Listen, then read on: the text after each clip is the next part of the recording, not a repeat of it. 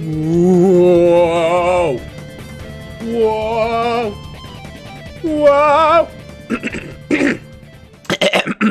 Excuse me, let me warm up real quick. Me. It's a little vocal warm-ups. You guys don't mind, right? You guys don't mind.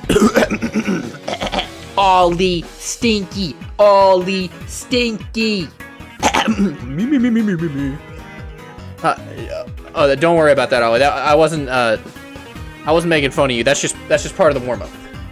That's just part of the warm-up, Ollie. It has nothing to do with you. Ollie TC, very stinky. Very stinky. It's not about you, Ollie. Don't worry. I don't hear anything, or is it just me? No, you hear nothing.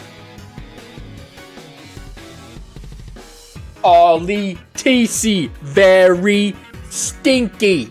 Very stinky. Ollie TC. Oh, gross. How gross he is. Slime ball in here. I get my camera set up. Oh yeah, that's the stuff right there. How we doing? What's up, gamers? Where's my controller? Where's my... What the frick? Oh, there it is. It's right in front of me. Oh, you literally missed me addressing you. I was doing vocal warm-ups in your honor.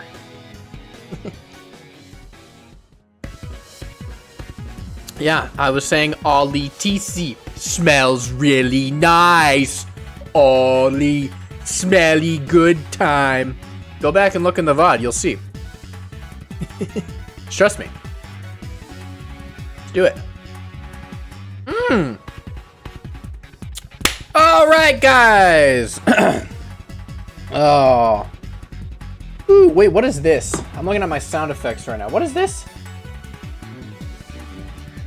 That's very quiet. I think you'll like this case. I think I will too, because I like cases in general. I'm a big fan of cases, Ollie. Okay, oh. It's time for, hey, guys! Gamers, goblins, it's time for one of our favorite segments on the stream. Everybody loves to play What's in Nico's Cup? Woo! Woo! Woohoo! All day. What do you think's in my cup? Sugary sweet? A tasty treat? Well, have a look for yourself. Is it A, piss? B, shit? C, piss and shit? Or D, ginger ale? Well, I don't know which one it could be, dude. Those choices are pretty hard. I mean, come on. That's a pretty tough one. Or is it carbonated poop water? Everybody loves carbonated poop water, which is basically all soda. It's all just carbonated poop water in the end. I'm actually drinking straight piss, just so you guys know. Okay, are we clear on that? Okay, I'm a piss drinker. I mean, anyone who's anyone's drinking piss these days. It's all the rage. Is that a hint of shit in there? All right, let's start the stream. I'm ready.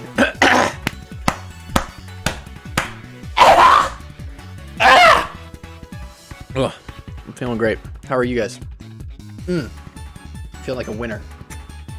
Never mind. Never mind. I'm ready to run it and gun it though. Probably. Maybe. I don't know. We'll see. I gotta change my properties real quick. Give me 1 sec. Yeah, we're good. Okay. Once the song's over, we'll start. Am I ready to find a client instead of yourself? No. I better get, like, Stooges McFish and Chips as my defendant. That better be his name exactly, Ollie, or I'm giving this case a 2 out of 10 just based on that.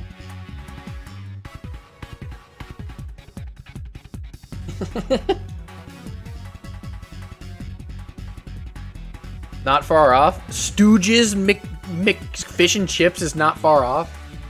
You can't, Ollie. If it's not even close, I'm gonna say you hate British people. I'm gonna go out on a limb.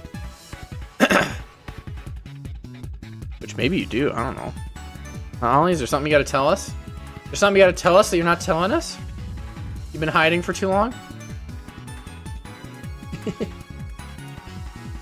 Ollie TC stands for Ollie, the British, and the British is all one word, and then killer with a C. So Ollie the British Killer. And he's here to mess shit up. Let's just say that, okay? Okay, the song's over. No! No, I don't want to listen to the Hue theme again, even though it was bumping. Don't get me wrong, it was schmumping. All right. Woo. Woo. All right, I looked at the length of this case, and it is the shortest case in the game. Ollie, this case is shorter than case 1. This case is shorter than case 1. I looked at the length. And so we're going to get it done tonight. We're going to get it all done. It's going to be great. And Ollie said it's a good one. So I'm excited. I was at work today and I was like, I want to go home and play Ace Attorney. And then here I am now. What's my favorite Pokemon? Who's my favorite Pokemon? Prince Boy, are you asking that question? Do you even need to ask? Bird up.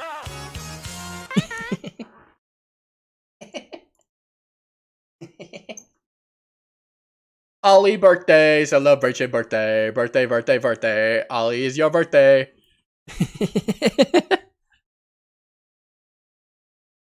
Feel like it's the same as case 2? No, Ollie, I looked at the length of the cases. Case 1 is 3 hours 45 minutes. Case 2 is 4 hours 15 minutes. And this case is 3 hours 20 minutes. And it's not, and like, I looked at the length of case 4. The length of case 4 is like 5.5 hours. And that's without streaming. And then case 5 is 10 hours. And that's not accounting for streaming. So we gotta get started. That's all I'm saying. Oh, wait. Whoa, whoa, whoa, whoa, whoa. Whoa, what did I do? Okay, I broke it. Oh, I literally broke everything. Oh, God. Okay. What is going on? Encoding overloaded? What? I'm getting an encoding overload? What? Is the stream dying for you? Because it's dying for me. Well, not internet dying. But it's like, just like being weird right now. Okay, here we go, here we go, here we go. Scroll down. This one. There we go. There we go. Yeah! Yeah! No, you need a good weapon. Alright, time for British. British, British, British. Here we go. Episode 3. The Adventure of The Runaway Room. I'm Sholmes. Glancing over my records of the late last century, I am faced by the events of a certain bitter winter. Ooh. A murder in a carriage as it sped through dense London fog in the dead of night. Ooh. Though the victim and the perpetrator were the only ones inside, there were multiple witnesses to the crime itself. Wow. However, no one could have imagined at the time that such a seemingly obvious case as this would end in such a horrendous manner. Horrendous manner. My friend, Mr. Herlock Sholmes, once said of the incident, I believe that perhaps that case was indeed the prelude. The prelude? The beginning of a long concerto that impressive Japanese student and I were to play together. Hey! Okay, so this is just like the beginning of something. The first case wasn't even the beginning. This is the beginning of the... This is the prelude. Susato. Amazing. Is this really just a railway station?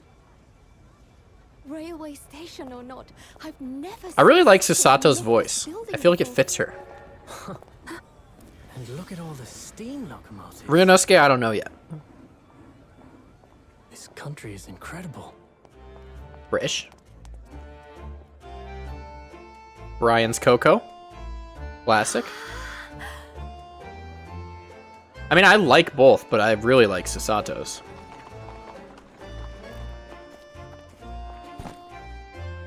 I feel like I'm dreaming. So this is the capital of Great Britain. Britain! British! So, where to? Oh, hello. Climb aboard. I'll take you wherever you want to go. Where are we going? McDonald's, please. In that case, this Supreme Court in Whitehall, if you wouldn't mind. My pleasure. I suppose you're visiting students from abroad, eh? Yes. Yes. Thought so. Well then, I hope you enjoy your stay. I just might. And welcome to the centre of the world. Great Britain. Britain's mighty capital, London. London! British! This is what we like to see. I'm a big fan of British. Ooh. I'm in the chamber. Oh. Oh, I'm in the secret chamber. 18 February, 9:21 a.m. British Supreme Court leader, Lord Chief Justice's office. Ooh. Ooh. Sussy sussy. What an incredible place. It's so imposing. It's almost suffocating. His chair is loud. It's a very loud chair. You guys know what I'm saying? There are some stone buildings like this in Japan now, of course. Ah. They've only been built a few short decades since we opened our borders to the outside world. An authentic example of this has quite a different impact, wouldn't you agree? Far cry from the wood and paper most of our buildings are constructed from. Wood and paper? It's certainly unfamiliar. But I think there's more to the differences than just construction materials. We're in Big Ben? Are we in Big Ben right now? There's no way. What is this place again? This is the Lord Chief Justice's office, Naruhodo-san. It's the Supreme Court of Great Britain. In the Supreme Court of Great Britain, the Lord Chief Justice. We had instructions to report here at this time if circumstances were different. We were supposed to let the Lord Chief Justice know that we had arrived from Japan. Ah, yes. But Kazuma can't. No. So instead, we are here in a different capacity, are we? As envoys to report the news of Kazuma-sama's death. Oh. Okay. Sure, why not? And having delivered his or her message, an envoy's duty is done. So we have to return to Japan? No. I want to remain here in Great Britain. I have to take Kazuma's place as the law student they selected for the study tour. Yes. I will take it. Which means you need the requisite qualifications as a lawyer. Which is what I've been studying for. Yay! Here in Great Britain, it's the Lord Chief Justice who appoints lawyers. Oh. So that's the second reason why we're here. To have you officially recognized as a lawyer. It's the only way we'll be able to remain here in London. Hey. I hope I'm up to scratch. Ah, good morning. Sorry for keeping you. Who? Oh. Big man. That's a big man right there. Oh. What? I trust you aren't too exhausted after your long voyage from Japan. I don't know this guy's personality yet, so I can't give him a good voice. Seems I'm 1 hour, 12 minutes, and 47 seconds late. My apologies. Oh, no, don't mention it. We were never happier than when we were standing around with nothing much to do. How fortunate. So, introductions. I am Male Strongheart, Lord Chief Justice of the British Empire. Male Strongheart? So, man with the strong heart? Ugh, I feel like I'm a little mouse under an elephant's foot. Come on, Mr. Naruhodo, don't be a mouse. It's an honor to meet you, Lord Chief Justice Strongheart. Maelstrom? What does Maelstrom mean? I know Strongheart. Lord Chief Justice Strongheart, I'm Ryunosuke Naruhodo from the Empire of Japan. Well, Mr. Naruhodo. Welcome to London, the capital of the glorious British Empire. Ah, yes, thank you. British. Oh. London. So, what are your impressions of our capital so far? How do you like London? Oh, help. I've been nervous ever since I got here that I can't remember a single thing about the city. It's simply splendid, isn't it, Mr. Naruhodo? Oh?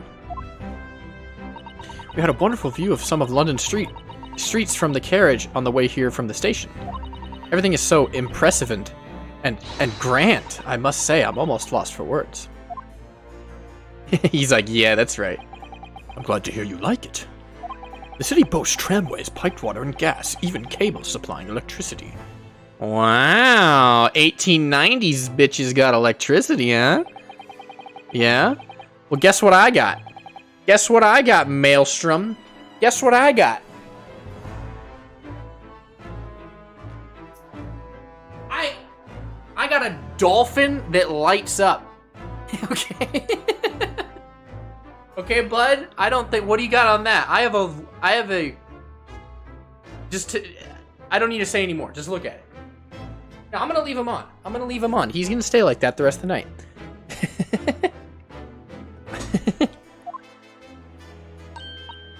Oh yes, astounded is the word. Thanks for saving me there, sussy. Everyone seems so jolly and full of vigor. Yes, that's right, indeed. Yes. There's much excitement about the upcoming great exhibition we'll be hosting here in London. Great exhibition? Oh, great exhibition? Cultural and technological achievements from all around the globe are to be exhibited here in our great city. It'll be the greatest spectacle of its kind in history. It will make Paris's World Fair look like a toy shop. Ah. Gosh, I can hardly imagine how magnificent it's going to be. Great Britain's capital city is nothing but magnificent. London is the center of the modern world. If you don't say so, if you do say so yourself. The sun will never set on our great empire. Hadn't America already said fuck you at this point? They're like, we don't like you. I don't know. I mean, they can still be pretty good. Perhaps it is fate that in these progressive times we welcome visitors from the land of the rising sun. Law student. That's me. Lord Chief Justice. I think you were expecting a student of law for this study tour, weren't you? Maybe. Absolutely. Absolutely. A Mr. Kazuma Asogi, if my memory serves. I kind of want to give it. I want to talk with like this guy. I want to talk like not a British accent for this guy, because I'm gonna have so many British accents. I want to be like a Mr. Kazuma Asogi, if my memory serves. I don't know. We'll figure it out. That's right. I'll figure it out. I'll morph into it. The British government has already been telegraphed a full report of the situation. I understand the young man lost his life aboard the steamship bound for our shores. That's amazing. The news reached him before we even arrived. What? My country naturally extends its deepest condolences to yours. Oh, thank you. And you honored this appointment specifically to inform me of the news. Yes. Yes. We are here in capacity of envoys from Japan to report the sad news in person. They tell me you Japanese are a people of protocol and courtesy, and I see that it's true. Oh, they tell me you Japanese are a people of protocol and courtesy, I see that it's true. It is with some regret that I must inform you that you must leave. That the death of this young lawyer means the study tour arrangement can no longer proceed.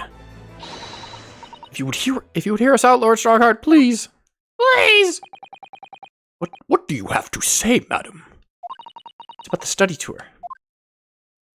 Mr. Naruhodo here would like to make a proposal. Would he now? Well, Mr. Naruhodo.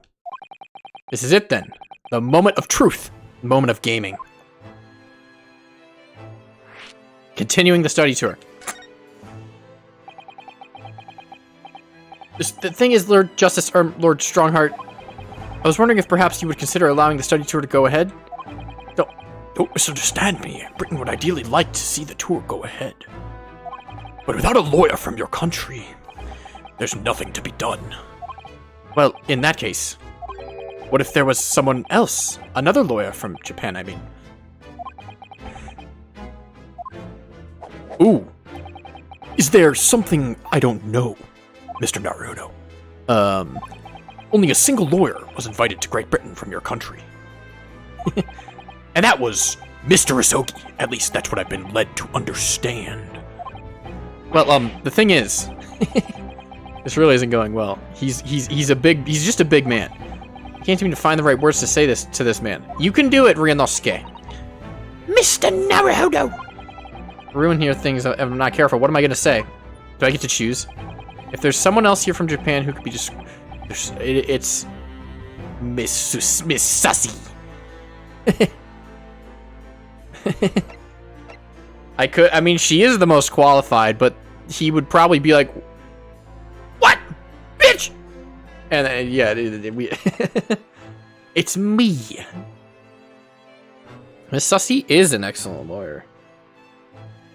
Probably. I don't know. It's me. It's me. I can do it. Alright. Is that so? Ugh. I'm the imposter. Among Us? I mean, I don't actually have any qualifications as such, but... No qualifications, you say, and you still claim to be a lawyer. I've acted as a lawyer in court before. Only once, as it happens. And I had Cosmo to help me, and I was the accused. But glossing over the details. I've been spending every spare moment in the journey here to Great Britain studying. I've learned all about British law and court proceedings while I was on board the SS Buria. The voyage from Japan is some 50 days, I believe. Not what you might call a full education. To become a qualified lawyer here in Britain, not only do you need a university degree in law, but you also must complete several years of training. I've realized it's far too short a period of time, but I can't just go back to Japan. Kazuma, Mr. Asogi's journey had only just begun. Coming here on the study tour is all he thought about. I have to carry on and do everything he planned to do. What do you know? I know it must sound like I have an overly inflated opinion of myself, but I would do anything to prove I have what it takes. Any test you care to set me. Just one chance, that's all I'm asking for. Please! Please! Please! 31 seconds. He was... What? So, excuse you? Your opening statement there, Mr. Naruto. It was 31 seconds long. Not too brief, not too protracted. A perfectly judged appeal, I would say. Which is a skill that would stand you in good stead as a lawyer. Oh, thank you. Yep, that's right. So, you're willing to put those words to trial, are you?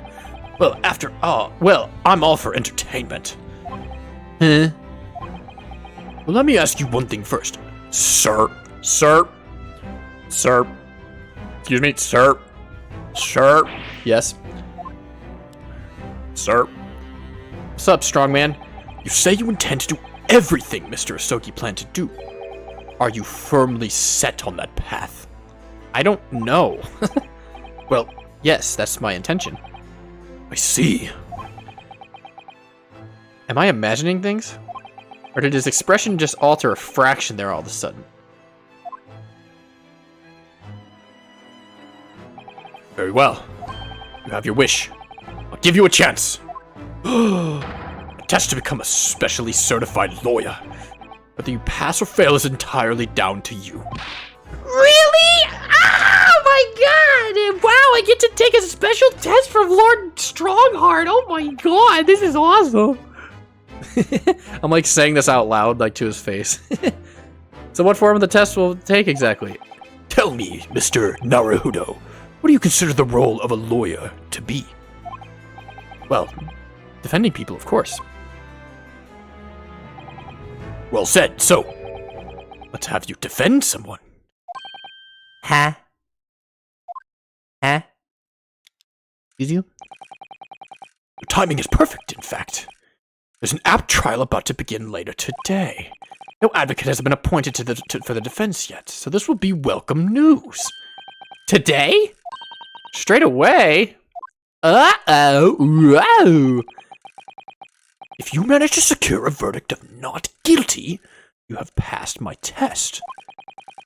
What could be simpler?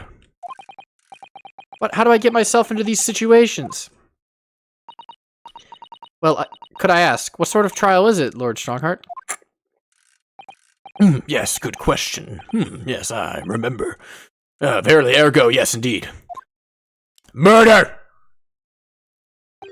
It's a murder. Murder. Murder. Murder! An extremely simple case, I understand. You really can't lose. I thought the odds were supposed to be stacked against us. I thought it was supposed to be we really can't win. That's easy to say. But I should mention, just in case. If the defendant is found guilty, he will of course be sentenced to capital punishment. Capital punishment? He'll be put to death? Here in Great Britain, murderers are sent to the gallows without exception. Oh. That's gonna come to bite us in the butt later, isn't it? In a later case. Without exception, they're put to death? Okay. Presumably you read that much in your short, C-based introduction to British law. British. We can't possibly agree to such a test. We'd be toying with a man's life.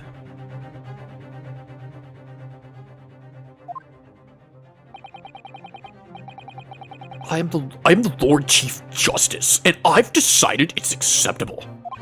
But you can't do that, can you? You can. He's the big man. There's no need to overcomplicate this.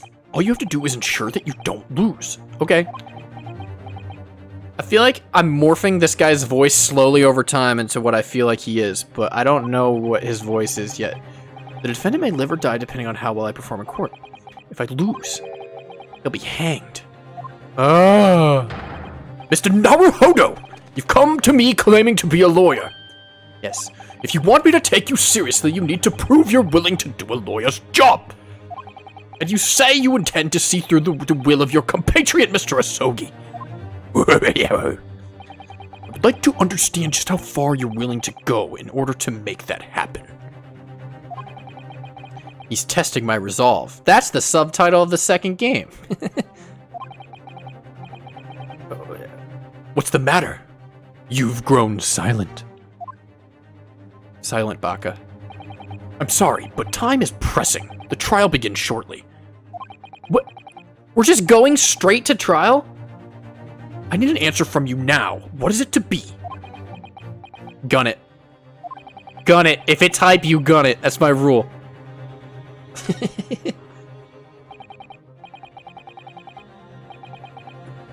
Alright then, if I have to give my answer, I can't do it. I can't get the words out. 15 seconds.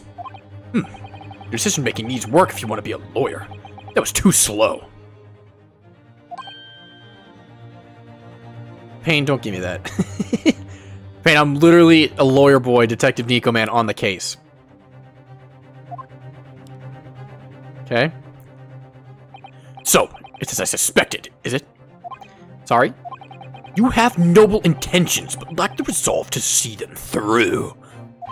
The test is cancelled. Thank you for stopping by. Say it, dude! Go and acquire your ticket back for passage back to the east tomorrow. This conversation is over. Bro, you gotta speak up right now. Yes, Lord Strongheart. What the fuck?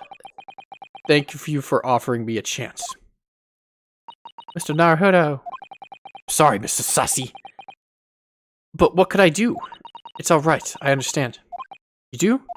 It's not an easy decision to choose whether to defend a man in these circumstances. But resolve has absolutely nothing to do with it. Ooh. What are you trying to say, madame? Ooh. I think what Mrs. Sato means is that no matter how badly I'd like to be recognized as a lawyer and stay here in Great Britain, to risk another man's life by treating his one and only chance at a trial so trivially would be utterly unforgivable, and I feel exactly the same way. I'm sure the defendant won't see this trial as a test, as some kind of experiment.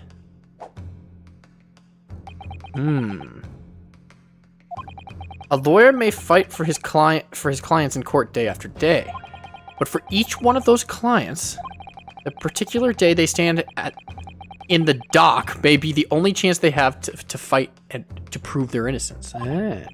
No, I was wrong. I'm not qualified to do that job yet. I'm sorry for wasting your precious time, Lord Chief Justice.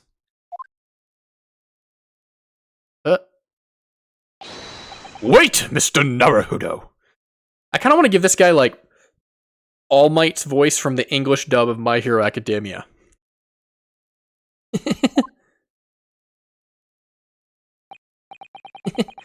Give him a bold voice. Oh, is there something else?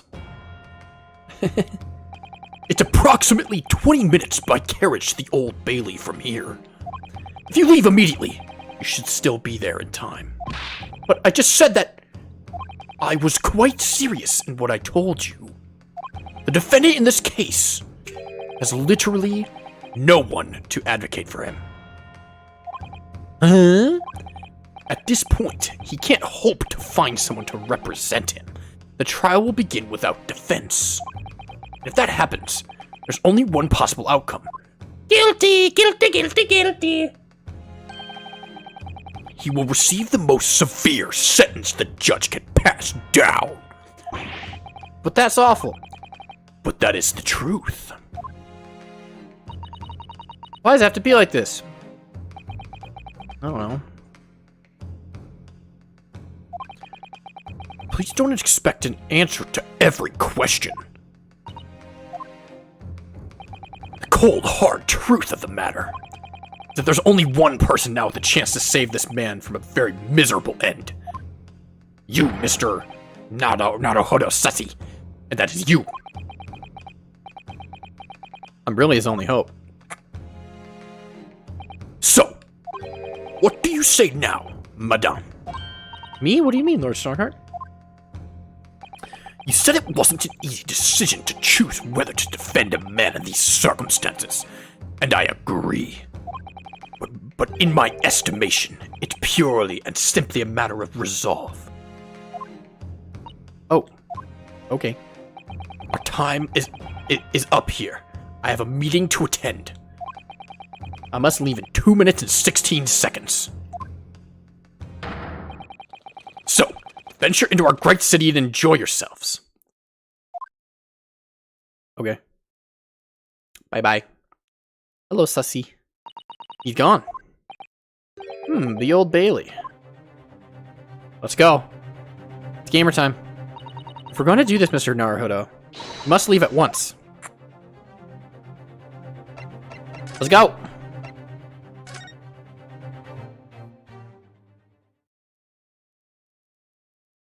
Is it? We're in court already?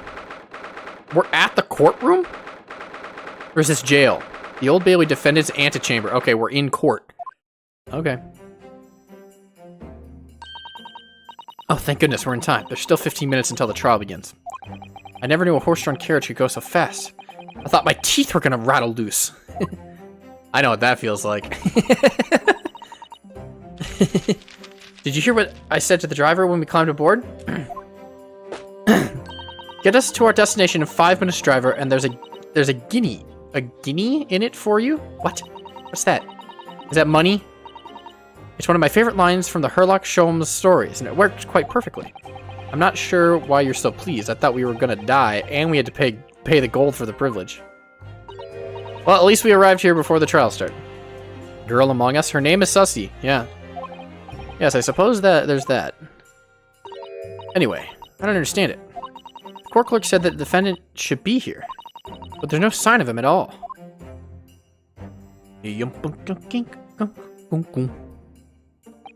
So this is the Old Bailey. Even this room for defendants to wait in is grand. Are you alright, Mr. Naruhodo? No. I'm feeling tense, that's all. This place gives me the same sense of foreboding that I remember from the Supreme Court in Japan. An oppressive air, almost as if the building itself is going to crush whoever's about to be sentenced. I feel like it's only yesterday, though, that I was the one about to be crushed. Crush Ibaka. Yes, whoever the man you're to defend is, I imagine he's feeling very alone in this moment. Jacksepticeye? Jacksepticeye? In Ace Attorney? Top of the morning to you, madam. Sir? Lucky Charms? What are you doing for me here? Things are fair desperate, aren't they? Sorry? Would you look at those expressionless faces? From the east, are you a Rouge? This is not an Irish accent. I'm gonna give him this voice. Ah, Japan is it, right? If I say no more. So, how much do you need? No, we're here because, what? No need to explain, fella. I've been there myself, so I have. No place to go, nothing to eat, barely a penny of your name, and well in this strange faraway land. Well, actually, we haven't found a place to stay yet. No. 'Tis grand, 'tis grand! Let me start by giving you 1,000 guineas. Say nothing now! 1,000 guineas? Please, Mrs. Sato, you don't have to shout. But 1,000 guineas is enough to build an entire mansion in the most prestigious area of Tokyo. What? 'Tis nothing to me at all. I like to ensure I have sufficient funds to weather a rainy day, you see. I've enough wealth to buy a city of London 2 or 3 times over. Did that much rain even fall in one day? Well, even so, we couldn't possibly accept such a large sum of money. Oh, that hit me in the eye. Owie. Don't get me wrong, fella. I'm not giving it to you, no strings attached. I be wanting you to do something for me. To be honest, it's a little embarrassing. It's a little embarrassing? What did I say? The trial is about to begin, you see. It's for me good self here. I'll be on the dock. Aye. How do I do an Irish accent? Aye, Nia. That's Welsh. That's kind of Irish, not really. Nia. I heard ya. So now what I want you to do, just come along with me and stand there beside me. I don't. Which voice? I don't know. Should I do an actual Irish accent or should I do officially? You be my lawyer, but say just a little detail now. Well, the thing is, don't worry about thing if you. Don't worry about a thing. All you have to do, stand up there next to me, nothing more. Otherwise, you see, the trial's gonna start without me having any kind of representation at all. That was true. The Lord Chief Justice wasn't making it all up. I'm terribly sorry to have to ask, but does that mean you're the defendant in this trial? Maybe. Bluster and blazes, do yous? Do yous not know who I am? Me, one of London's biggest names. No, I don't know who you are. We've only just arrived in the city, you see. A high-pitched Boston? I'm fucking walking here. My feet are supposedly going all together. Impossible. We just need a high park there in the center of London. In the beautiful park. Sorry, a park? Tis called McGilded Park, full of blossoming flowers and the spring of singing birds and whatnot. I like this voice. I feel like it's easy enough to do where I could keep it up for, like, the whole case. And some of these voices are hard to keep up. I got into the city, so I did. An entire park? In central London? A city of smiles, that's my vision for London. There's nothing Magnus McGilded wouldn't do for the city and its quarrel people. Okay, so I almost got his last name right. McFish and Chips. Gilded? Gilded fish is... Fish could be gilded. Maybe. That's amazing. I mean, really extraordinary. Ah, but! Now they've gone to say I'm a good-for-nothing criminal! Me! Magnus McGilded! What's the matter with these London police, I ask ya? Huh? Alright, don't pass out. Mr. Naruhodo. Perhaps now would be a good time to introduce ourselves while the gentleman catches his breath. Good idea. Hello, I am Sussy. No, this is my Sussy, and I am the Nico. Mr. McGilded, the thing is, we're actually here in London to study British law. We're law students on a study tour from Japan, you see. Oh my god. That was a real burp. So, you don't have a lawyer for the trial yet. And you'd be happy to put yourself in our hands. We'll do our best. What would I have to say in you daft idiot? Is it? You daft idiot? What is... I've given you 1,000 guineas to stand up there next to me, haven't I? But I wasn't really offering to stand up there next to you. You daft, eh? Oh, I think I see what's going on here. Sorry? I know what you're thinking. I think I know what you're thinking. This Chancellor fella claims to have more money than the Queen. But if that's true, why the blazes can he hire the finest lawyer in all of England? Because he did it! That's the only explanation! Well... no. Not at all, although it is a little strange, to be honest. Why you don't have a lawyer, I mean. That would be a fault of the Reaper. The Reaper. Grimbo's in court? Yo, we gonna shake hands? Am I gonna dap up Grimbo?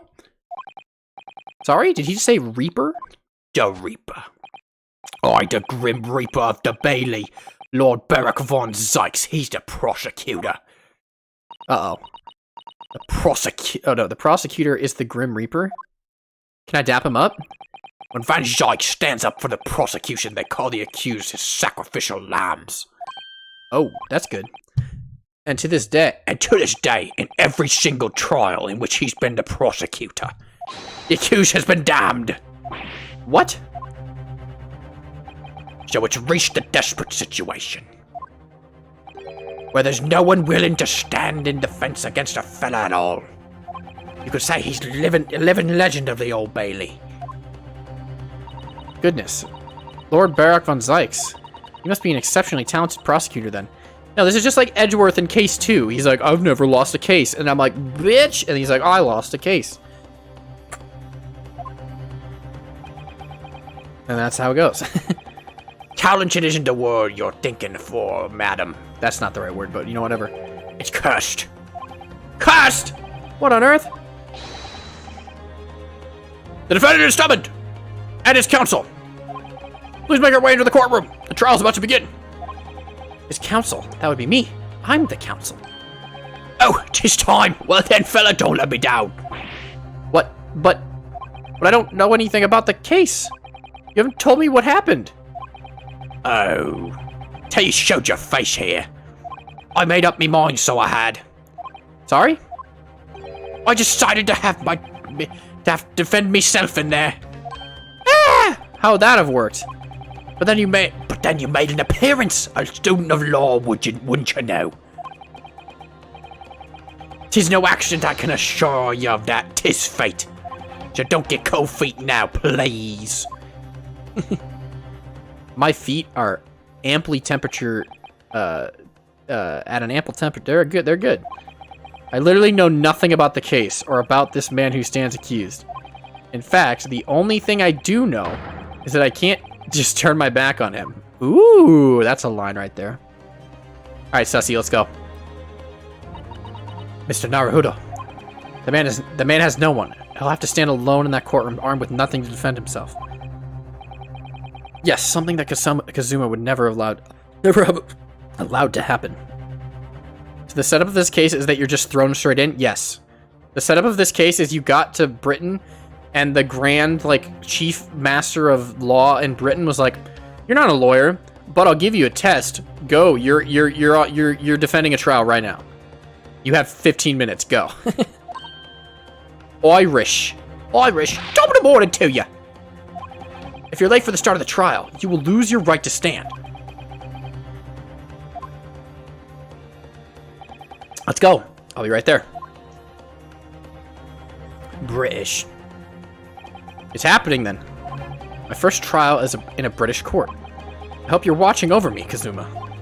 Because I have no idea what the hell I'm doing. What's up, monkey? Yeah, we got Irish and British in here, but I kind of gave him I kind of gave the Irish guy a mix of British and Irish. I don't even know what I gave him. It was... Where's the katana dude bro friend? He's dead. Spoiler. He died in case 2. He was the victim. The Old Bailey courtroom. Ooh. Yo. There's the jurors. So this is the highest court in Great Britain. The Old Bailey. The centuries of history in this place is palpable, isn't it? It's so different than the Supreme Court of Japan. It feels both imposing and serene at the same time. The atmosphere almost makes words redundant. Whatever the country, determining a person's guilt or innocence is always a solemn affair. May I say something, Mr. Naruhodo? Yeah. Oh, yes. What? Bro, you gotta calm down. Your eyes look ready to pop out of your head again. It's alright, buddy. Just calm down. This pose right here is literally just Phoenix Wright with a haircut. They look exactly the same. Exactly the same. I know, I just can't help it. Oh. There's my father.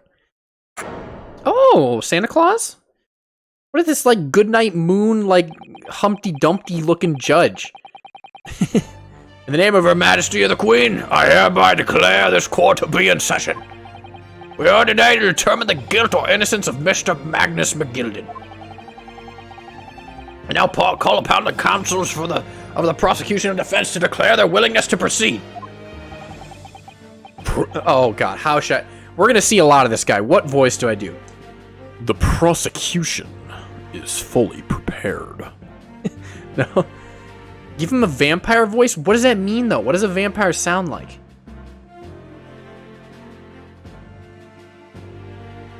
What does that mean?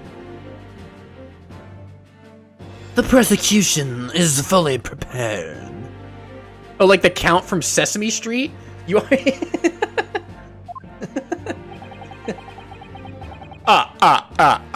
That must be the Reaper of the Bailey. He really does look fully prepared to dispatch his next poor victim to the underworld. Counsel for the defense, you appear to be Eastern. Do you speak English? Yes. Yes, of course, sorry. Do you Edward from Twilight? Edward from Twilight just speaks like a normal English voice, though. I literally watched Twilight this weekend. I watched the movie. And I hated it, but I watched it. Actually, I hated 95% of it.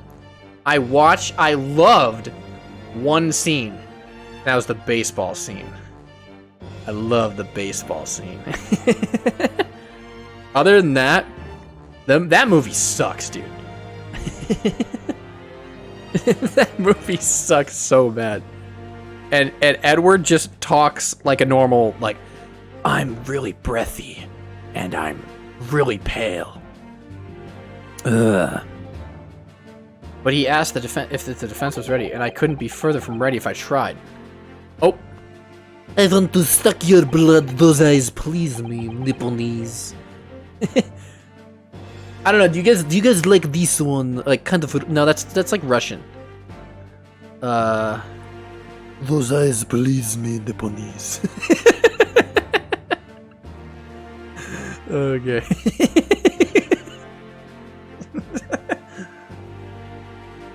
Those eyes that please me, Nipponese. That's what the Count sounds like from Sesame Street. Is that what you want, Ollie? I am Baron Van Dyke, sir.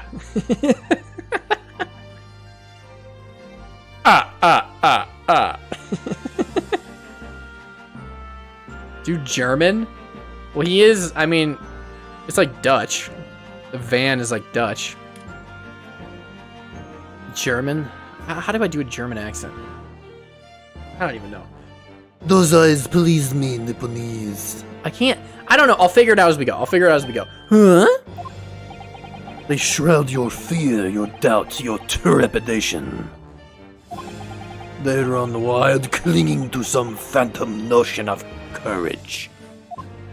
I'm like turning Russian. I can't. The quintessential look of a sacrificial lamb. I don't know what to do for this guy. Cold shiver just ran down my spine all the way to the tips of my toesies. Now, Mr. McGilded. Yes? Yes, my lord. You stand accused of murder, a capital offense. You could be sent to the gallows if found guilty. Are you quite sure you wish to entrust your defense to this foreigner? Yes. As I've always said, my lord, it is a grand thing to give opportunities to the young. Even if the fellow's a student from some little island off in the Far East, it's not the British way to ignore the dangers of yourself and give those less fortunate a fair chance. Haha. Irish. British-Irish combination. I like to think that the acts of chivalry do a great British Empire proud. Listen to Mr. McGilded, what a fine gentleman London has in him. You hear that he donated £500,000 to the government the other day? Mother, please let me go and play in McGilded Park. Wow. It seems as though everyone in the public gallery is firmly behind Mr. McGilded. That's definitely welcome news, and he certainly has a way with words. I'm surprised he couldn't convince anyone to defend him. Eloquently put, Mr. McGilded, and most laudable sentiments. Now, ladies and gentlemen of the jury, I'm sure I need hardly remind you that you 6 members of the public have been selected for your impartiality. Are you ready to proceed? Yes, my lord! If the task is to send marauders to the gallows where they belong, I'm more than ready! At the manor, his lordship always says we should dispose of rubbish promptly. Naturally, I agree. Any criminals here will be soon wishing they never set eyes on me! Oh. Alcohol? Are you sure you can be impartial? I feel chill. Oh, don't mind me, my dears. I'll just be getting on with my knitting. Must finish these mitts for my grandson. Ah, Mr. Naruhodo, those people are jury. Yes, that's something we don't have in Japan yet. That's right, I've only ever read about it. Here in Great Britain, the court's final verdict depends on the opinions of these 6 jurors. The judge passes sentence according to the law, but the jurors determine guilt based on common sense. So the defendant is ultimately judged from 2 completely different points of view. But how exactly do jurors give their verdict? That I don't know, but I'm sure it will become clear as the trial progresses. Yeah, and we're gonna lose. Ryunosuke is cute. Well, he has, Ryunosuke, if you look carefully, Ryunosuke is carrying his sword. He has it on his belt. My lord. I don't know what to do for this guy. My lord, I'm evil. I'm Van Zykes. This Friday in theaters. Baron von Zykes in court. I should give him the movie theater voice. Like this summer. It Follows 2 in theaters starts Friday. I'll figure it out. I don't. It's been a number of years since we last had you here. Since we've seen you here in the courtroom, I thought you'd renounced your fame. I'm known as the Reaper of the Bailey, my lord. Infamy rather than fame, I would say. But yes, 5 years have passed since I last spread my wings in this capacity. So what brings you back? Is there some change of circumstance in which the court should be aware? Heavy smoker voice? No, I'm the this summer movie guy. In theaters starts Friday.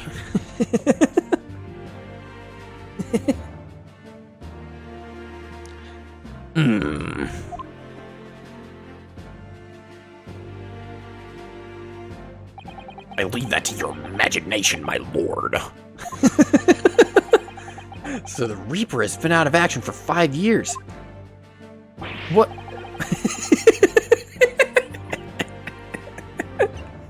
I don't know, Ollie. I'm just going for it, dude. Why do you have to choose today of all days to make a comeback? Don't lose heart, Mr. Naruto. As you wish, sir. Court nevertheless welcomes your return. Now then, opening statements, I think. A summary of the case, if you please. Certainly, my lord. As your lordship is aware, this is a case of overwhelming simplicity. I don't know if I can keep this up for the next 3 cases, you guys. I don't know if I can do it. The incident took place in the late evening 3 days past. The hour was some minutes after 10. The victim was a maker of building bricks known in the community as Thrice Fired Mason. Sorry, thrice? Yeah, thrice. He was a very accomplished craftsman. The bricks he fired were said to be almost indestructible. Oh. The victim's corpse was discovered in an omnibus in service to the streets of London at the time. The last word of every sentence Van Dyke says will be like, it'll have like an extra like oomph on it. A dagger that had been thrust into the victim's abdomen is believed to be the ultimate cause of death. Here's the autopsy report from the investigating medical officer at Scotland Yard. Thank you, counsel. Shall accept that and the photograph as evidence. Yes, evidence. I love evidence. Big fan of evidence. Photograph of the crime scene has been added to the court record. And one further item of evidence. The prosecution wishes to submit these as well. I can't. Colonel, I'm trying to sneak around. But the clap of my ass cheeks keeps alerting the guards. Colonel.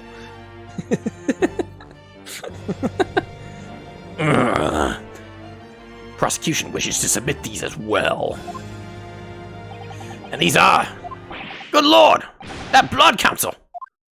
Yes, my lord, seized by a policeman who arrived on the scene. These gore-soaked gloves were taken from the hands of the accused when he was arrested. What? Mr. McGilda's gloves had blood on them? Uh-oh. Yeah, see, he's got the sword on him. I'm trying to present evidence, but the clap of my ass cheeks keeps distracting the jury.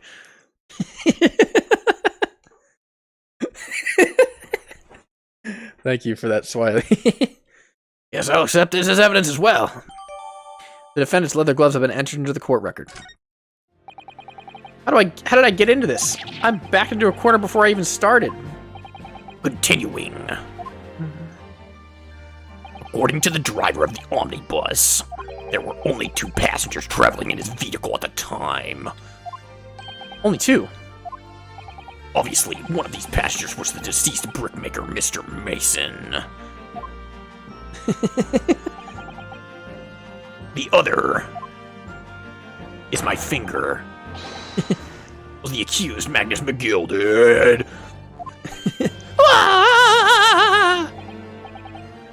Well, rather damning circumstances to say the least. Oh my god. Defendant, what say you?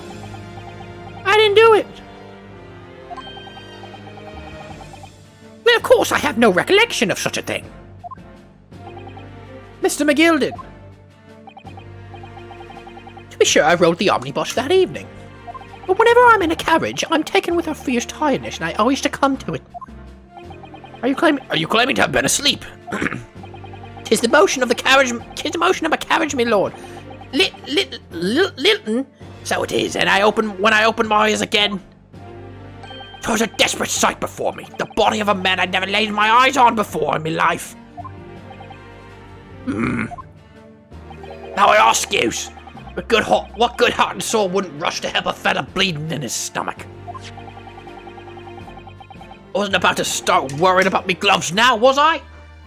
I reached out to give that man a hand. So the blood got onto the gloves then, after the man had been killed. Likely story, unfortunately. The statement of the drivers is only the beginning. What? That's not all of it? Fist, there were multiple witnesses to the precise moment at which the brickmaster was fatally stabbed. What? That's not good. Order! Order! Order! When the killing took place, only the victim and the accused were inside of the carriage. And there were witnesses to the crime. This is not just a case of compelling evidence. But my finger. Smell my finger. I farted on it. It's the nail in the coffin for the accused. Hammer. Gavel. Paddle. Thank you, counsel. The circumstances of the crime have been made quite clear. I think we'll hear testimony from these witnesses first of all. Your wish is my command. Colonel. Bailiff, bring in the witnesses at once. Oh. Whoa. There's a lot of them. Oh, there's 3. Witnesses, your names and occupations. This is literally the Lucky Charms guy. Beppo. My name. How do I... Ukuda Beppo. People de Bali, my name is well everyone that calls me Beppo. I drive an omnibus in the East End. Bruce Fairplay. I'm a banker in the city. My name's First. Lady First. I make hats for gents. Let's begin by confirming the facts. 3 days ago, at a short time after 10 o'clock in the evening, all you present in the stand were in an omnibus and witness to the aforementioned incident. I think I'm gonna stick with Solid Snake. I love it. As long as my voice doesn't die, I really am enjoying. I want to do Solid Snake. Colonel, is that correct? Yes. No, wait. Italian? How do I do that? What's Italian? Yes, sir. Quite right. Yes, sir. That's right, sir. Mama Luigi, a people the pasta, Mama Mangoli. Yasso. Very well then, let's proceed to your formal testimonies, please. Each of you will tell the court precisely what you saw. Okay, let's do it. Good music. Ooh, that's different. What the witnesses saw. It was it was the last bus of the evening, so I had a few customers. I remember it well. The victim and the man accused of killing him were sat next to each other on each other inside the bus. Then, out of the blue, the accused reached over and plunged a knife right into his guts. That's right. He stabbed him. I screamed. I did. Couldn't help it.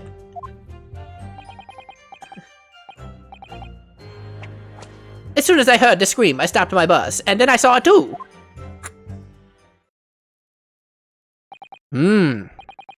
Unambiguous testimony, I must say. Exactly, my lord. These men witnessed the incident in the omnibus with their own eyes. I'd like to ask a question, if I may. Yes, counsel. Well, this testimony is stupid. Makes absolutely no sense to me whatsoever. Why not? Well, in the incident took place inside a moving carriage, didn't it? As has been clearly stated from the outset, yes. Well, in that case, how could these 2 witnesses possibly have seen what happened? There's no way they could have seen the inside of the moving carriage.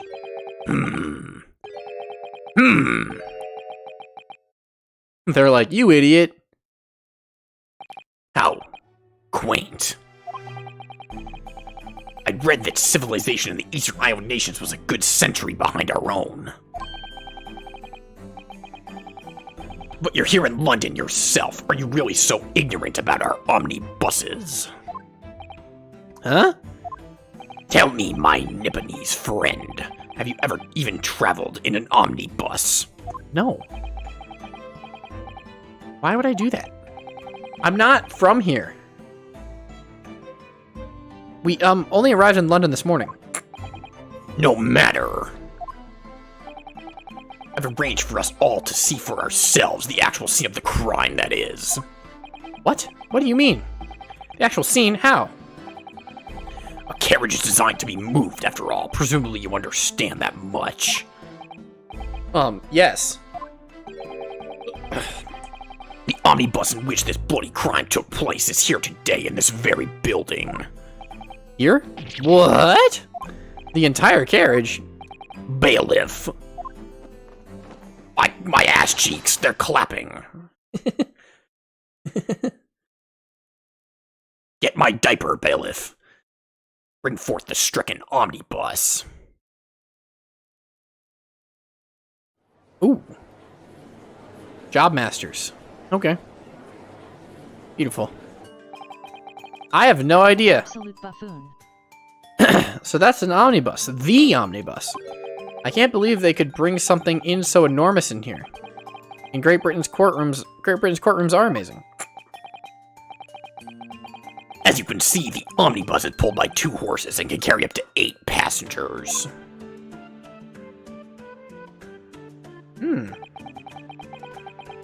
4 passengers seated inside in the enclosed cabin, and another 4 on the rooftop deck above.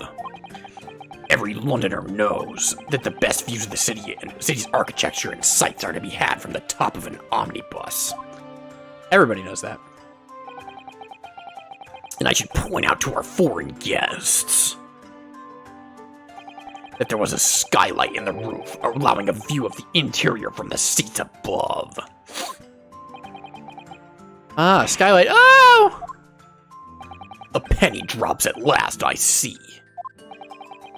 These 2 gentlemen were occupying the rooftop seats in the omnibus when the murder took place. That's how they came to witness the grim incident. Through the skylight. Colonel! They viewed it through the skylight, Colonel. Ah, that makes perfect sense. Well, Counsel, this is a first. In all my years behind the bench, I've never experienced the crime scene itself being brought to the courtroom. There are a number of important clues remaining inside the carriage, my lord. I'd like to submit the omnibus itself as evidence. That is the prosecution's wish. I don't know what got into me there. Very well, I see no reason why not. This omnibus is hereby formally accepted as evidence. The omnibus has been entered into the court record.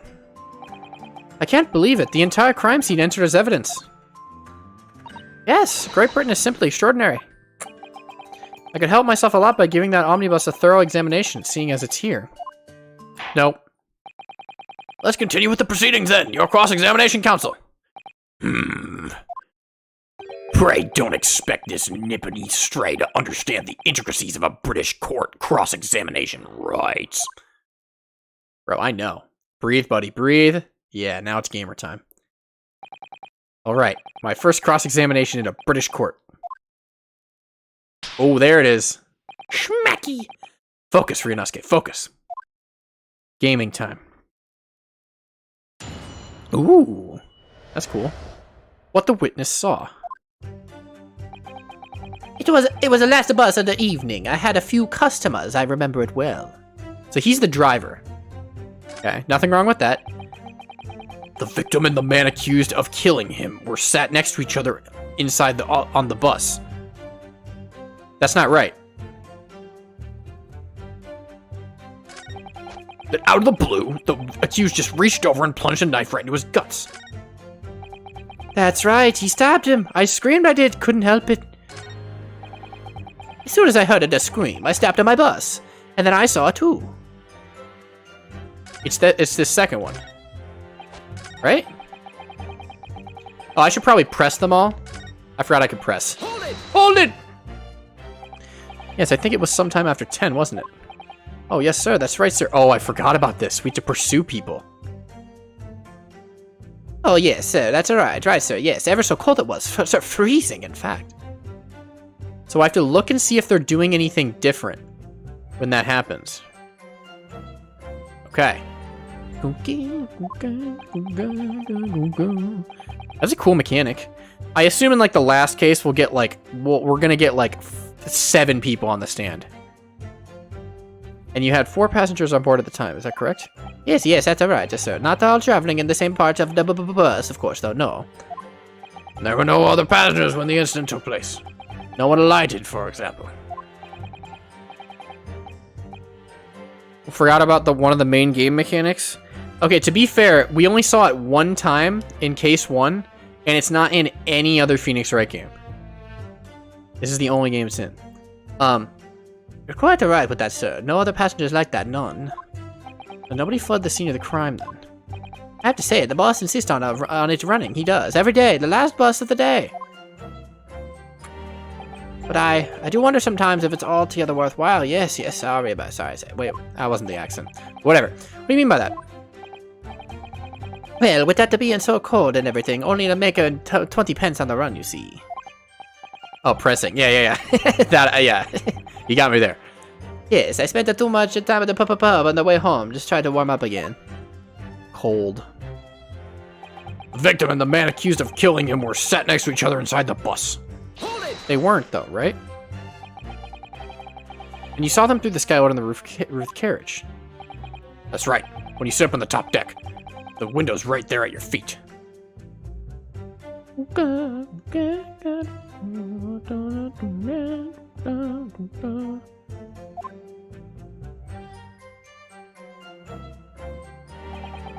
was a lamp on inside, so I had a pretty good view.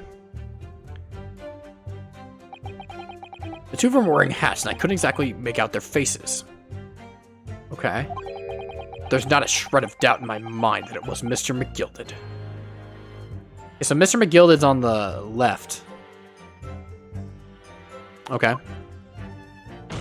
No! How can you be so sure? Well, how can I put it politely? Mr. McGilded is a gentleman of rather small stature. I couldn't have never mistaken him for anyone else. Let's not forget about when the vehicle came to a halt. The only people inside the enclosed cabin were the deceased Mr. Mason and Mr. McGilded. There's no room for doubt here. I really wish there was. Then, out of the blue, the accused just reached over and plunged a knife right into his guts. Hold it! You actually saw the exact moment it happened? Didn't I already testify that? You couldn't have seen that. There's no way. Or a fair dinkum hard-working city banker's not considered trustworthy these days. Oh, no. I didn't mean that. This is now no good. I've really got his backup. I really got to back up. Perhaps you could tell us what you saw in the little... My lord! Wait, how did... My lord! Juror number 3? What is the meaning of this? My mind is made up, my lord. Completely and utterly made up. Made up about what? I don't like the stinking rich, never have. They're always up to something that's the other that they should be. Every single one of them. Oh. And that little leprechaun of a man is no exception. Well, he can't fool me. Oh. Guilty. There's no point in wasting time listening to any more of this. That's my opinion on the matter, anyway. That's just precisely what I was about to say. As the foreman of the jury, it is my duty to set a good example to my fellow jurors. Whoa, buddy. Can you not do that? What the? What is happening? The jury is deciding. Let me see. Yes, it seems that's how the members of the jury give their verdicts. Fire? Apparently, yes. White for innocent and black for guilty.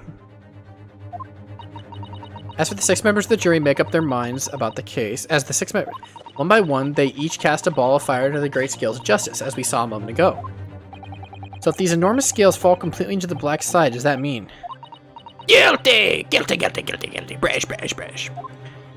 Let's do our very best to make sure that doesn't happen. Ugh. Now I'm even more worried than I was before.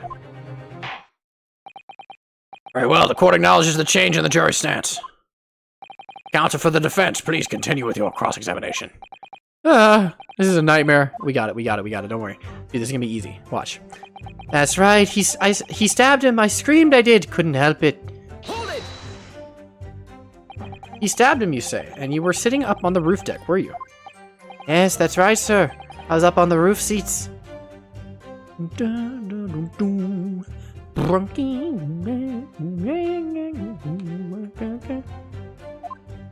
I remember seeing the little gent sitting next to the fellow that was stabbed. I'd been thinking about a new hat design, you see. I was gazing absent-mindedly around.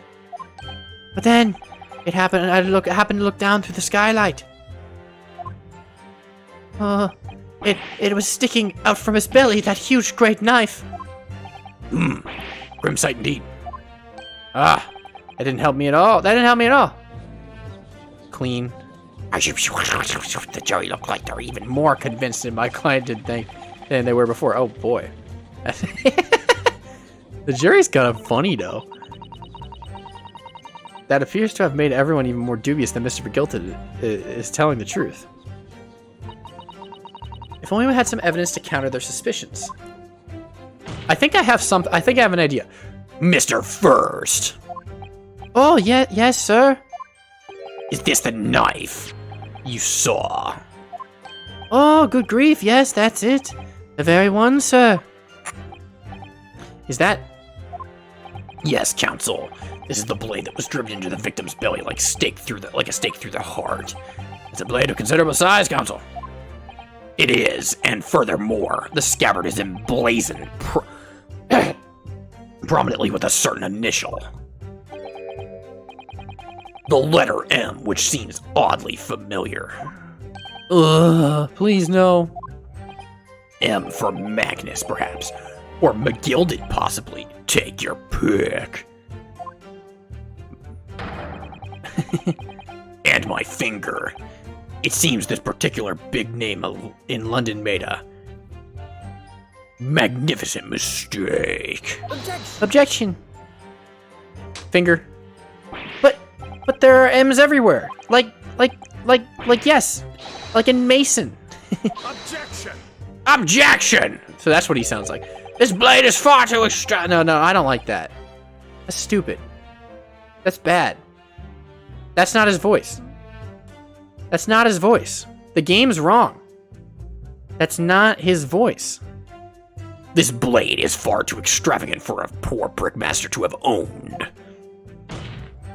No, this weapon of murder almost certainly belongs to the accused. Not conclusive, but certainly compelling, counsel. Murder weapon has been entered into the court record. Okay.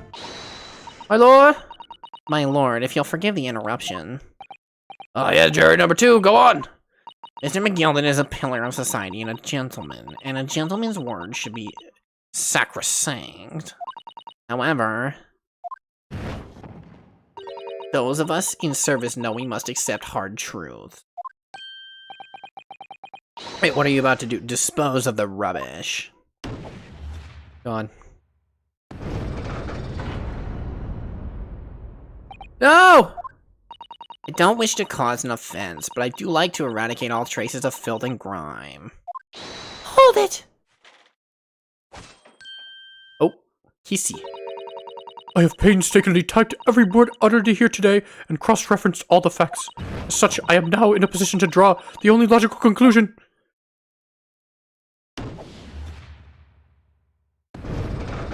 I kind of have to decide this on the fly. It's really hard to decide all these voices. Not again. That's 4 out of 6 jury members who proposed the guilty verdict. There's only 2 left. We got Grandma. We got Grandma on our side. Every time I press these witnesses for more information, I just make the situation worse. Nevertheless, What we need more than anything is the moment is more information. We're still very much in the dark. See, Ollie, I already forgot what voice I gave that lady. I already forgot. I suppose I'll just have to keep pressing the witnesses, knowing that more sparks may well fly.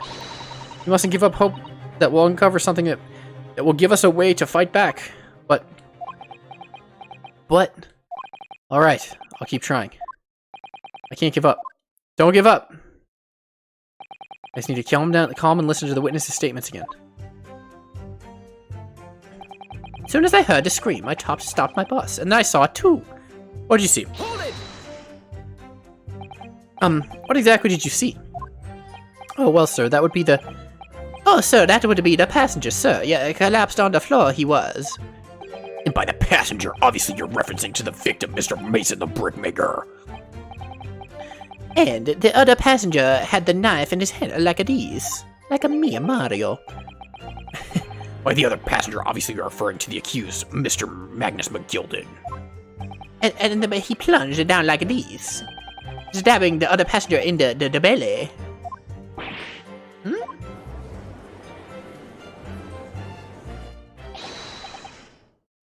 Oh, God. This guy seems like he'd have, like, some crazy voice, but I just, like, imagine him. I'd like to imagine him just, like... My lord, I'd like to speak.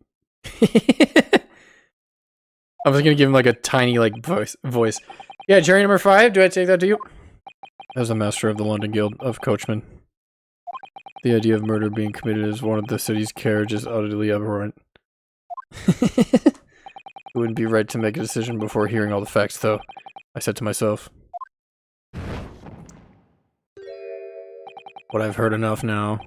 The horse is bolted, as they say. Alright, Grandma, do not let me down. Key up now, Silver Blaze. Oh, the finish is in sight. Okay, Grandma. We only got Grandma left. Beppo's a long-standing member of the guild, and I trust what the man says. Oh, thank you, sir. You're too kind, sir. This is too unkind, sir. Which now means that 5 jurors agree to condemn this man. Grandma, do not let me down. Grandma. I need you right. If I ever needed a grandma in my life more than any time else, it's right now. Madame Juror number 6. Yes, dear. What can I do for you? You have heard the testimonies of the witness on the stand. Oh, yes, I certainly have. Still got my hearing, you know. Then, pray tell, why are you yet to pronounce your leaning? She's just distracted by knitting. Well, dear, the thing is, I'm a creature of habit, me. I always go to the park at around this time of day and sit on a nice bench and get on with my knitting. There's a lovely little park just near where I live, McGilded Park it's called. A gentleman donated to the city, you know, to put a smile on the Londoners' faces, he said. I can't imagine such a fine young gentleman would have it in him to take another man's life. He's always doing wonderful things for the city. That's right, a man like that wouldn't stab someone, surely. Mother, may we go to the McGilded Public Library later and borrow some more books? Slam! How many Londoners live with their heads in the clouds? Do you people not know? What kind of a man Magnus McGilded really is? Ooh. What kind of a man is he?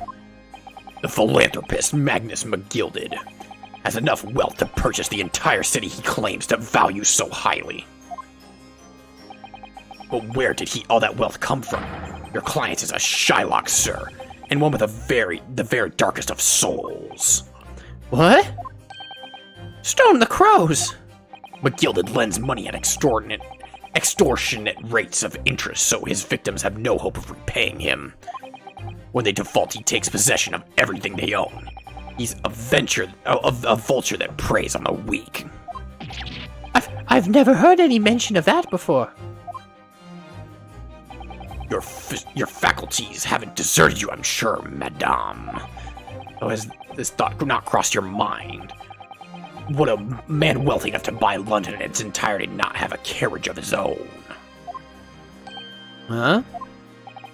What possible reason could this man have had to make use of public omnibus service? You're not saying that? The victim, a poor brickmaker, had next to nothing to his name save considerable financial liability. It was come as no surprise that his creditor was the accused Magnus McGilded. But let it also be known that the very day Mr. Mason was killed was the final repayment date for his debts. Oh, gracious! The bricks maker was destitute. He had lost his house. He had nothing, not a shilling with which to repay his debts. In the end, the pitiful soul had the very last thing he owned taken from him, his life. By the merciless philanthropist pretender Magnus McGilded. Ah! Yeah, Sussy, get in there. Ooh, she's kind of looking like sassy. If I might add something briefly, Miss Sasato. You claim that the victim had been lent money by Mr. McGilded. Where's the evidence to support your claim? He's got a cup. He's got a cup. Oh. Oh. Slurp? Pray forgive the discourtesy of filling my hollow chalice in a court of law. Ah, there it is.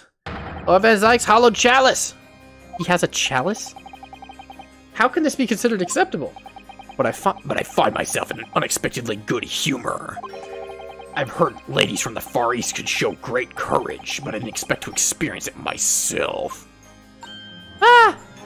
As judicial assistant to the defense, I'm simply doing my job. What a pity that your display of courage is in vain. Ollie, no. Not that one. This is the debtor's ledger, which details all monies loaned by the accused. You will find the victim's name clearly recorded inside. Oh. Allow me to present this ledger as evidence. Alright, what are we gonna find in it? Something. And pray forgive the discourtesy of raising my chalice in a toast to the enigmatic East at the same time. A marvelous toast, counsel. I will gladly accept this as new evidence. Debtor's ledger has been entered into the court record. Yeah, Ollie, you're doing great. Just ignore it. No, Ollie, you're fine. Don't worry. Ah, yes, 20 guineas. Victim owed a considerable sum. And the accused made quite certain he had ample recompense. Well, it would seem I've had the wool pulled over my eyes.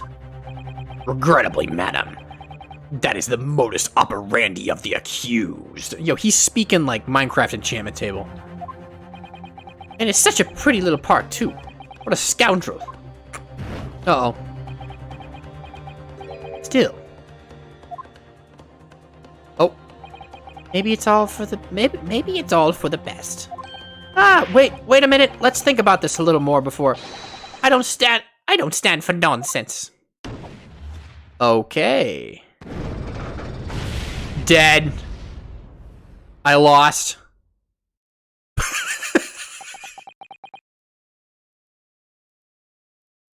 Oh.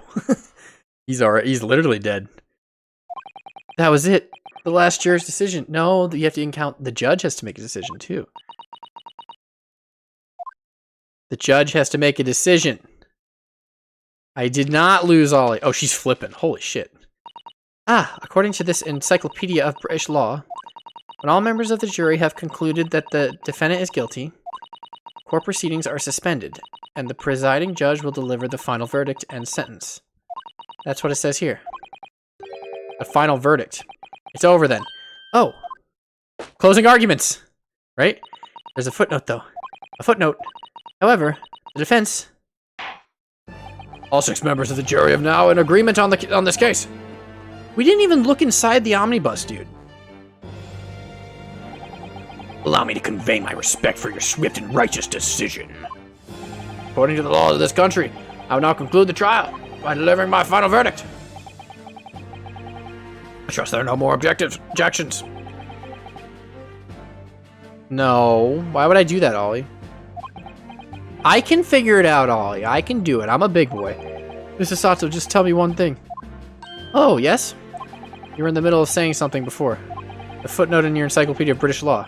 However, the defense has a right to cross-examination. What did it say? Oh, yes, of course. One moment. When all members of the jury have concluded the defendant is guilty, the court proceedings are suspended and the presiding judge will deliver the final verdict and sentence. Then the footnote says, however, the defense has the right to demand a summation examination of the jurors at this point. A summation examination. Yes. I don't know what that is, but I'm gonna demand it. A summation examination? Objection!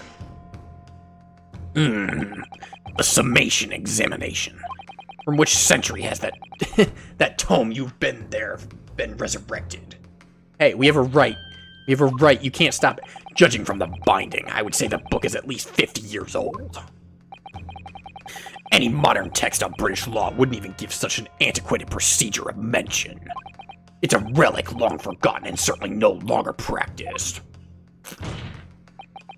Colonel, so you're out of luck. No, we demand it. No, we demand it. What even is it, Mrs. Sato? The so-called summation examination. Oh, one moment, and I'll read about it. Yo, she goes crazy. You would demand the right to a procedure before you even understand what it entails.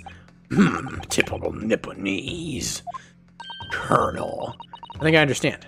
It seems that under this procedure, we'll be able to appeal to the members of the jury. Do what exactly? Appeal to them to change their leaning and reverse their decisions. And it says here that if successful, the proceedings of the trial must be resumed. Make them reverse their decisions. Yes, in times gone by, barristers would use a summation examination to attempt to influence the jury's decision.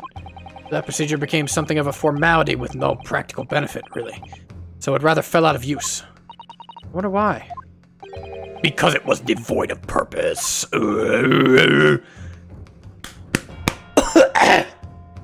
Death. Changing just one member of the jury's mind would be hard enough, let alone several. No self-respecting defense barrister would even assert his right to try it in this day and age. I think we're gonna assert our right. I don't see any mention of the procedure actually being formally revoked. What are you suggesting? I'm suggesting that all... Oh, no. Wrong voice. I'm suggesting that although it may be antiquated and largely forgotten, it isn't yet extinct. Yo, Sato smokes like 9 packs a day. Ugh. What do you think, Mr. Naruto? Let's do it. Run it and gun it. It's hype.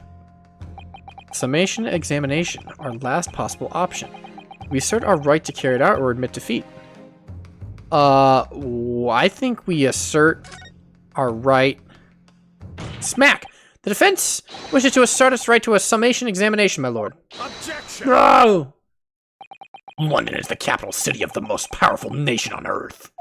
We have a duty to the world to exemplify the very highest standards of judicial procedure. Summation examinations are an embarrassment that should remain buried. Objection! Objection! But if it's our right, then it's our right. I believe it could prove vital in this trial. Defense's petition is perfectly valid. The court will proceed with the summation examination. Hey! This is madness. Colonel. Foreman, are you and the remainder of the jury ready? Well, I'm not, there was no mention of this in the letter I received, you see, so, You received a letter, did you? Oh, you're trying to be sneaky, huh? All members of the jury will be asked to explain on what grounds they have reached their decision. On what grounds? You must all justify your decisions and explain why you believe the defendant to be guilty. Well, my lord, you're rather putting us on the spot. This is most irregular. No mention of this was made before. I don't really hold up with all this justified lark. Nothing. That seems to have thrown the jurors off. Yeah. It seems none of them have experienced this before. Alright then. The summation examination. Defense procedure no practicing lawyer has attempted for years, is it? Well, just maybe. It might be the opportunity we've been looking for. Hey! To turn this trial around. Hey! So be it then, ladies and gentlemen of the jury. The court hereby calls upon you to state the grounds on which you find the defendant, Magnus McGilded, guilty of this most serious crime. Okay. Summation judicial findings. The jurors' contentions. There was no one else inside. There's no one else inside the carriage at the time, so it had to have been him. Sniffing Rose. I trust the driver. He has an excellent memory, it seems. 4 passengers with the fares totaling 20 pence. This is actually like probably like my. I don't know if this is at least top 3 songs in the soundtrack. Is this song? He stuck to the chap right next to him like this. Brazen, I must say. Absolutely brazen. I have simply typed and collated all the statements that made this far and drawn the logical conclusion. Okay. You can trust the guild. Fair fares are our motto. We haven't raised prices above 4 pence for years. Okay. Well, that would be... It would be that guy. Well, that's a little easy. So you're saying is that there was 5 people on board instead of 4. Wait.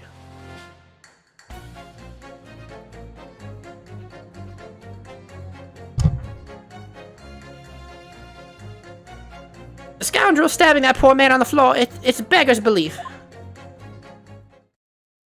Okay. Starting to wish you hadn't pushed for this now. Some of the jurors just don't seem to have wonderfully formed arguments, though, do they? Do they? Well, let's see what we can do. We need to get these 6 people to change their minds. I have to throw everything I can at them and use some very persuasive language. Just a moment, Mr. Naruhodo. According to my book, it's not quite how it works. Oh? I thought I was going to have to thaw their icy minds with some heartwarming rhetoric about the defendant. Unfortunately, once the jurors have decided the defendant is guilty, they're unlikely to heed anything the defense says. But then, they've reached their conclusions by their own reasoning, you see. Your pleas will sound like excuses. In fact, it could recoil on you. The more you try to persuade them, the more entrenched they may become. And what on earth am I supposed to do? Evidence. That's all you got in court. Evidence! Oh dear, I'm just citing what I read about British law, Mr. Naruhodo. Right, I'm sorry. Do you have any idea to make this work then? No. Well, from what I can understand, the key to this procedure is using the jurors' own words to make your arguments. What do you mean?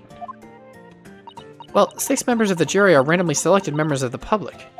They may appear to present a unified front, but the truth is, they are complete strangers who just happen to find themselves here in the courtroom together. And that's the way to break them down, you mean? Yes, exactly. Okay, we must listen very carefully to what each member of the jury says, and see if we can identify any contradictory statements. If we can, then we can contrast the statements and pit the corresponding jurors against each other. Okay, I see. So it's contradictions in what 2 or more jurors say that we're looking for. Okay, I already know which 2 it is. In a way, then, this is similar to a regular cross-examination. Oh, yes, I guess it is. I already know which 2 it is. Find contradictions in their statements and pit the jurors against one another to break them down. Alright, I might be able to pull this off. No, that's not right. I will pull this off. Big smack. I have to pull this off! Can we start proceedings, counsel? I'd ask you to take the stand for this. I'm expecting a clear and concise rebuttal. Yes, my lord. Yes, my lord. Yes, my lord, I'm Lucky Charms. Ooh, there he is. There's my man. Jury examination. Ooh. The defense's rebuttal. There was no one else inside the carriage at the time, so it must have been him. I trust the driver. He has an excellent memory, it seems. 4 passengers with fares totaling 20 pence. Well, it's 2 and 5. Can I just go for it? Or should I, like, go through them all? I mean, I could press them. There was no one else inside the carriage at the time. It has to have been him. Juror number 2 with juror number 5. Yes. You can trust the guild. Fair fares is our motto. We haven't raised the price of a 4 pence for years. Should I just run it? Run it and gun it? Okay, before I run it and gun it, I'm going to let you guys listen to the song, and I'm going to go pee, because I really got to... and I got to go get more water, too, because I'm thirsty. Doing all this voice work is hard. Enjoy the song. I'll be back in like 2 minutes.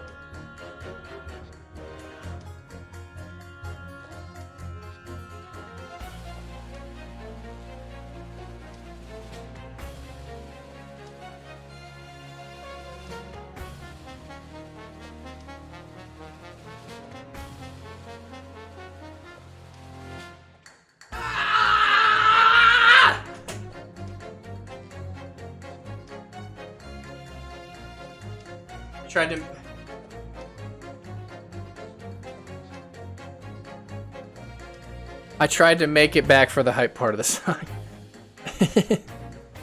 Yeah, I'm back. Pit! Objection! Objection!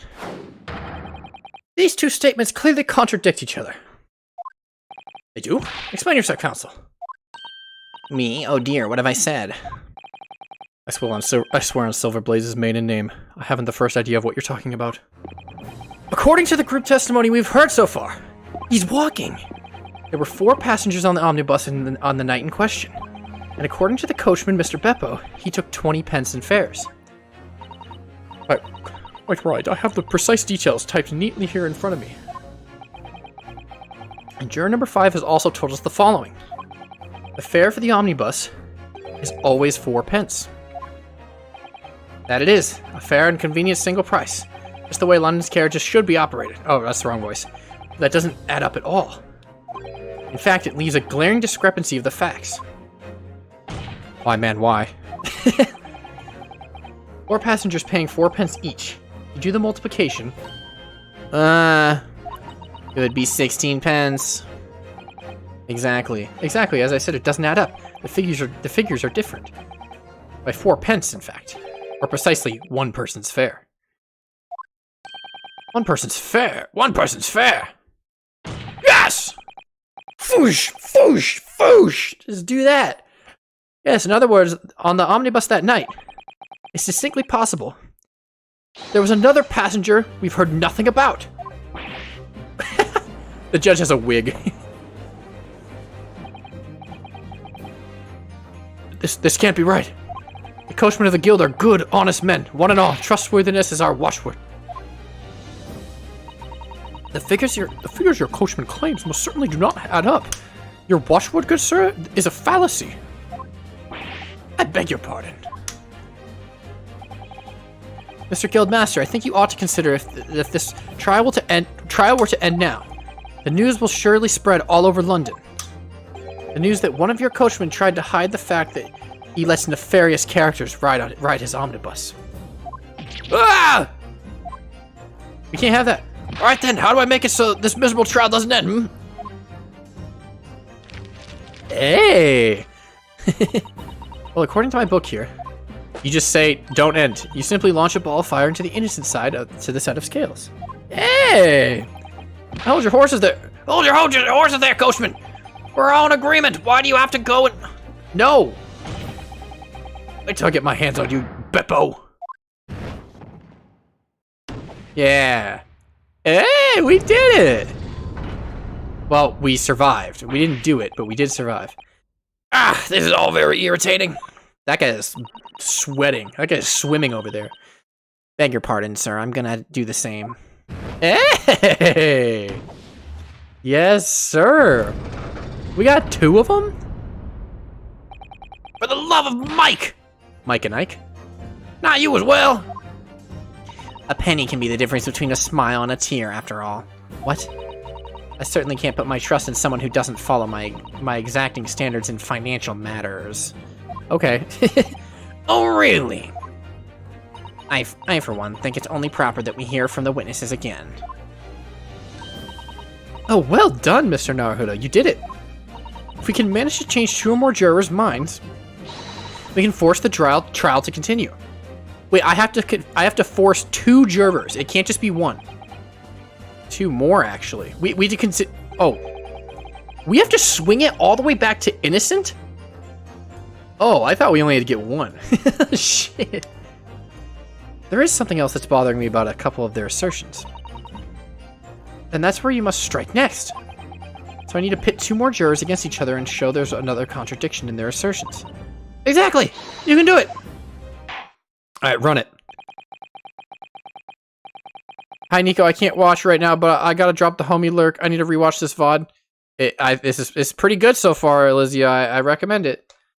Well, the scales of justice have shifted, but they Still weigh heavy on the side of guilt.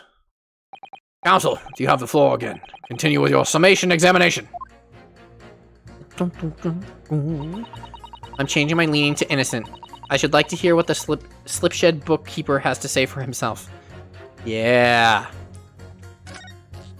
There was no one inside the carriage at the time, so it has to have been him. Hold it! Certainly. The testimonies we've heard suggest the victim and Mr. McGilder were alone inside the carriage. Precisely my point. But could there be some other explanation? Something we haven't considered yet. Such as? I don't know. Perhaps that something we could all work out together now. Now listen here, maybe you don't know how things work around here because you're from foreign climes. We here form our own opinions as individuals, and I have. Oh dear. Okay.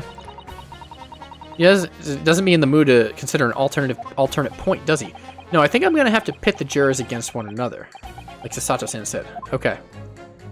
Finding contradictions in these 6 people's assertions is the only way I'm gonna succeed. Okay, it's got to be Grandma. Grandma's got something. Grandma, what do you got? I'm just gonna ignore everyone except Grandma. Grandma, what do you got? The scoundrel stabbing the poor man on the floor. What? On the floor? Well, that's not right. On the floor? What did third guy say? He stuck in the chap right next to him like this. Brazen, I must say. Absolutely brazen. It's gotta be... I mean, what does 4 say? Okay, yeah, it's not that one. Okay, it's 6 and 3. He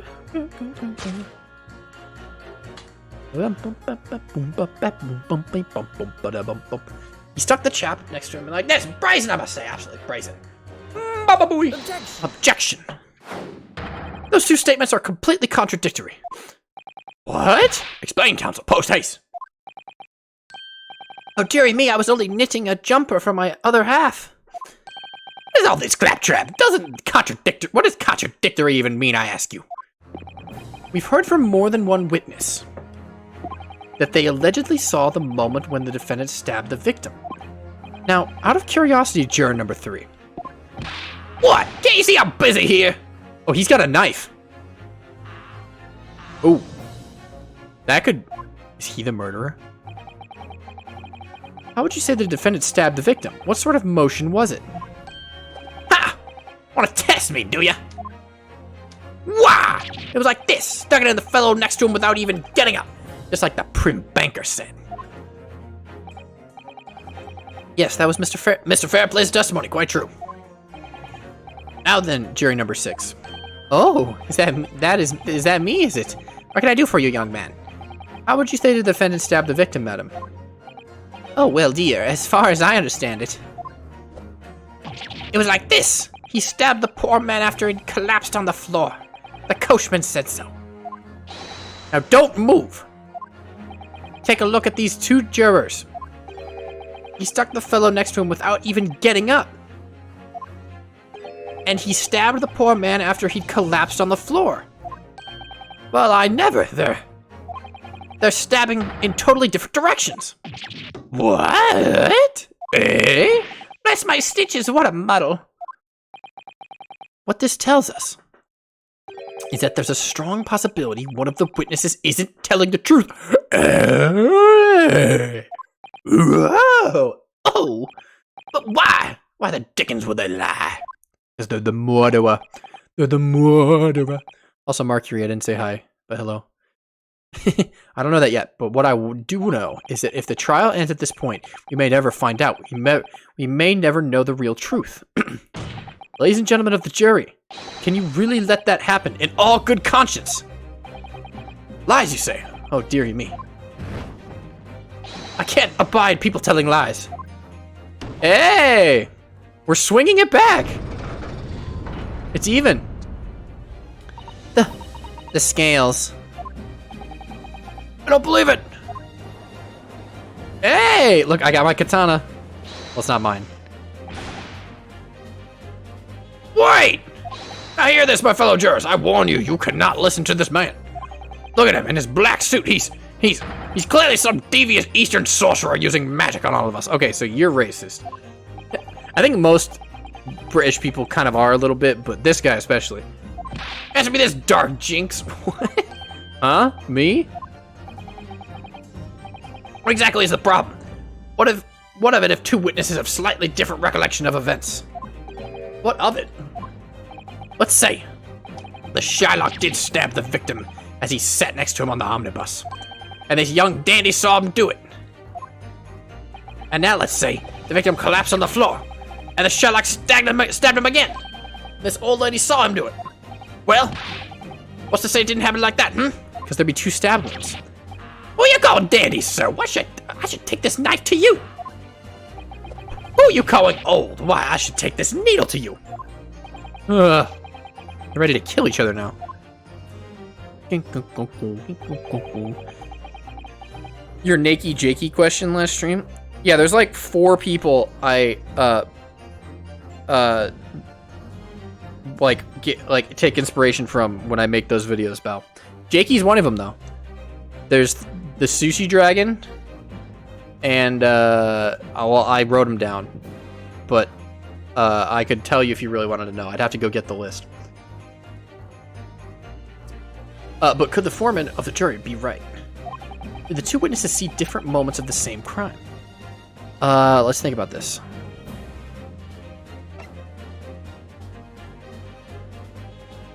No, it's out of the question. No. Unfortunately, Mr. Foreman. What is it, you dark jinx? Come on, out with it!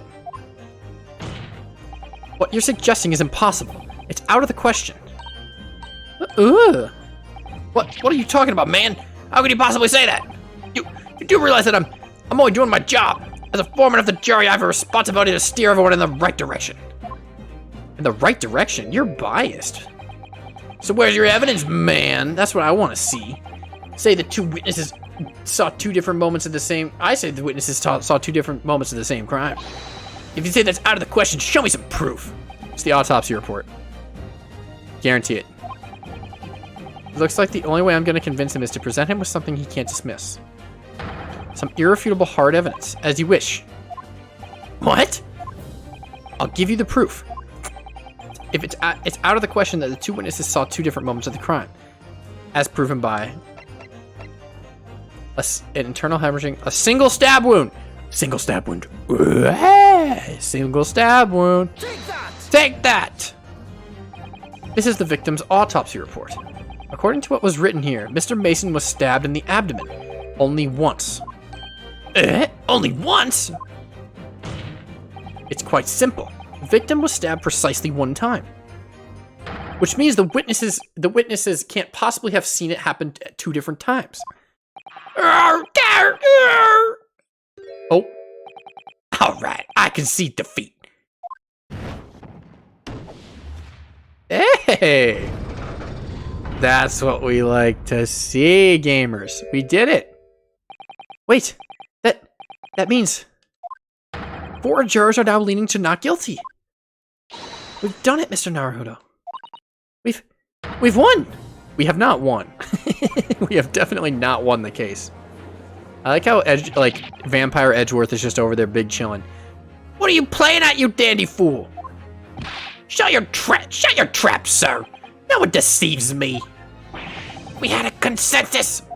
I said shut your trap. I know a liar when I see one. If the chap ever dares to cross the threshold of my shop, I'll take this razor-sharp blade and shave every last hair off his head. Let's gear him? Is that you? Please tell me he's a barber. Gear him? Is that you? Well, in a quite remarkable turn of events, the defense's summation examination has flipped the balance of the scales of justice. The jurors now stand 2 for guilty and 4 for not guilty. Accordingly, there is no longer a large enough majority among the juries for me to adjudicate, and thus the trial must continue. Hey, let's go. I hereby ask the defense, prosecution, and witness to return to their places, and I call upon all of you to continue to pursue the truth. Hey, gaming, you guys, gaming, huge gaming. So, Lord Van Zykes, continue to substantiate the case for the prosecution, if you please. Oh, we gotta get this guy's voice going again.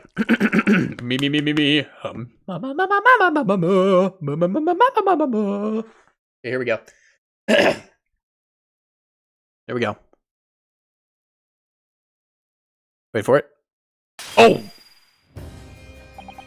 Colonel, having savored the rich aroma of the carmine contents of this hollowed chalice, it may seem crass to crush it to dust. Pray forgive the discourtesy. Lord Van Zykes? Bruh. Is it cold in here, or is it just me? As your antiquated tome no doubt says, the prosecution may not speak during a summation examination. So I honored a deathly silence and listened to the charade. Seems I overestimated the intelligence of the jury. What the heck, man? Okay, that's gonna make him want to say innocent. That's not good for your case, dude. They're probably like, screw you, vampire boy. Well, no matter. There's nothing so hard to prove as self-evident truth, it would seem. No. And why else would we grace the courtroom with our presence after all? Oh, it's zooming in. So, let us proceed to the next round of battle. Oh! He took off the cape. Bring forth the witnesses once more. Colonel.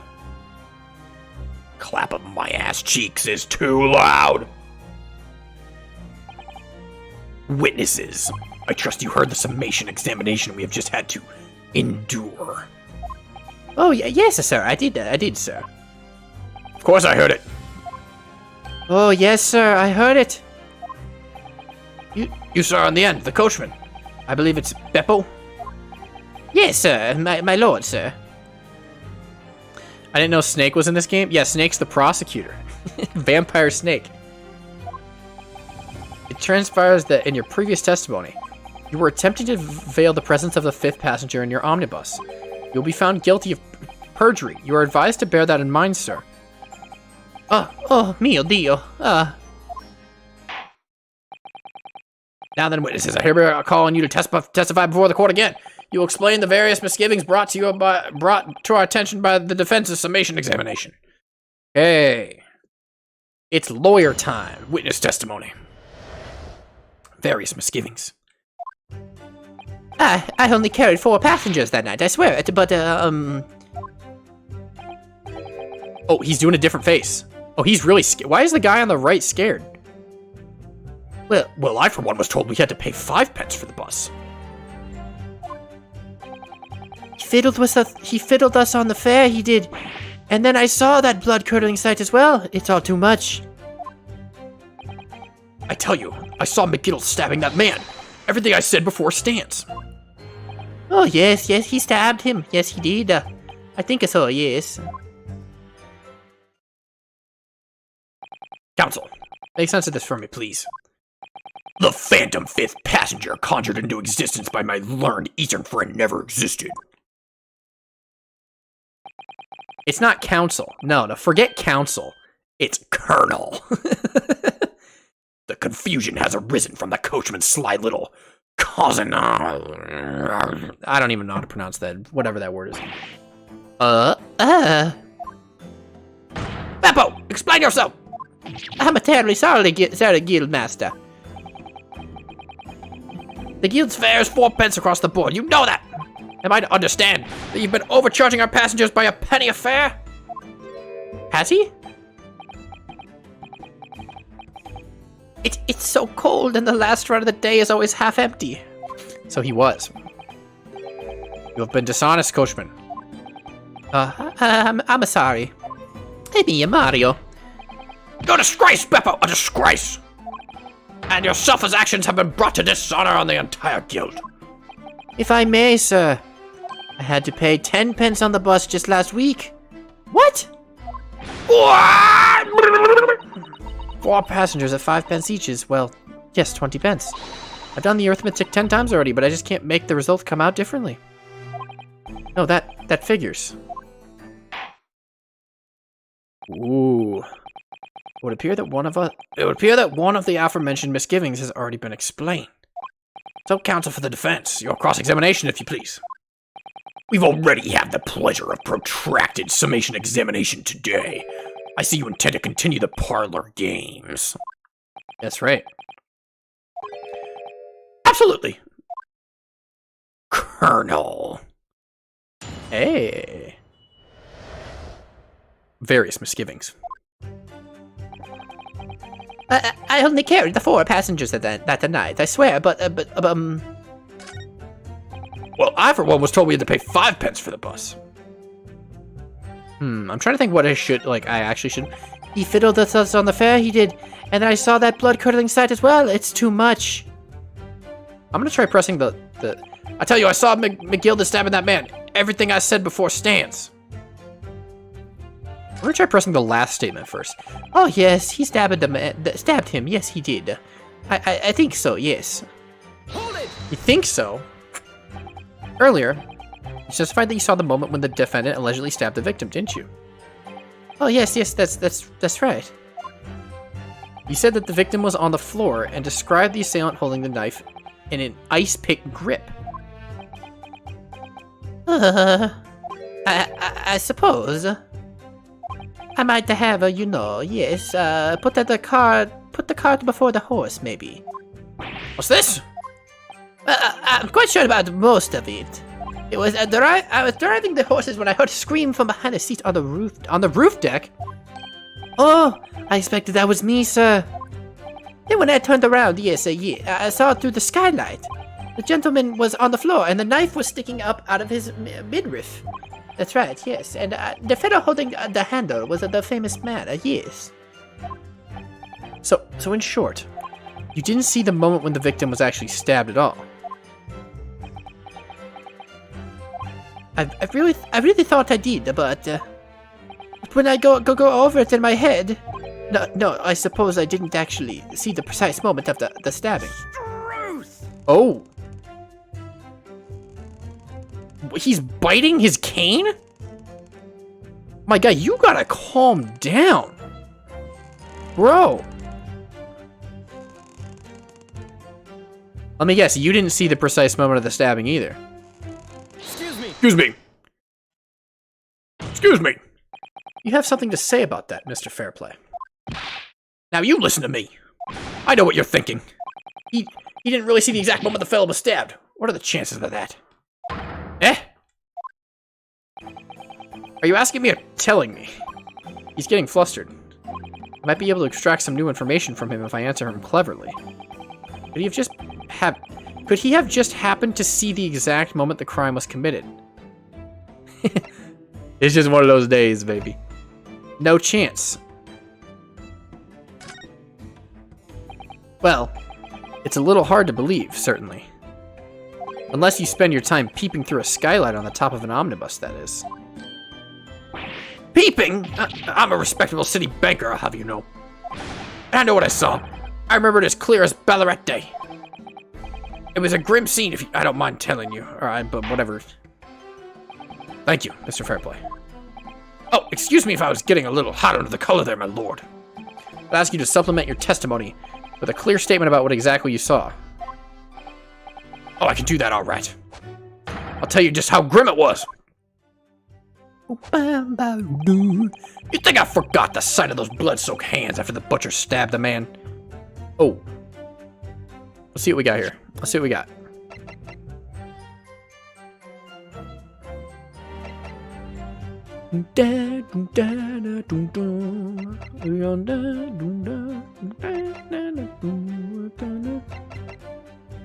An armband I inherited from Kazuma. Identifies the wearers of defense lawyer throughout. Oh, I didn't even notice that. Have I looked at the omnibus yet? No. Should I? I'm gonna do it. I'm gonna do it, Ollie. I'm gonna look at it. I'm gonna smell it. I'm gonna smell it with my sniffers. Oh, I smell clues. Oh,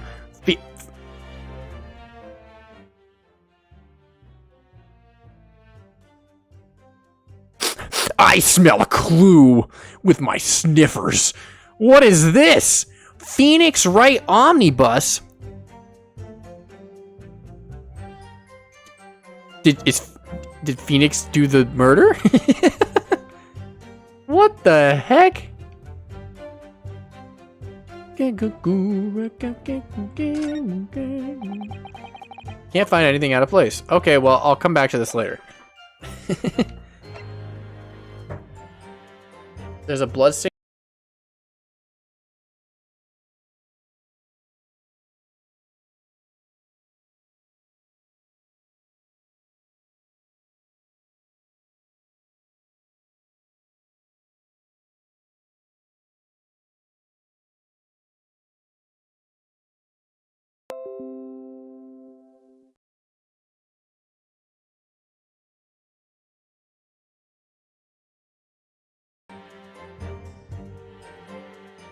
Magnus McGill killed the stream, it's true.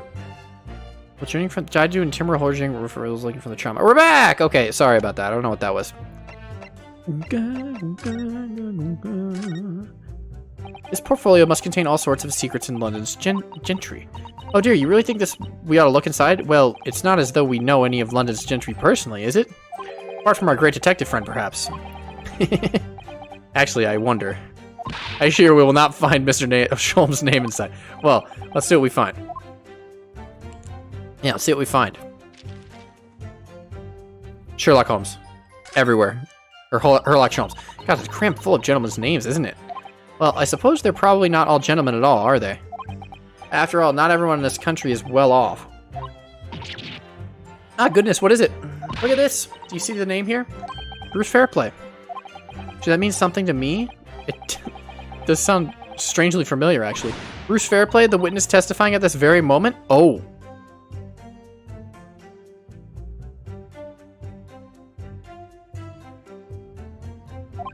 Oh, yes, of course, the banker. What is his name? Why is his name in here? He borrowed 20 guineas, did he? And look at him. The repayment date is fast approaching. It's possible that this is just a coincidence, of course. But this could be very useful information. The details of the debtor's ledger have been updated in the court record. Okay. Well, that's good to know.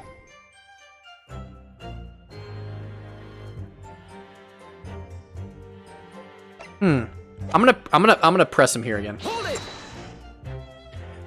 Blood-soaked? Ahem. Well, perhaps soaked is laying a little thick, but anyway, there was definitely blood all over them. Both of them were covered in it. No, they weren't. And you saw that from the roof? Through the skylight? Well, the sky was reasonably large, so I had a pretty good view. And there was a lamp on the inside of the carriage as well, so I'm definitely sure of what I saw. Spanker's latest statement. Yes, have it added. When you feel something doesn't add up, Mr. Naruhodo, that's when you should have a good look through the court record. I know the answer. Not long ago, this trial very nearly came to an end. Somehow, we've managed to keep our chances alive here. I can't waste this cross-examination. I have to use it to bring some new facts to light. If you're not careful when you press these witnesses, The danger that the jury will end up believing something unhelpful as they did before. Maybe we can't let the fear of that happening stop us from uncovering important new information. A pound of gold? That's a lot of gold. Yes, yeah, you're right. I need to pay careful attention here. I don't want to miss even a flicker of a reaction among these witnesses. Remember, if you happen to spot one of the witnesses reacting to it in a strange way, pursue them. Yes, I already did that. Nope.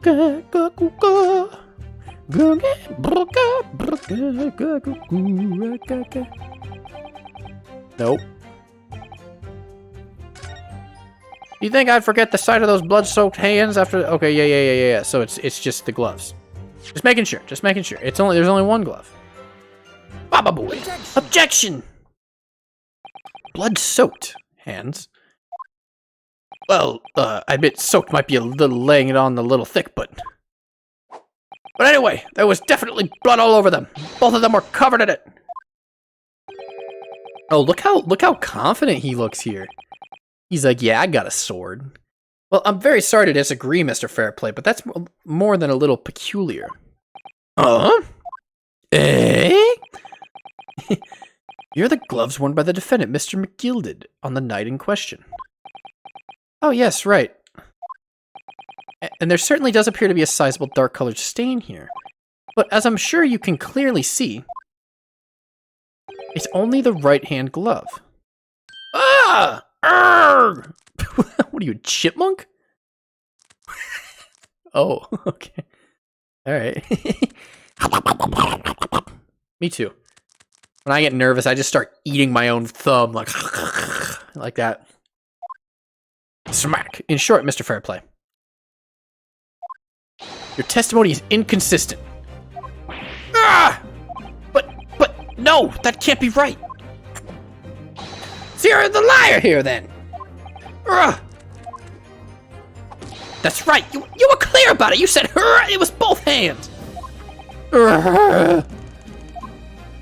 Smack.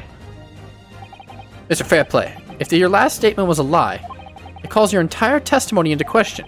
You say you saw the moment the victim was stabbed, but is that really the truth? Alright, Will. Objection! Colonel, it was a simple mistake. You can't justify accusing this man of lying. Yes, it wasn't both hands, it was only one, but the fact remains. The victim's blood was on the accused. Objection! Just a little bit. No, Mr. Fairplay categorically stated that he saw blood all over both hands, which means there's a strong possibility that this witness was deliberately trying to mislead the court. Arrgh! Why? I'm a city banker, for pity's sake. My word should be the gold standard. I'm a gentleman, not some gutter snipe. Upstanding members of society don't prevaricate. What? They're using, like... He's speaking back of the router. That's not English, dude. He's claiming to have no reason to lie. But is that really the case? Oh, there's a reason. Mr. Naruhodo, if we had some evidence to explain why Mr. Fairplay might be lying, it would turn the tide in this trial completely. I have the evidence that I need to make the proof-ability. There is evidence. I have it. I have it. I connected the dots, Ollie. I connected them. Yes, counsel. The defense is ready to present evidence. By Jove, are you sure? Yes, the evidence will clearly demonstrate why Mr. Fairplay had a reason to lie in his testimony. Very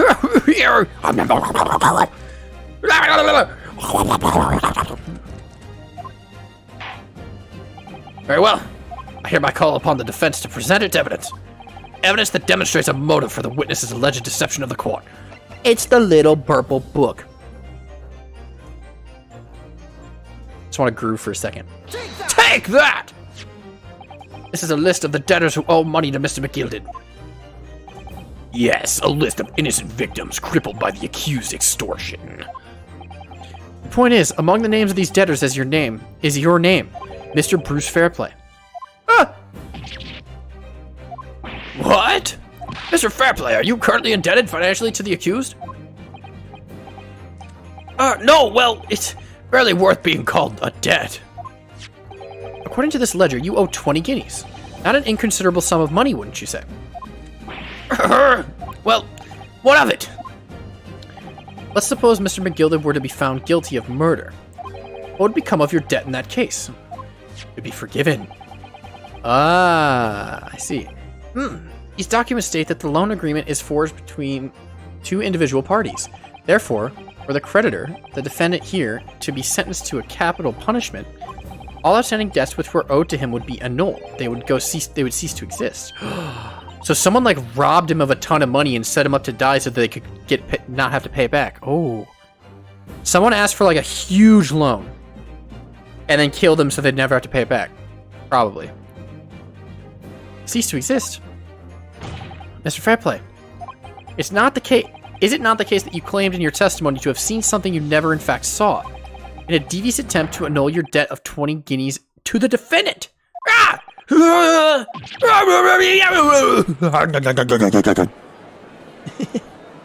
Yeah. Order, Mr. Bruce Fairplay. Yes, my lord. Let me ask you again.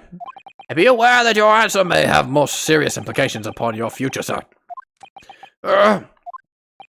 Did you or did you not see the precise moment in time in which the defendant is alleged to have thrust a knife into the victim? You better say no. Because otherwise, you're screwed, dude.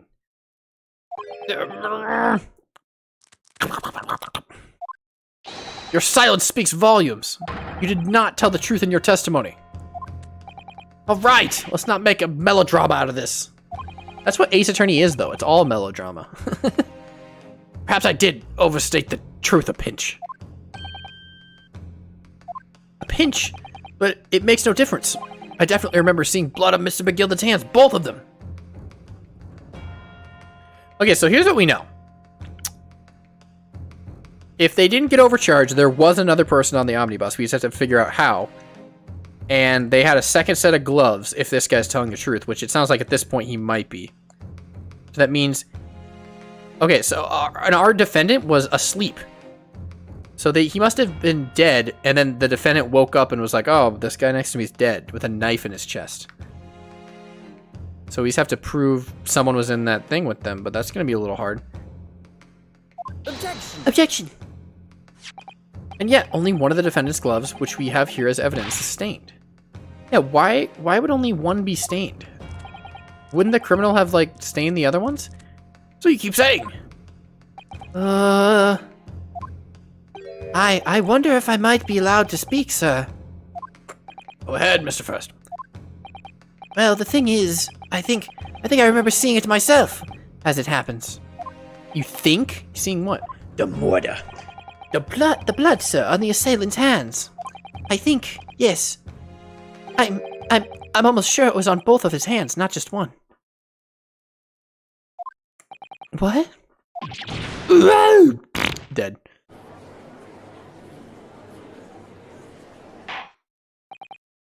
It would appear that we're going to need further testimony from all you witnesses.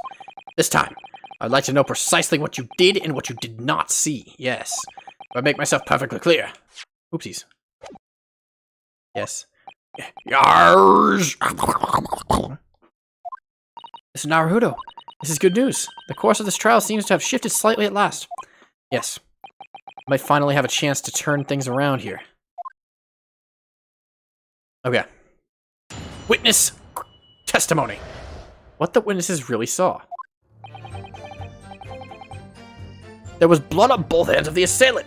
I sincerely and distinctly remember that. However, I suppose you might say that I didn't see the exact moment of the stabbing transpired, if that matters. I remember seeing the knife, and I remember seeing both of the attacker's hands with blood on them.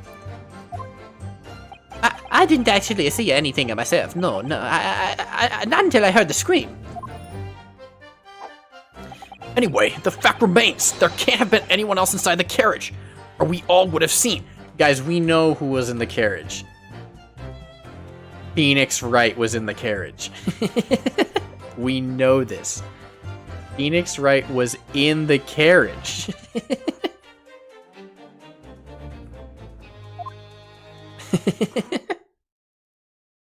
I think that's so funny that the localizers, is that in the original version? Does it say like Phoenix Wright's Japanese name? I really hope it does. Because if that's just a localization, just like, yeah, put Phoenix Wright on the bus. That's so funny. Well, lo and behold. In truth of fact, not one of you was witness to the crucial moment the crime was perpetrated. I apologize, my lord, but honestly, there was no one else inside that carriage, and the man's hands were covered in blood. Too much incriminating evidence is tantamount to saying we. That much incriminating evidence is tantamount to saying we saw the man do it. That's really not what testimony is about. Yeah. Me.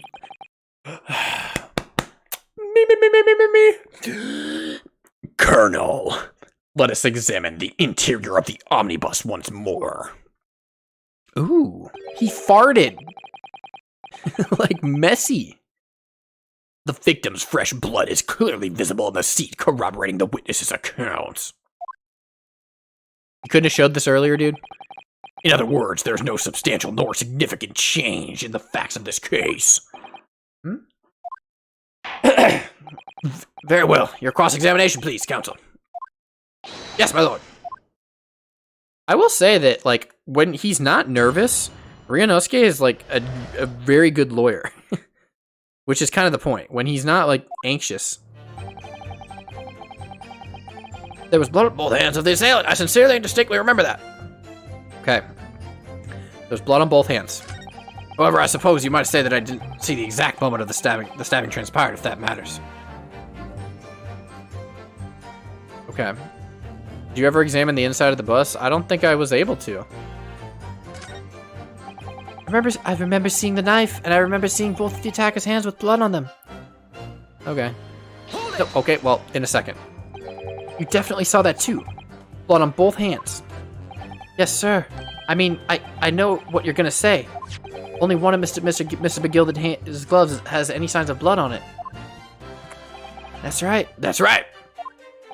The thing is, as far as I remember, sir, when I looked down and saw Mr. McGilded sitting beside the other fellow, I don't believe he was wearing any gloves, sir. Ooh.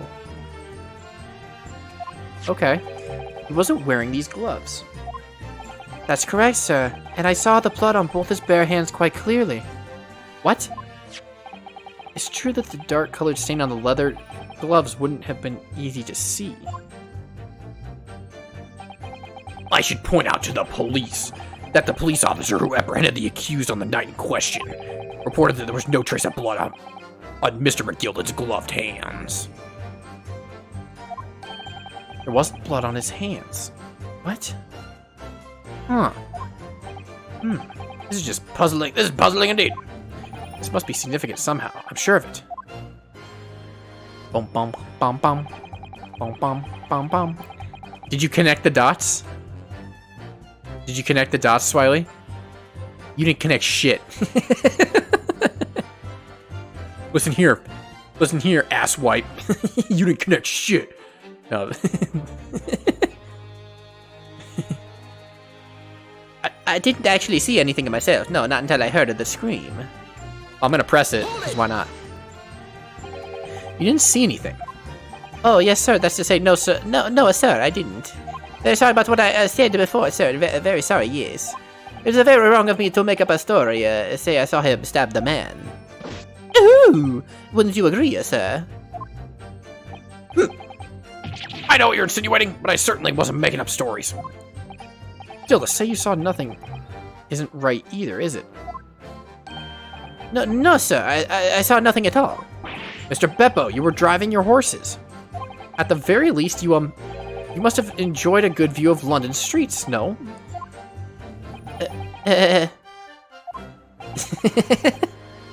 Alright. Oh, please. You didn't even see that? It was so cold that night, you see, it was all I could do to keep from passing out, sir. Yes, my head was fairly frozen solid. It was frozen solid, and there were these two dudes on the roof of the omnibus just chilling. These two dudes. Just like, yeah, we're gonna take a ride on a frigid cold night. It would seem prudent to avoid travel on the last omnibus of service of London's cold winter nights. Bebo!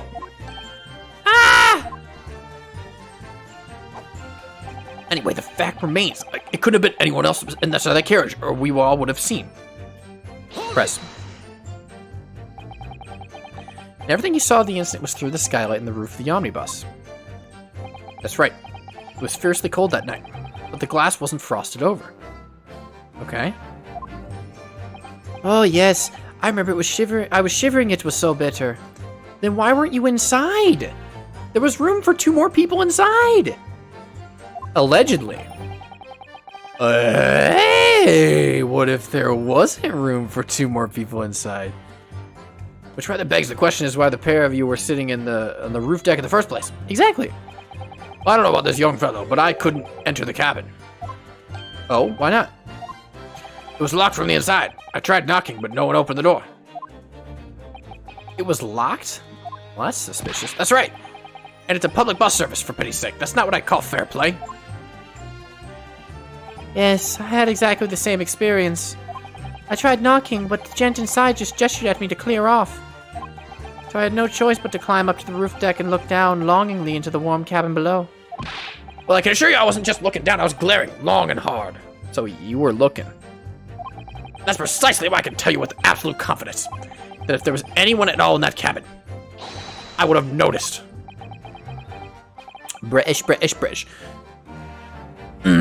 Colonel. Unequivocal, I would say. I'm not sure about these 2 witnesses. Could they really have seen everything inside the cabin through the skylight? No. They would not have seen everything. Maybe, I don't know. Allow me to confirm one thing, Mr. Fairplay. There's no way you could see everything. You could only see in the direction you were looking. You were riding this omnibus. You could see like the front half, that's it. And witness the events in the cabin through the skylight in the floor of the upper deck, is that right? That's right, yes. In that case, there's a portion of the cabin interior that would have been out of sight from you. What? By golly, really? Obviously, at this stage, we can't say for sure. The possibility cannot be denied that at the time of the incident, there could have been another passenger in the enclosed cabin of the omnibus. Objection. Enough hypothetical meandering, my Nipponese friend. The prosecution demands that you substantiate your claims. After all, the clap of my ass cheeks could end you at any moment. Stead my hand. Make me stead my hand, or I will act post haste. After all, the scene of the crime is here in the flesh. Very well. I will uphold the prosecution demand. Will identify the area of this cross-sectional plan of the omnibus. Well, it's really easy. Where on the omnibus are you suggesting that potential extra passenger could have been situated? Right in the only place they couldn't see. If they were sitting right here, they'd go, hey, hello, people who are talking. Right here. Take that. Both rows of seats on the roof face in the direction of travel, whereas the seats in the enclosed cabin face each other, which means the visible part of the cabin, which passengers on the roof deck can see through the skylight, is as if drawn here. Ah! That's right, my lord. As you can see, the seat opposite the one in which the victim and his attacker were sitting is obscured from view. In other words, if someone had been sitting on that seat, it's quite possible that these witnesses would have been completely unaware of it. Because they couldn't open the door either. Objection! Colonel, it's quite possible some phantom was sitting there. You Nipponese have a forbidding habit of obscuring the truth with ambiguity. I concur with the prosecution's rejoinder. In British court of law, evidence is paramount. I cannot entertain this conjecture, counsel. That is, unless you're able to put a name to this mysterious passenger whom you allude. Boom, bam, bam, bum, bum, boom, boom. Can I, Mr. Naruto? I honestly don't know. Who could it have been? Who could have been in the other seat, which was out of sight from the witnesses on the roof deck? I don't know. Let's look at the court record here. Male Strongheart.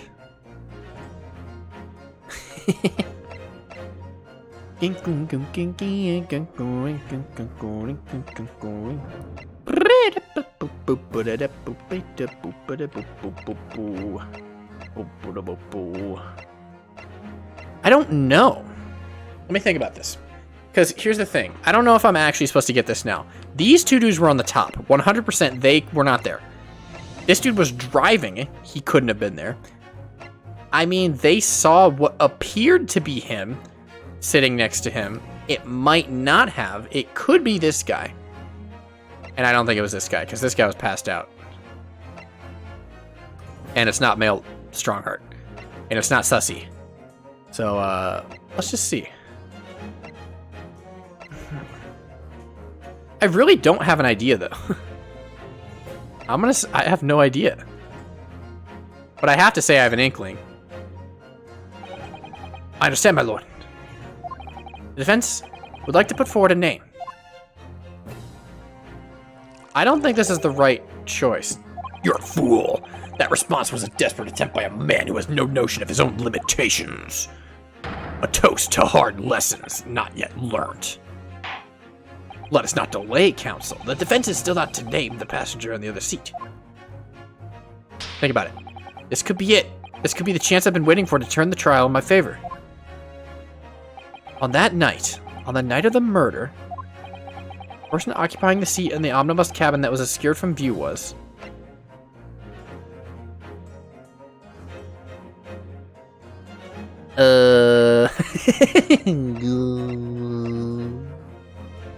Is it hot in here, or is it just me?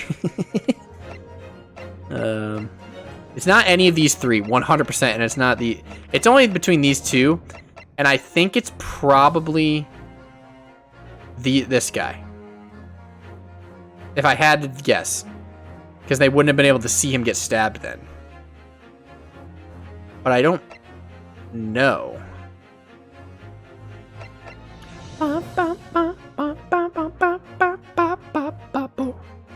You can't tell me, Ollie. I'm gaming. I'm gaming right now. Thrice fired Mason. I don't know. Take that! I get it. I got it. Yes, concealed in the blind spot of the cabin that night. Was none other than this on... Okay, no, I didn't.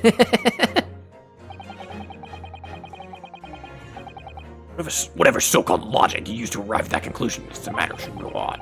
Because your answer has made one thing abundantly clear. The real blind spot is inside your head, and it would appear to be unusually large. You could have just said that's not right, bro. Yeah. Mr. Naruhodo, ask yours to defend Mr. McGilded. And we are working on the assumption that he is innocent of this crime. Yes, of course. Why? That must mean, then, that there was someone else inside the omnibus with Mr. McGilded, the true culprit. That's right. Exactly what I've been... Oh. Yeah. The two people sitting inside the cabin that the witness saw through the skylight that night, they were the victim and the real culprit.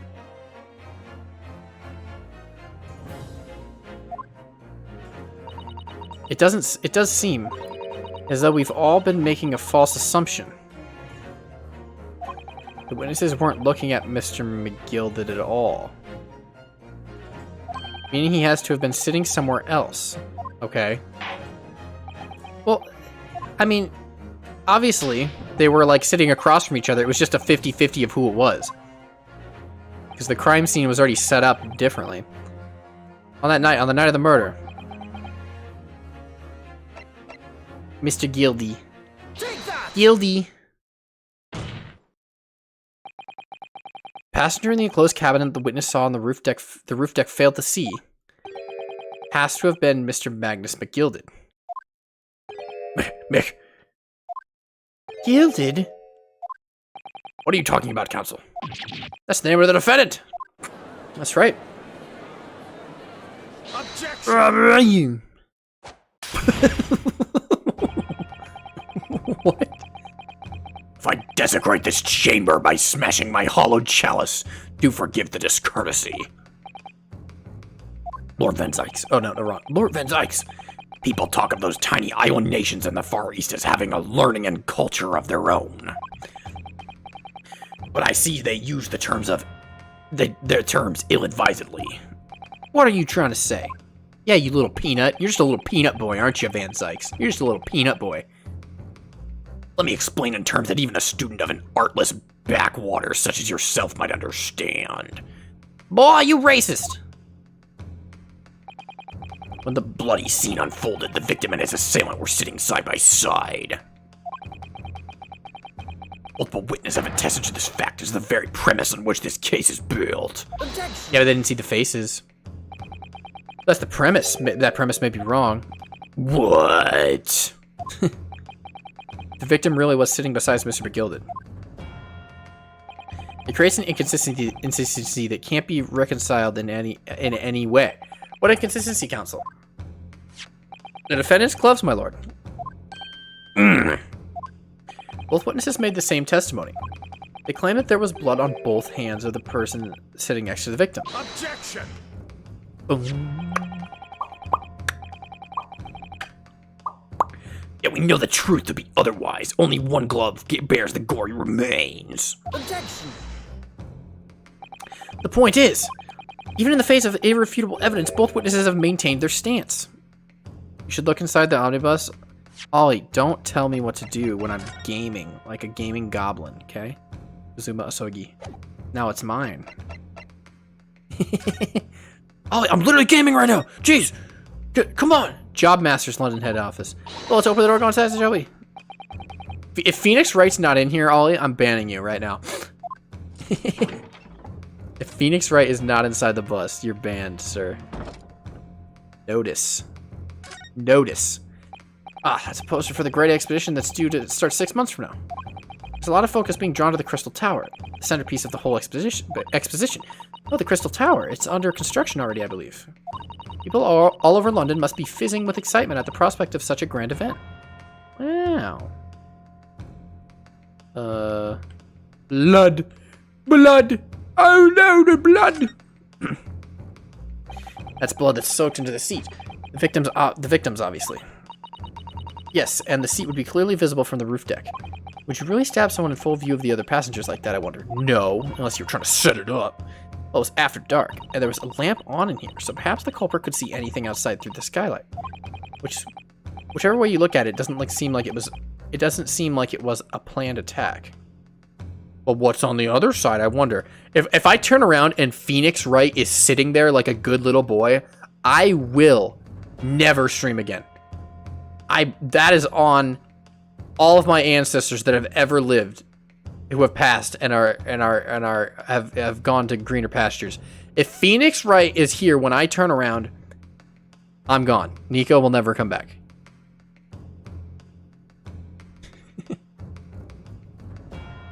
He's just sitting there like, ooh, hello, drawer. Hello, peculiar drawer that could hide a person inside. The seat has a handle, it seems. Hey. This looks like all sorts of equipment that might be needed to keep the omnibus running. Feeding tubs, tools to repair wheels, blankets, horseshoeing tools. There's a storage compartment for the coachman to keep his things, it seems. There doesn't seem to be any space for passengers to stow their luggage, that's for sure. Well, I don't imagine it would be very convenient for that purpose anyway. Do I keep examining this, or is this the same thing? Okay, no. Okay, so yeah. London. Ah, that's a poster for the Great Exhibition that's due to start 6 months from now. I think I already read this. I already read that. Yeah. Okay, good. Ceiling. Lantern. Okay, we got what we need. Even in the face of irrefutable evidence, both witnesses have maintained their stance. Yes, their testimony remains unchanged. Exactly, they both adamantly swear. They clearly remember seeing blood on both hands of the assailant. In short, their memory of events is their memory of events is correct, and their testimony reveals the truth. Hey, you're saying I'm right? You're It was somebody else sitting beside the victim that night, a third party we've yet to identify. And the victim's blood was on the passenger's hands, both of them. That passenger's hands, both of them. Objection! Hey! Colonel, and who was this third party? It was me. Obviously, Phoenix Wright, the true culprit. Extraordinary! Oh, now we're getting to the meat and potatoes gamers. Meat and potatoes. Order! What exactly have you been postulating? Objection! The defense's postulation is just that, nothing more than conjecture.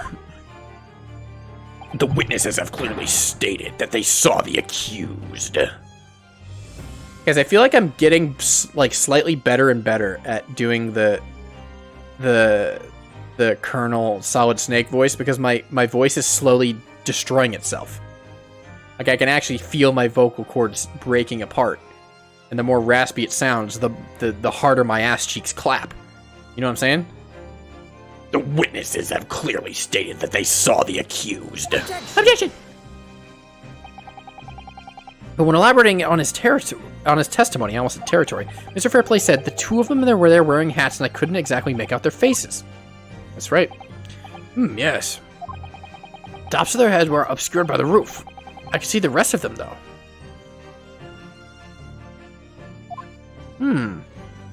Yes, that's right. Both gents were most certainly hatted. Hatters do tend to notice such things, sir.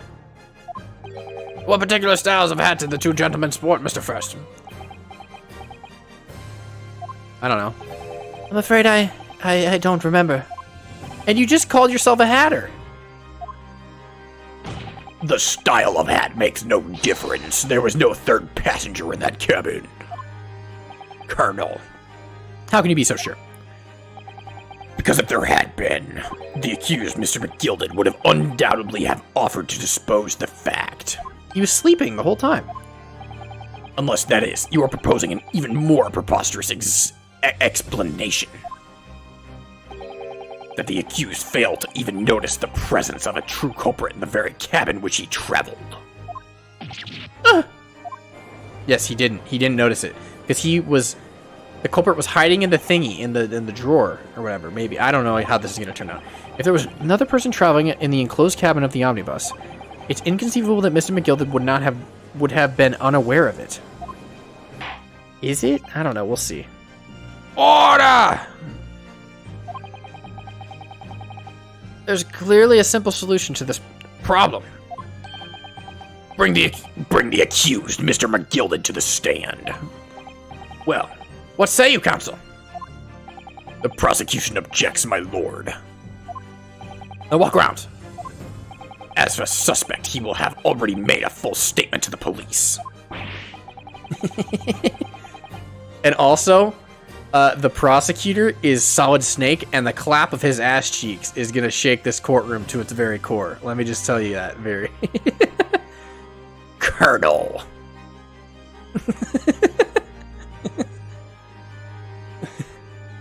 But what if there's some reason to why he's unable to speak freely?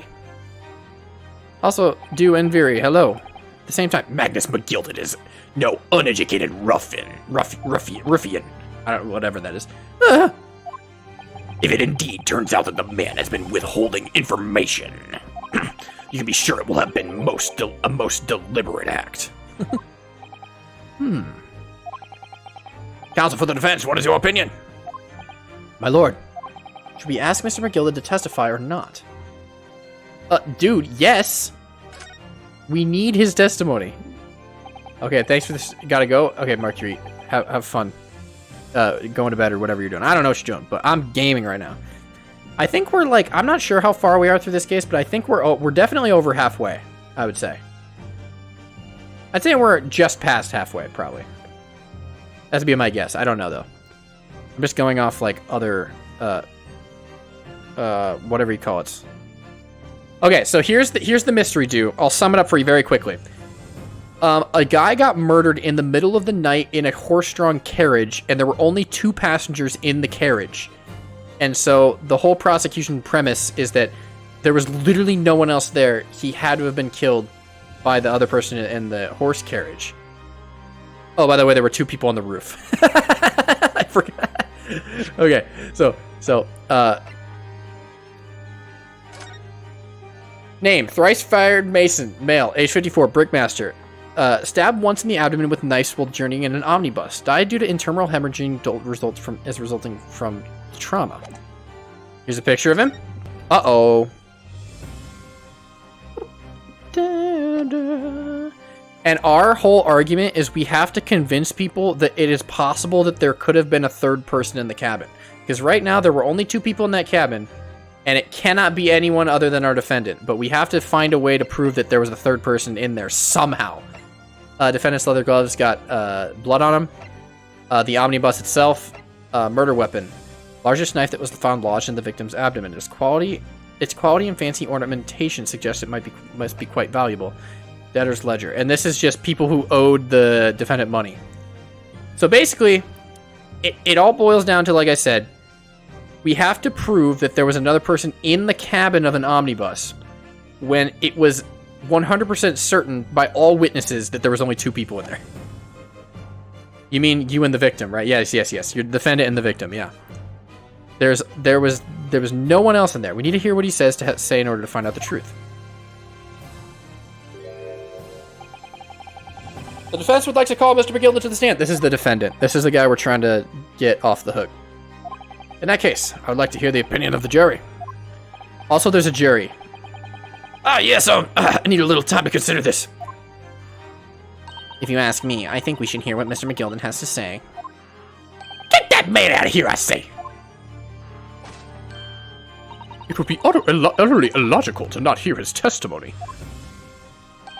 When something needs doing, get it done. That's how I run things at the guild. Hearing what the patron of my favorite little park has to say, oh yes, that would be lovely. Yes, the jury says this man must be heard.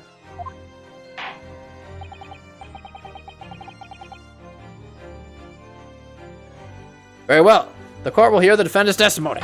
Bailiff, show the defendant to the stand once again. Become an English voice actor? I'm down. I'm Phoenix Wright in the next game. I'll take it. Juror number 5's mustache is also a horseshoe. It's great. Now, maybe what actually happened that night.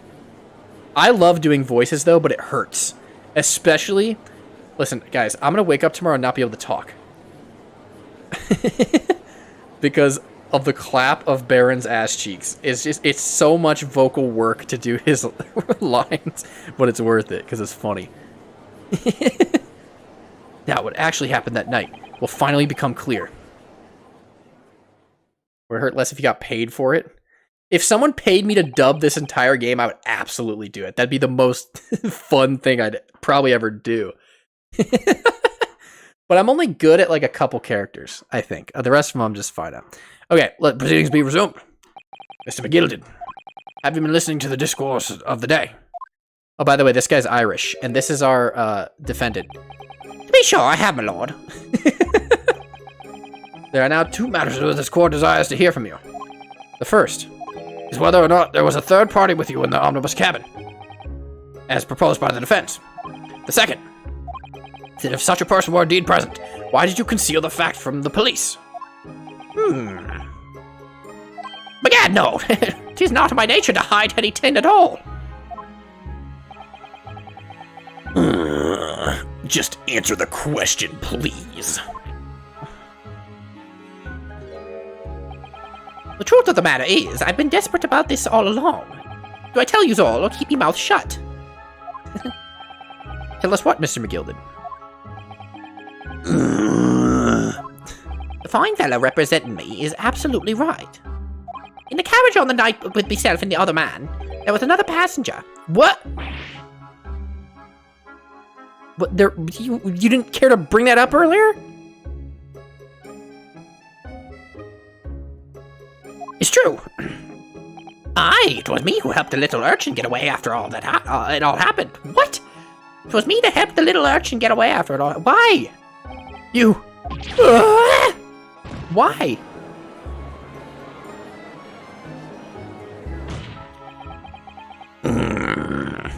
No. No, Magnus McGilded. That convenient excuse can't save you now.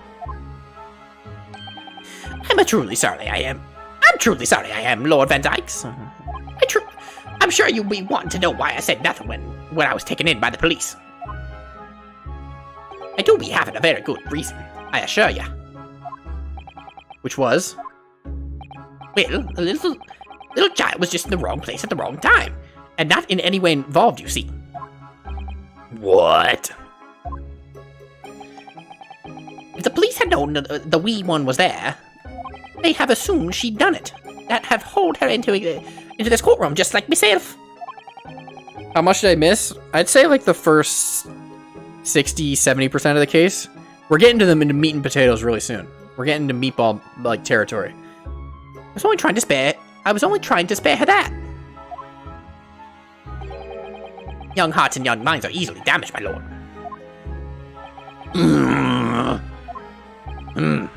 And who was this young child of whom you speak? Nope. That I do not know. What? You don't know? Well, the wee thing just happened to be in the carriage that night. I never saw her before or since. Objection!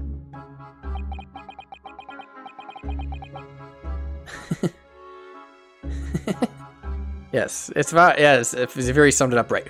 We have absolutely no reason to believe this man.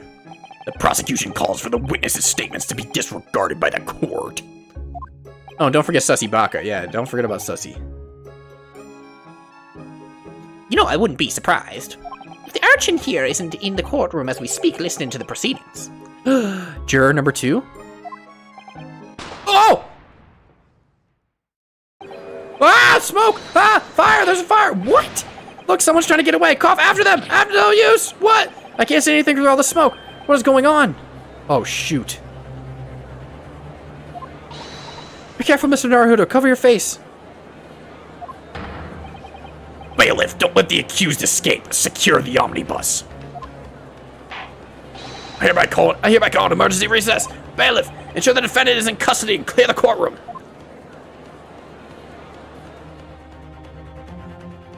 We were hurriedly removed from the smoke-filled courtroom by the bailiff. Amid scenes of chaos as people stumbled over one another in their desperation to flee the chamber. We had no idea what was happening. All we knew was that, for the time being at least, the trial was suspended. Oh, it's spooky. Well, someone just ran. Okay. Maybe fire in the courtroom wasn't the greatest idea ever. Okay, this is kind of a spoiler for a different Phoenix Wright game, but not really, since it's the opening cutscene. In the opening cutscene of the 5th Phoenix Wright game, a courtroom gets blown up. Like, literally blown up. Like, rubble. So, that's literally the opening cutscene of the 5th game. Gone. We're gonna blow this case wide open. That was a good one, Swiler. That was awesome. See what you did there.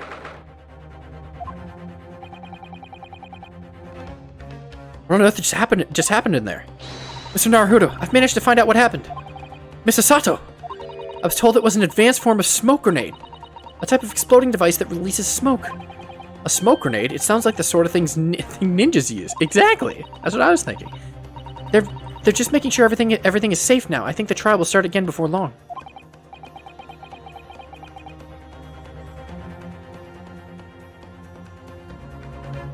Wait, let me think about that. Yo, Homecoming, thank you. Thank you. I don't see a ton of people in from my YouTube, so that's I appreciate that. Can I ask, which video did you see? Which one was it? I appreciate it, you though, even if you can't stick around. Okay. What happens in 6.5, Ollie? Hey, I'm trying to think. In 6.5 bomb.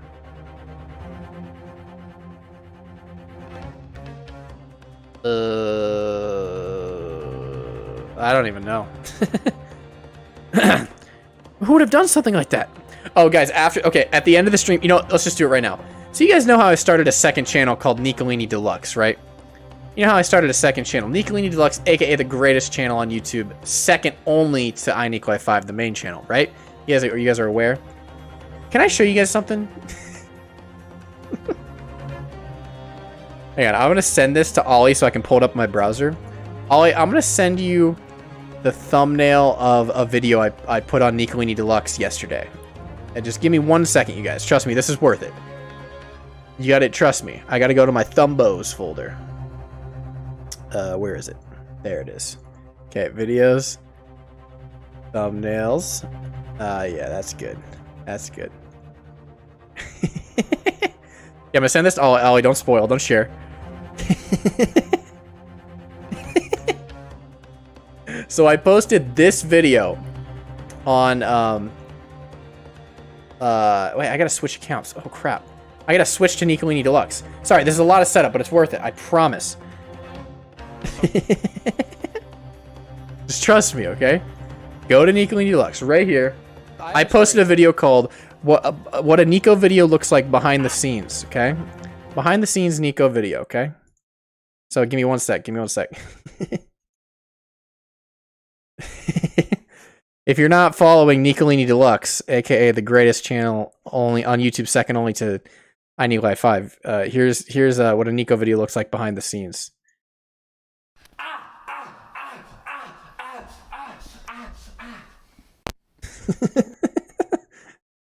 And let me show you the thumbnail for that video.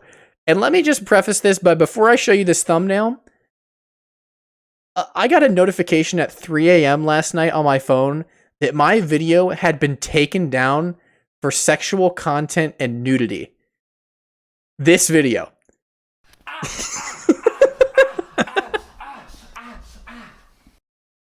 Which I mean. But let me show you what the thumbnail was. And this is what they took particular issue with.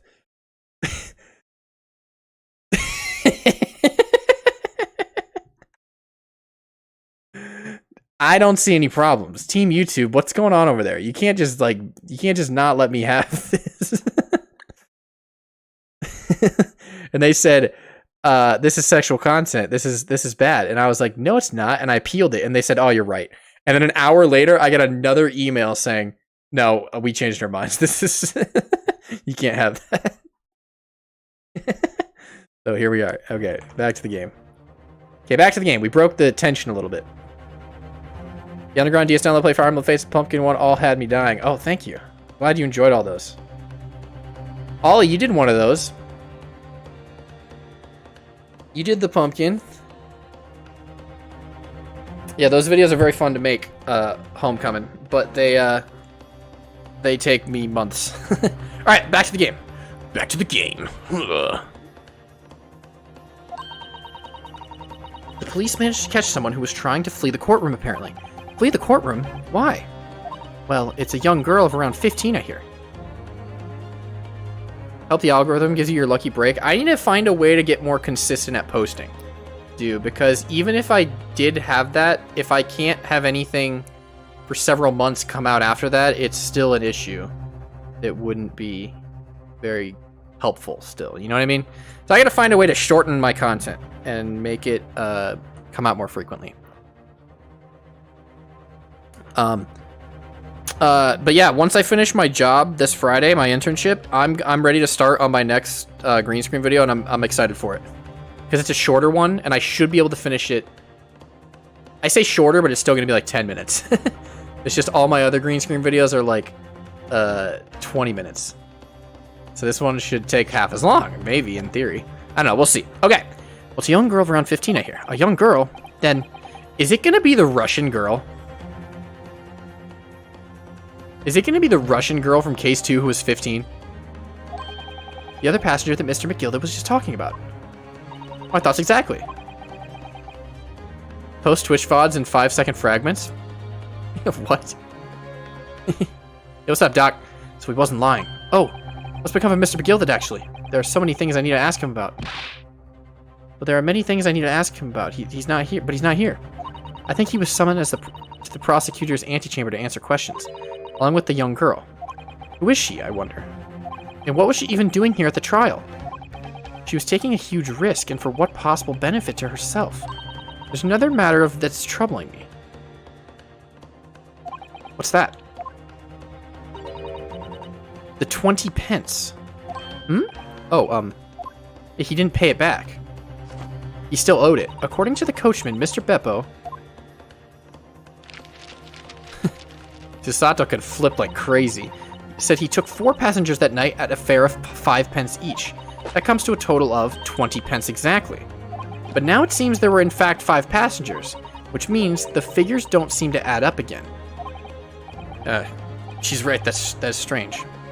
Counsel for the defense, kindly proceed to the courtroom. Okay. I'm ready. I'm going. Thank you, officer. We'll go straight away. I like this Chisato takedown. Well, whoever she is, I imagine this young girl will be asked to take the stand and testify now. I really can't imagine what she's going to say, but it could alter the whole direction of the trial. It has to be, I don't know. It can't be the cat lady. Is it the lady from case 1? I don't know why it would be the lady from case 1, though. Maybe it's a new lady. I don't know. It's probably just a new lady. We'll see, though. We will see. 18th February, 1 p.m., the Old Bailey courtroom. Okay. Oh, there she is. Hello, lady. Hey. Oh my god, it's her. Is it her? Is it her? Is it the cat lady? Oh my god.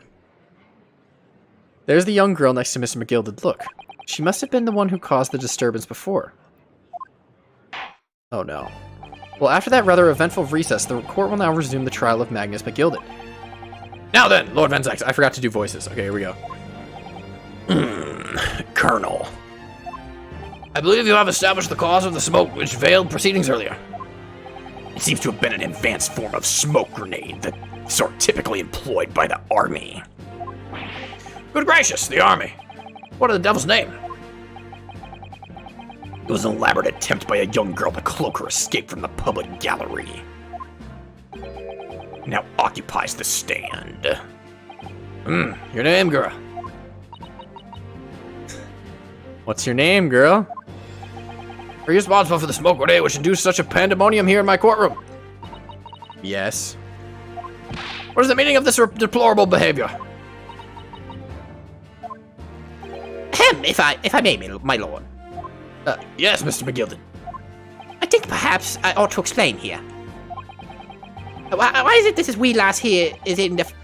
why it is that this wee lass was here in the first place, and why she tried to bolt like that? She's all tied up with the events of that night, so it is. Okay. Very well, Mr. McGilded, give your testimony. You will explain the court exactly how this young woman is involved in this case.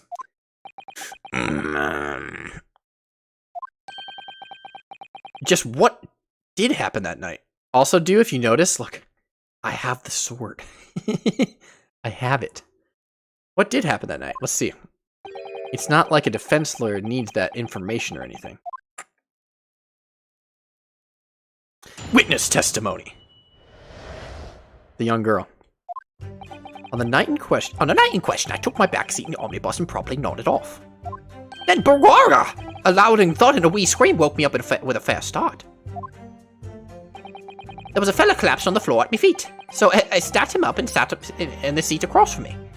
Then I turned to find out where that scream had come from, and bless my soul, what did I find? Woman! There was a child in there, all curled up in a ball, hiding her wee self away. Okay. There's a child. I remain somewhat baffled, I confess. From what I gather, on the night in question, this young girl was indeed riding on the omnibus, is that correct? It is exactly as the defense counsel said. This lass was the 5th passenger, my lord. Hey. Okay. Very well. Defense may now cross-examine the witness. Are you ready, counsel? Yes, my lord. I'm ready. Or rather, no. I have no idea where to start. Okay, no line from him, just groans. Cross-examination. The young girl. On the night in question, I took back seat in the omnibus and promptly nodded off. Okay, no.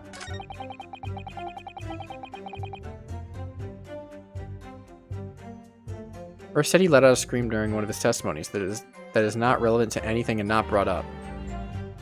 I don't even know. I don't know, Dolly. We'll see. I'll have to go back and look at this case later. Then, Bagara, a loud thud and a wee scream woke me up in a fast start. Hold it. What do you got? A loud thud, you say? And a scream. Aye, that's right. How can I explain it? It was like the sound of someone falling to the ground. That sort of noise. Do you think it was the sound of Mr. Mason falling to the floor having been stabbed? Well, now, you remember I was asleep at the time, so I wouldn't like to say. And when the sound woke me and I opened my eyes, there wasn't a soul to be seen in the carriage but the fella on the floor. You didn't see anyone. But at the same moment, you did hear a scream. Ah, from the seats above you on the roof deck, I presume. Not above me, no, my lord. 'Twas from the cabin, from inside the cabin. But I wasn't altogether thinking about the scream. No, I was too stumbled by the desperate sight before me eyes.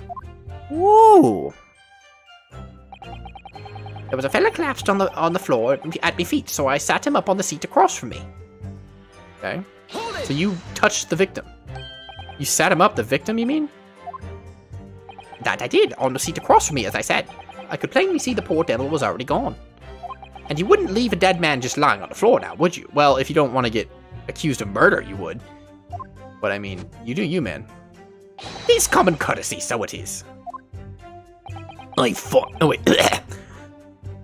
Colonel, I find that a little hard to believe. Ah, Lord Van Zykes, now why would that be? You wake to find a man lying dead at your feet in a carriage. Any normal person would hail the cabin. Any upstanding member of London society, that is. Well now, as you know, I'm in something of a special line of business. The business of lending money at exorbitant rates of interest. That's right. Unfortunately, my lord, not everyone is thankful for the help I offer them, and some would even see me dead. So I do try, where all possible, to avoid getting myself in a tangle with trouble. I don't trust McGilded. Well, he's my defendant, so I kind of have to trust him. Are you suggesting that you were going to leave the man there? Evan's alive, no. I was always intended to report it, so I was. Only, I had a mind to find out the whys and wherefores first. Whys and wherefores? Okay, one other thing I didn't do, is that at the beginning of the trial, we went up to, like, the Chief Justice of the entire courtroom of Britain, and we're like, hey, we're not Kazuma. Can we take his place? And he's like, no. And we're like, why not? He's like, you're not a lawyer. And we're like, yeah, we are. He's like, oh yeah? And he's like, we're like, yep. And he's like, okay. There's a trial that starts in 20 minutes. Get a not guilty, and I'll accept that you're a lawyer. And so we have to defend this guy. Because if we want to be accepted as a lawyer in London, this is our test.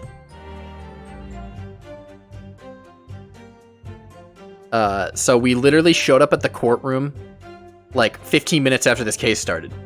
And it was like, okay, we're going to court, shit. Right, you are. There were some details I wanted to get to understand before anyone else got to meddling. That wee scream I heard, for example. Wouldn't your good self do just the same? And the reason they gave me this guy as a test is because he literally couldn't find a single person in Britain to defend him. So the guy said, hey, if you want to defend this guy and you get a not guilty, yeah, you're a lawyer.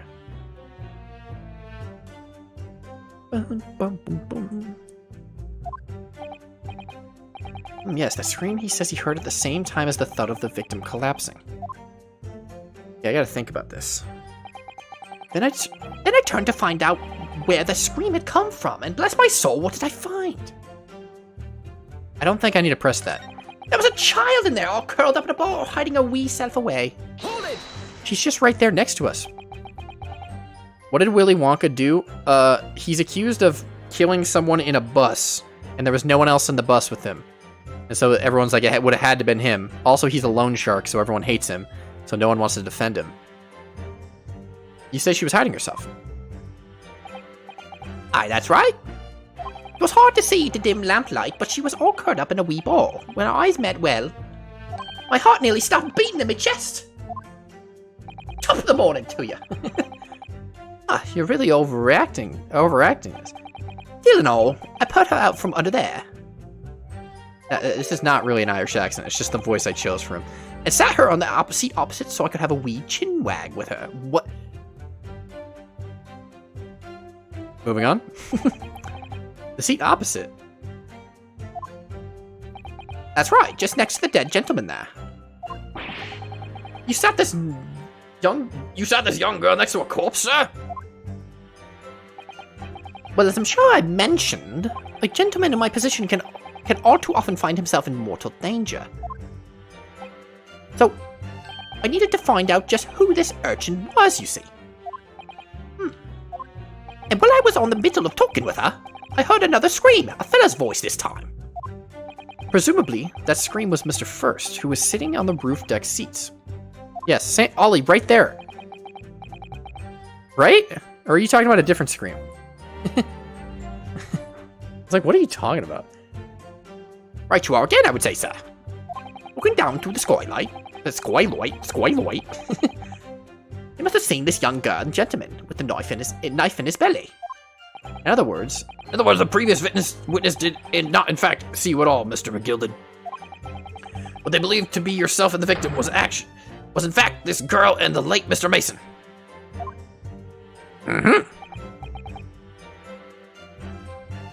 Do you ever lose a case because you're supposed to in an Ace Attorney game? What do you mean? You always win. In one way or another. In one way or another, the outcome is always favorable. Let's just say that. Now, every trial doesn't end in always just, hey, we solved the case and we're gonna go have McDonald's together. And it's a celebration, but you know. The ending is almost... Actually, there's one case. 2 cases? I think there's at least one case that does not end favorably that I can think of. Yeah, you come back to cases, that's right. Or cases cross over. Like, here's the thing. You know how in case 1, Giselle Britt, we never figured out her motive for killing Dr. Watson? I guarantee that's going to come up in case 4 or 5. I guarantee it. Because she's going to be back. Or at least the mention of her is going to be back. Aye, my lord. I was, as I think everyone understands now, sat at the back of the carriage out of sight. There are more than one case that you get guilty?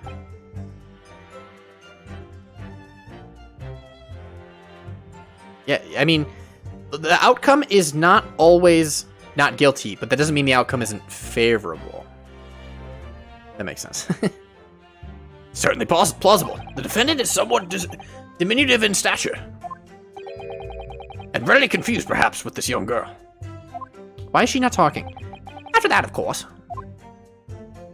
With the scream from the gentleman over us, the driver realized something was wrong and pulled up the horses. Okay.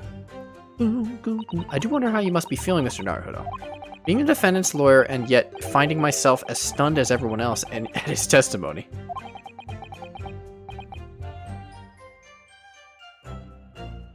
Let's just say it's trying. We certainly had precious little time to talk to Mr. McGilded before the trial. You are correct, Doc, but I recommend not going into any further detail on that, because it's spoilies. But yes. They don't... But the outcome is still favorable, if that makes sense.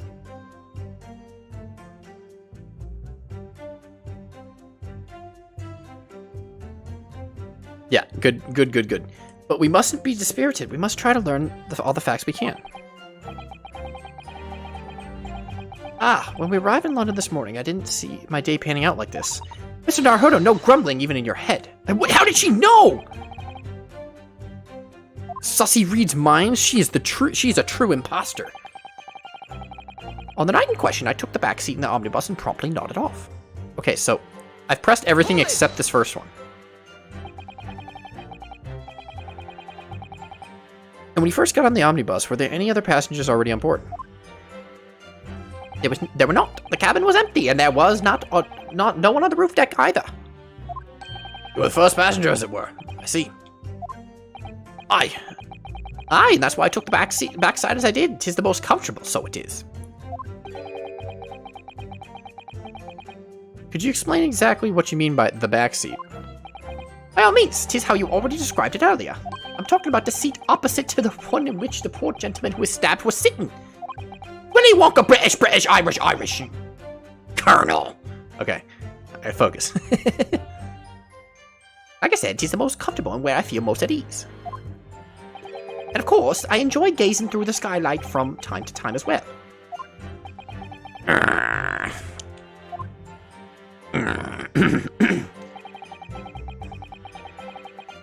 A loud thud and a wee scream woke me up with a fair start. Hold it! Have I pressed this? A loud thud, you say? I have. Someone fell to the ground. Or maybe they were on the roof? I'd have to think about this. Oh! They hid in the cabinet. They hid in the cabinet. That was the thud. Okay. So, I'm gonna skip ahead. Okay. Have I pressed everything? I think I have. I think I have. There was a child in there. Wait.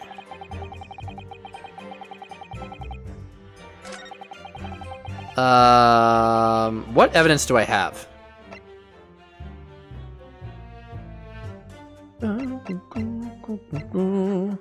Okay, we have the omnibus and this picture.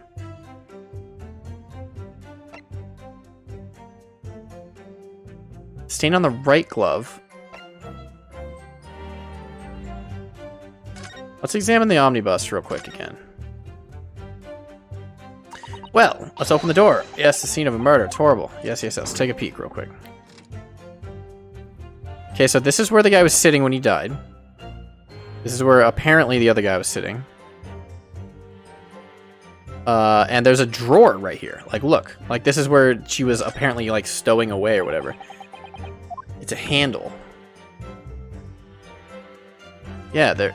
Can I take a peek? The storage compartment, but there's nothing in here. It's totally empty. Wait, they changed it. There used to be stuff in here. Something doesn't seem right here, but I can't put my finger on what it is. There's someone in there. Where'd the stuff go? I ate it. No, guys, you want to see something cool? Look at this. I solved the case. Look, guys. I know who the culprit is. If we go to the back of the omnibus...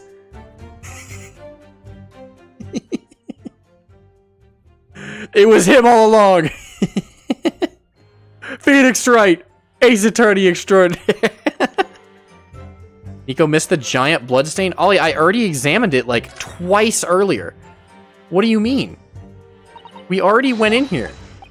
You want me to go back in and do it again? Fine, I'll do it again. We've already done this, mister. That's blood to soak the seeds. Victims, probably, yes, and that's see, blah, blah, blah, blah, blah, blah. See, Ollie? Not this one. It literally had me skip it. Oh. Touche. Alright. That's blood, isn't it? Something wrong. Oh, it's just... Well, this blood stain is so obvious that that's all. Don't mock me. I didn't see it. And yet Van Zykes made no mention of it. I suppose that does seem a little strange. Why do I have such a bad feeling about this? Oh. Why is there a bad feeling about that? Why? Okay, we gotta figure this out. Knife. W. M. Or it's an M, I don't know. An ornate letter M. Undeniably Mr. Magnus McGilded's initial. And it's beautifully gilded too. It must be very valuable, I should think. Ah! What is it? Look at this M. If you turn it upside down, it becomes a W. That's awesome. This could change everything. A W? Yes, this is Wilfred water bottle. You know, turnabout cases, I'm sure of it. I'm afraid I don't know it all, but what I am sure of is that this is an M. Oh, well, that idea was quickly quashed. It's an E. I thought it said... okay, clearly I've solved this case, guys. They had the knife set to M for Mermaid Man when they needed to set it to W for Wombo. I mean, come on. It should be pretty obvious. M. Set it to Wombo. Oh, hang on. There we go. I set it to Wombo. Okay, and the bank loan, Bruce Fairplay, was one of the witnesses. Okay. Set to M for murder. When it needed to be set for W for, Walter from Breaking Bad. There's a child in there all curled up while I was seeing... Okay, let's press this again. I wasn't... Say she was hiding herself. Did I not press this? No, I did.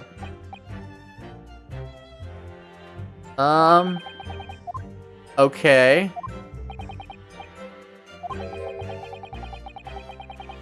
A wee chinwag.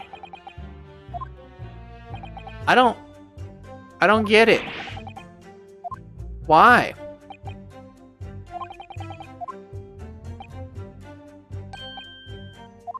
Okay.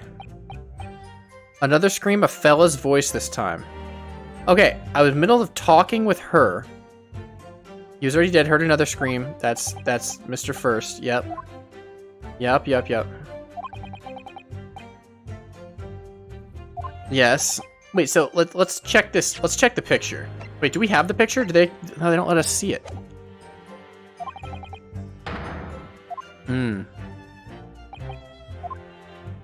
I would reread all these guys' lines, but his voice is kind of hard to do, so I don't want to do it.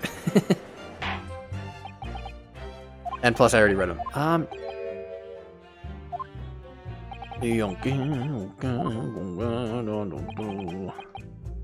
It's clearly not something I can get a press out of. W's for Wombo. That's what I'm saying, Viri. Exactly. Okay. I took the back seat in the omnibus. Okay, if you know this, don't spoil it, but let's think through this, okay? I took the back seat in the omnibus and promptly nodded off. Okay, that stands good. Then Baraga, a loud thud and a wee scream woke me up with a fair start. You were sitting across from the victim at the time. So the girl would have been under you if she were hiding. And then the victim, I don't know, let's see, what's the next statement? On the floor at me feet. Okay.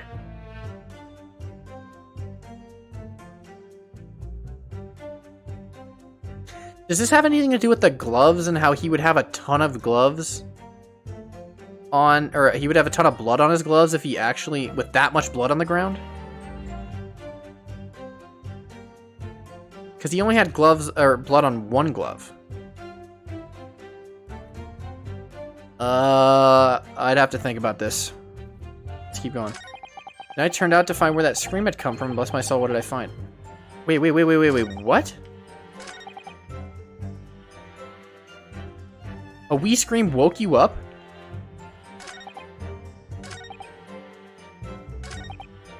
What? So you heard the scream from inside the thing, and that's what alerted you to the guy already dead? What?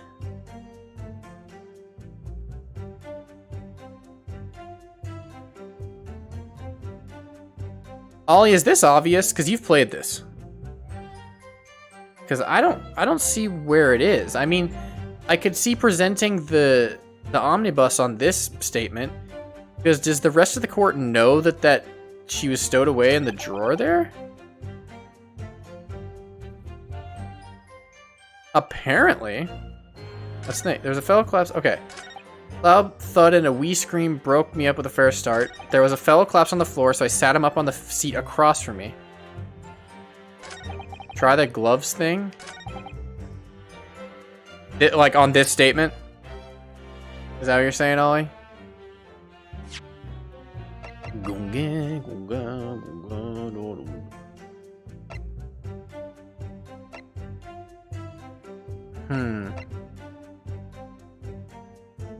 I don't fully understand this, to be honest. Let me read through it one more time. So all 5, let's just read through them. On the night in question, I took the back seat and okay, yep, that's fine. A loud thud and a wee scream woke me up with a fair start. So the girl screamed. The guy collapsed and then the girl screamed. There was a fella collapsed on the floor at my feet, so I sat him up on the seat across from me. Okay, the gloves could be here. And I turned out to find where the scream had come from, and bless my soul, what did I find? Okay, that makes sense if she was hiding under there. There was a child in there, all curled up in a ball, hiding her wee self away.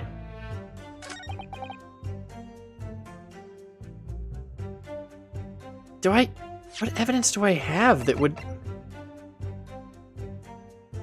I don't have anything.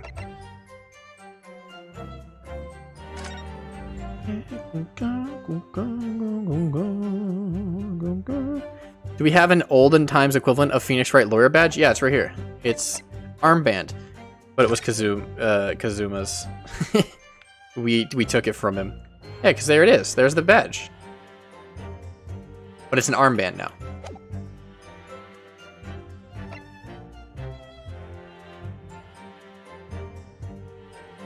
Single stab wound to the abdomen.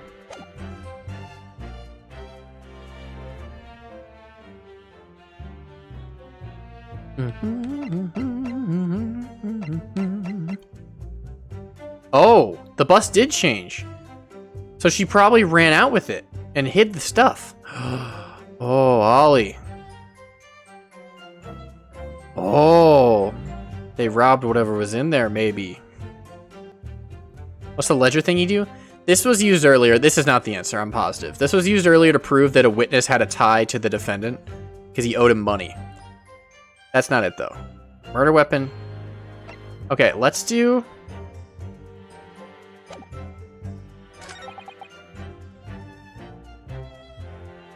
Accepting actual guesses from chat. Well, if you know the answer, I don't know. All he says, he thinks I'm right. So it's not really a... I don't know, I'll just guess. I'll just guess. I'll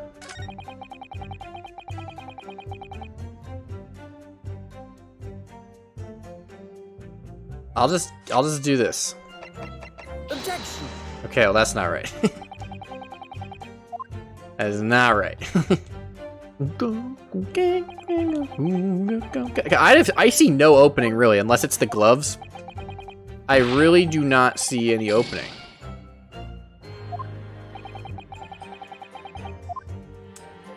I don't know. Let's see. No. I went too far. Okay. Right here.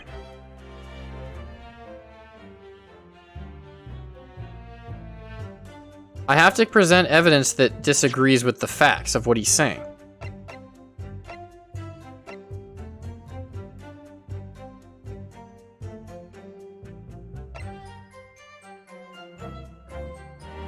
This doesn't make sense, though.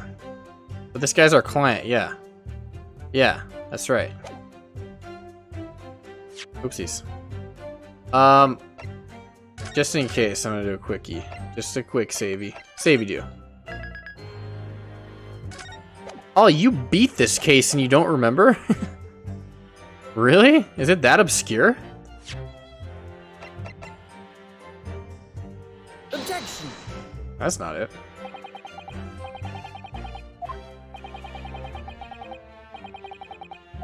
I don't get it. Huh.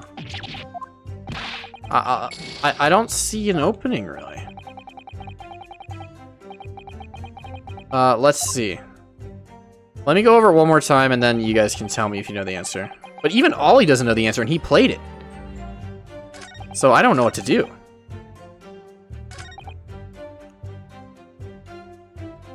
The omnibus is the evidence. There was this fellow collapsed on the floor at my feet, so I sat him up on the seat across from me.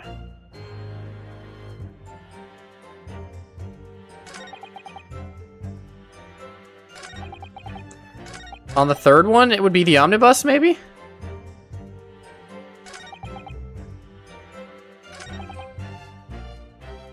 Pfft, I have no idea.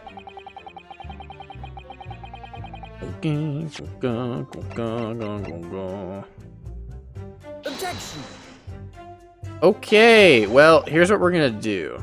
Oh, no.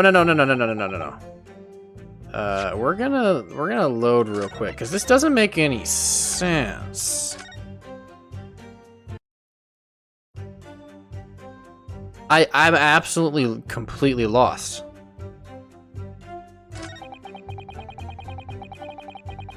What did I find? There's a child in there all curled up in a ball, hiding her wee self away.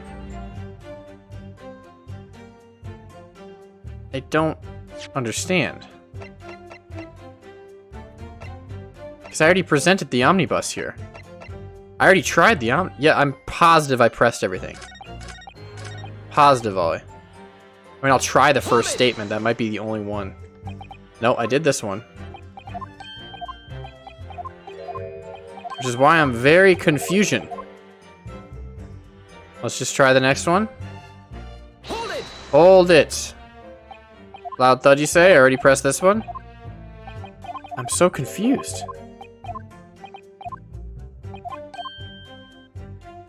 What does the autopsy say? He was stabbed 1 time. That's what it says. Fell on the floor at my feet. I'm just gonna make sure. I don't understand, though. Yeah, I have no idea. I'm just skipping past all the dialogue because we already read it. The scream says he heard the same time. Wait.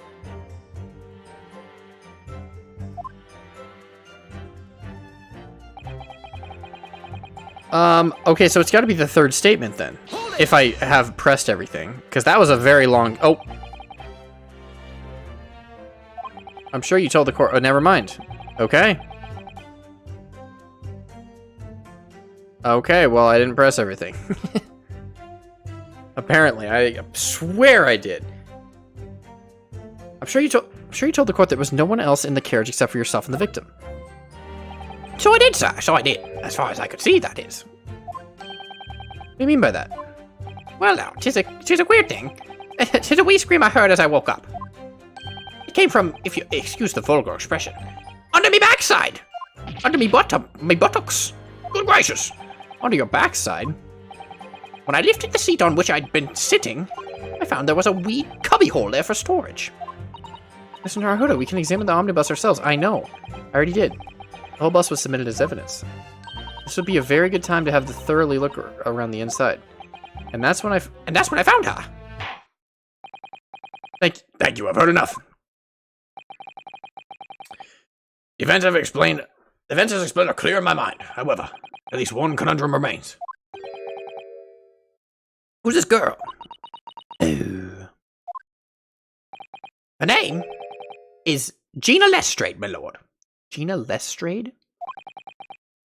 She's a chancer, earns her crust among large crowds, relieving people of their purses. It's commonly called a pickpocket. What? Pickpocket? This girl here, a petty thief? Yeah. Order! Order! Is this true, Miss Lestrade? Wait, okay, is Gina Lestrade a pun? First of all, don't tell me what it is. Is it a pun? And second of all, if it's a pun, how obvious is it? Okay, good. Because I was like, I don't get it. Miss Lestrade, you will answer the question. Gun. Dead. Stream's over. Sorry, guys. I gotta go. I'll see you guys tomorrow. That was a really fun stream, though. I really appreciate you guys being here. Super fun time. Judge is dead. See y'all tomorrow.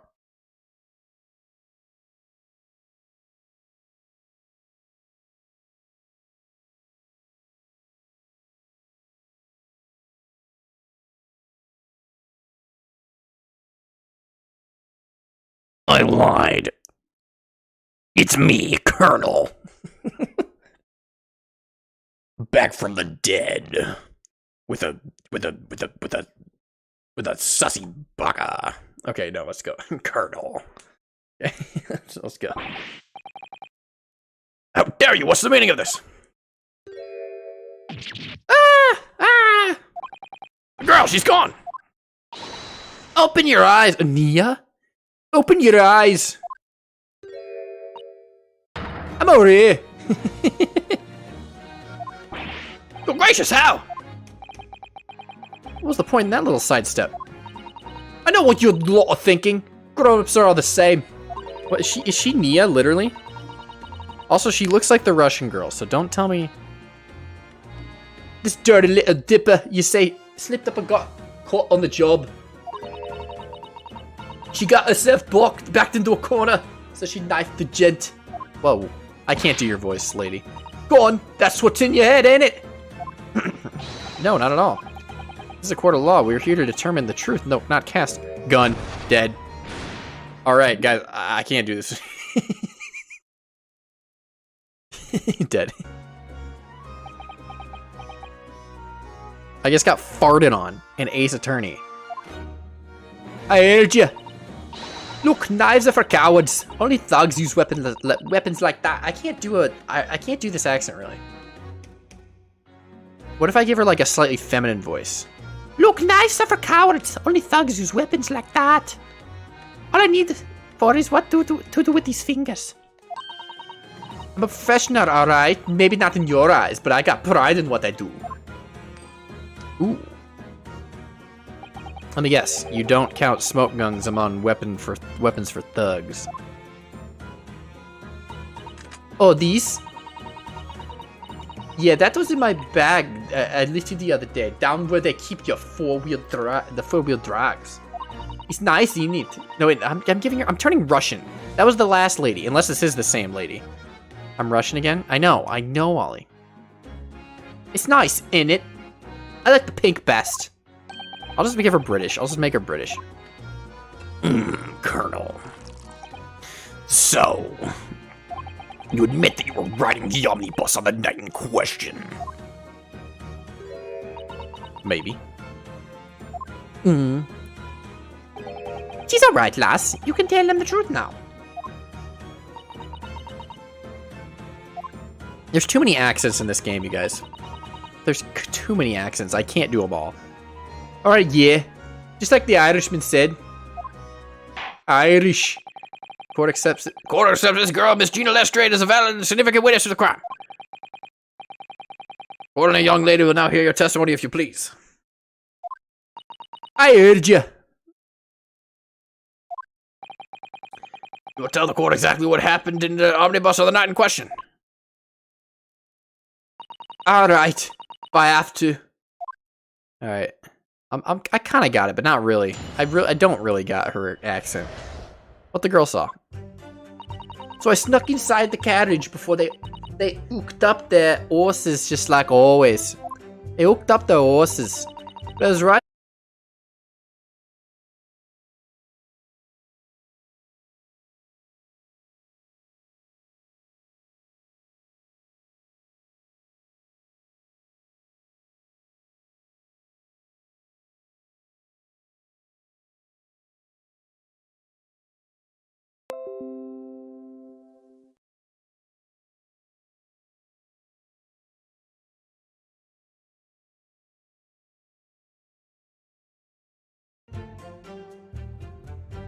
Back. Uncle Gary. Okay, we're back. I don't know why it keeps. I think it's not my internet. I think it's actually Twitch's servers doing that. Then after a while, I hear this loud bang. Nearly jumped out my skin. I did, and the scream just came out. I think I'll give her more of a British accent than anything, because I don't know how else to do her. It's because of that a swell found me. It did help me get away, mind. Oliver Twist.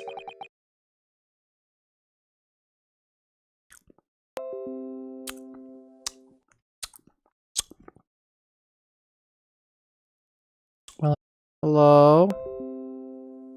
Guys, can you hear me? It keeps disconnecting and reconnecting, and I don't know why. Hey!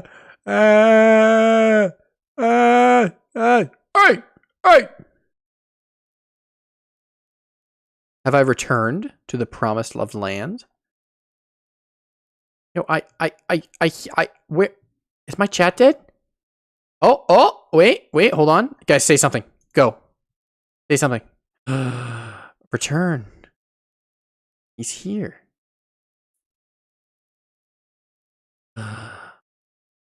Did you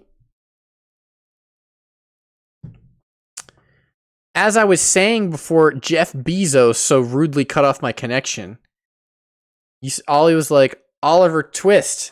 And I said, Oliver Twist these nuts.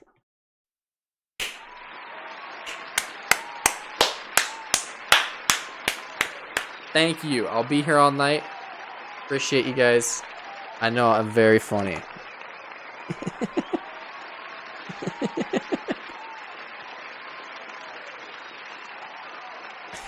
Twist these nuts upon thine face. Yes, he let you go. Alright, I fail to understand why you would let this street urchin go, Mr. McGilden. Oh, 'tis simplicity itself, my lord. You see, she couldn't possibly have killed the other passenger. I knew that for a fact. How? As I'm sure I said before, sir. Phoenix Wright did it. I was sitting right on top of the place where she was hiding herself. Oh. I think a demonstration is called for. Well, you were sleeping. How do you know that? This is where I sat that night. And the cubbyhole of which you have spoken is underneath this seat, I presume. The cubbyhole of which you've spoken is underneath the seat, I presume. Hole. Yes, it does appear just large enough to accommodate someone of the girl's stature. Aye, but of course, the wee lass was stuck in there. Okay, his accent's changing. Because I parked myself on the seat for the duration. Ah! You see, that's why I let the last bolt. I knew that if the police found her there, they'd automatically assume she'd done it. But I couldn't live with myself if a young life was ruined when all the time when I knew she was innocent. Even though you must have realized your action would result in your own innocence being called into question. No. No? Not at all, my lord, not at all. Huh? I knew it in my own heart that I was innocent. Gaster just pooted on her. Just ripped a 5-second fat one on her. A real, oh my gosh, just a...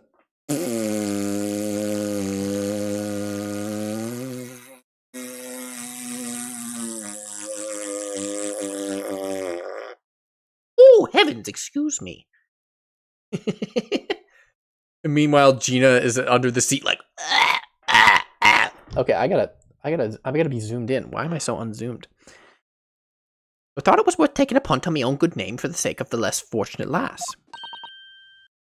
Pray, forgive me for pooting on the witness, if you don't mind. Judge, please pardon my behavior. What's her voice? My goodness. That's her voice. What a perfect gentleman. My lord! My lord! This is a fine example of a man cannot possibly get guilty of a heinous crime like this. Heinous? I'm ashamed of myself for ever doubting you, sir. Hey. So who's holding out? It's just the typewriter lady. With calm, calculated reasoning, one arrives clearly at the truth every time. Hey. Gaming? Saints alive! All 6 members of the jury consensual in their leaning a verdict of not guilty? Eh? Mr. Naruto, this is...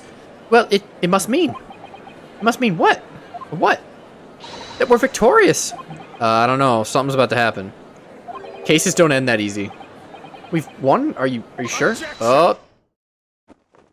Whoa! Yeah, I'll do you one better.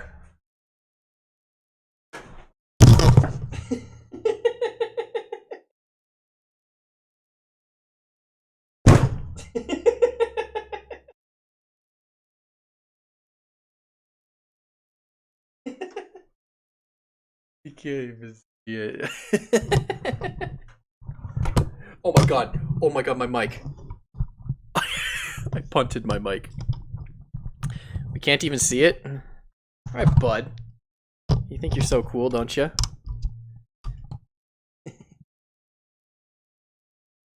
Hey, you can't. Okay. Here, ready? Ready?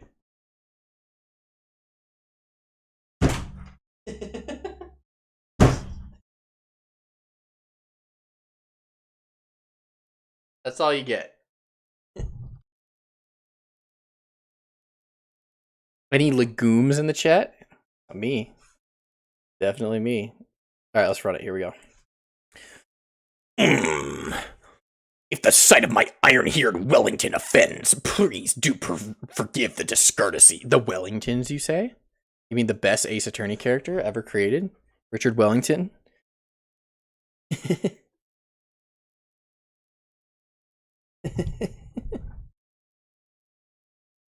If this... Ow! Oh, he's mad. Leg.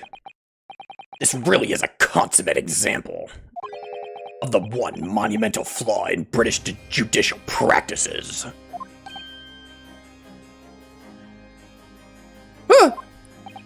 Where evidence and reasoning should be paramount, emotion rules the day.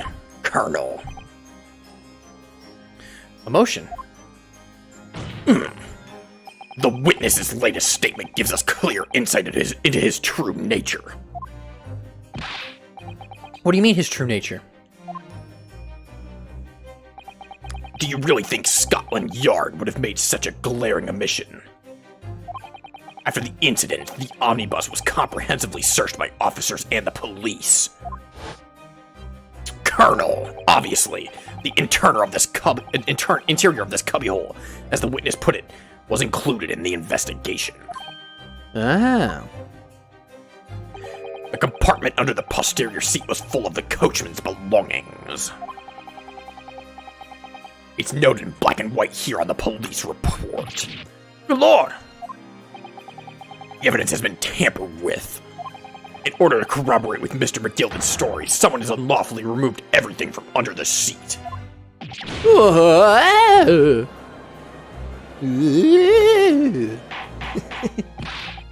Ruh-roh, Raggy. Order, order! How could such a devious contrivance possibly have been effected, Counsel? Naturally, we must acknowledge the deficiencies in the constabulary. What? That's not a word. Constabulary in allowing this to have happened. Oh my god, to do this voice, I need so much water. Okay. However, I assure you, when the omnibus was wheeled into the courtroom this morning, I saw it too. I literally saw it.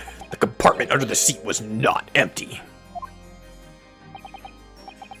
Well, my Nipponese friend. Me? When the carriage was submitted as evidence, doubtless you examined it in fine detail, as would any self-respecting practitioner of law. I did do that, actually. So, you're right. Pray, what did you find the condition of the underseat compartment to be?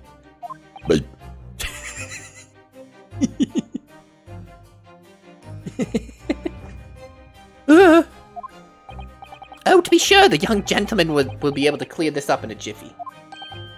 Sorry? Are you evil, Mr. McGilden? Go ahead and tell the court now, fella.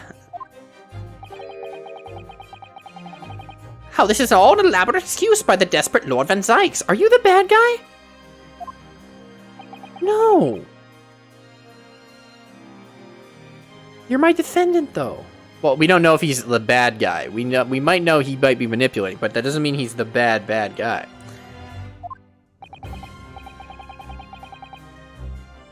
Well, counsel, you have something to say on this matter? No, you're wrong. How am I supposed to answer? You answer the truth, because what matters is the truth. Oopsies.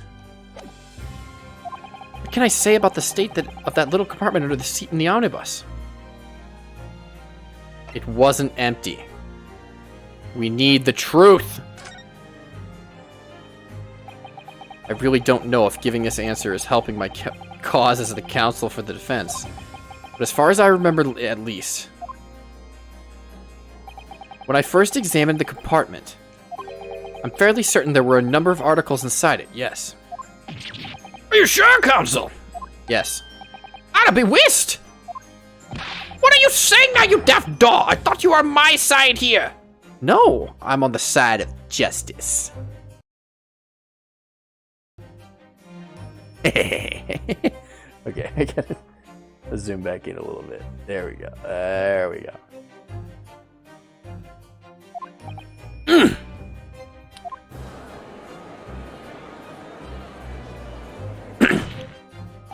What game are you playing?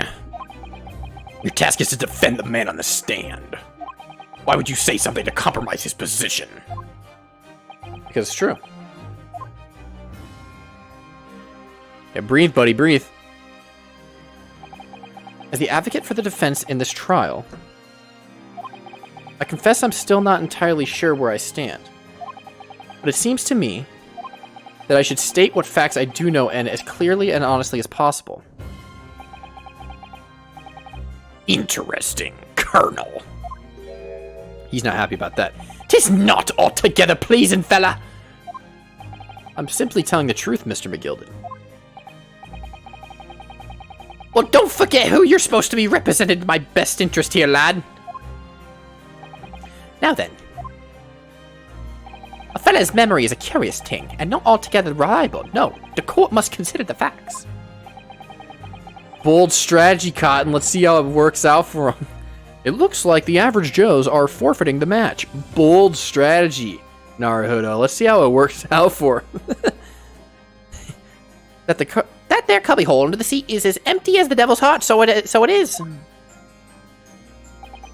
You think perhaps it would be in your best interest to now admit that you might have been mistaken? No. Why? Why do I feel like something's not right here? I should like the jury to weigh in on this matter, I think. That compartment is designed to house equipment used to maintain the smooth running of the carriage. The Guild's rules state that omnibuses should be properly and fully equipped at all times, so it certainly wouldn't have been empty on the night in question. Beppo isn't that irresponsible. Yeah, Beppo. That monkey-lending fleecer is the pick purse, and the pick purse are lying. Ooh. He switched! Uh-oh. Uh-oh. Ah! Oh. I can't believe I was nearly taken in. The sinking rich are always stinkers. Nothing but cowards, a lot of them. What? Oh, no. It's a trick, and of course it's a trick. Uh-oh. This is not going good. Everyone's gonna change, aren't they? Quite so. I must concur here.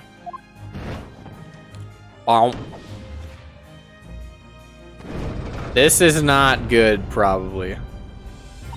With calm, calculated reasoning, one arrives clearly at the truth every single time.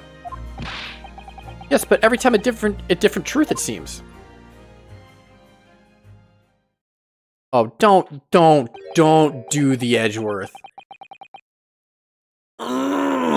Me. La la la la la. Colonel, my lord, I humbly exhibit the scales of justice. Clearly, a verdict of not guilty at this time would be wholly inappropriate. Thank you, counsel. Before we proceed any further, there's the matter of the outstanding cross-examination. Counsel for the defense, beginning your questioning of the witness, please. Yes, my lord. What just happened? The whole balance of the trial just shifted, almost beyond recognition. But we're getting to the truth. The Reaper of the Bailey is at work, it would seem.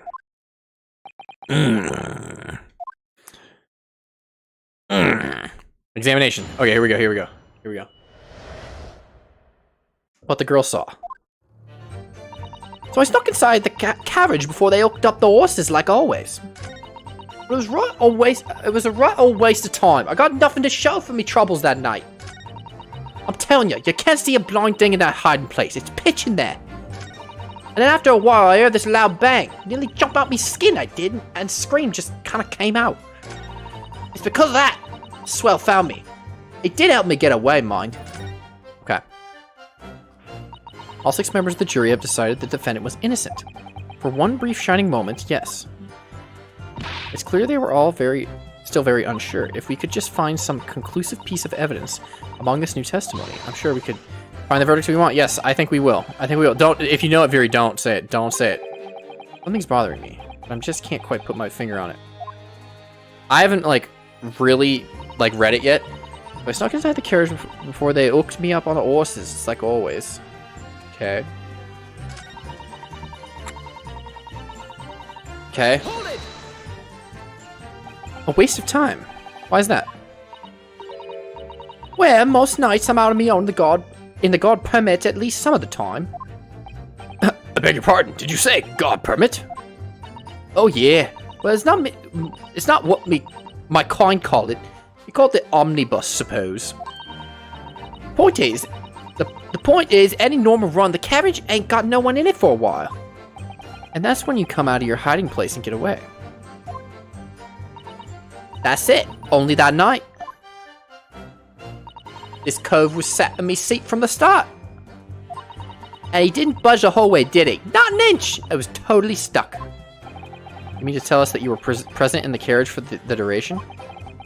You were under the seat the entire time with events unfolding in the enclosed cabin? Yeah. Right, mister. To be sure. I was shocked as anyone.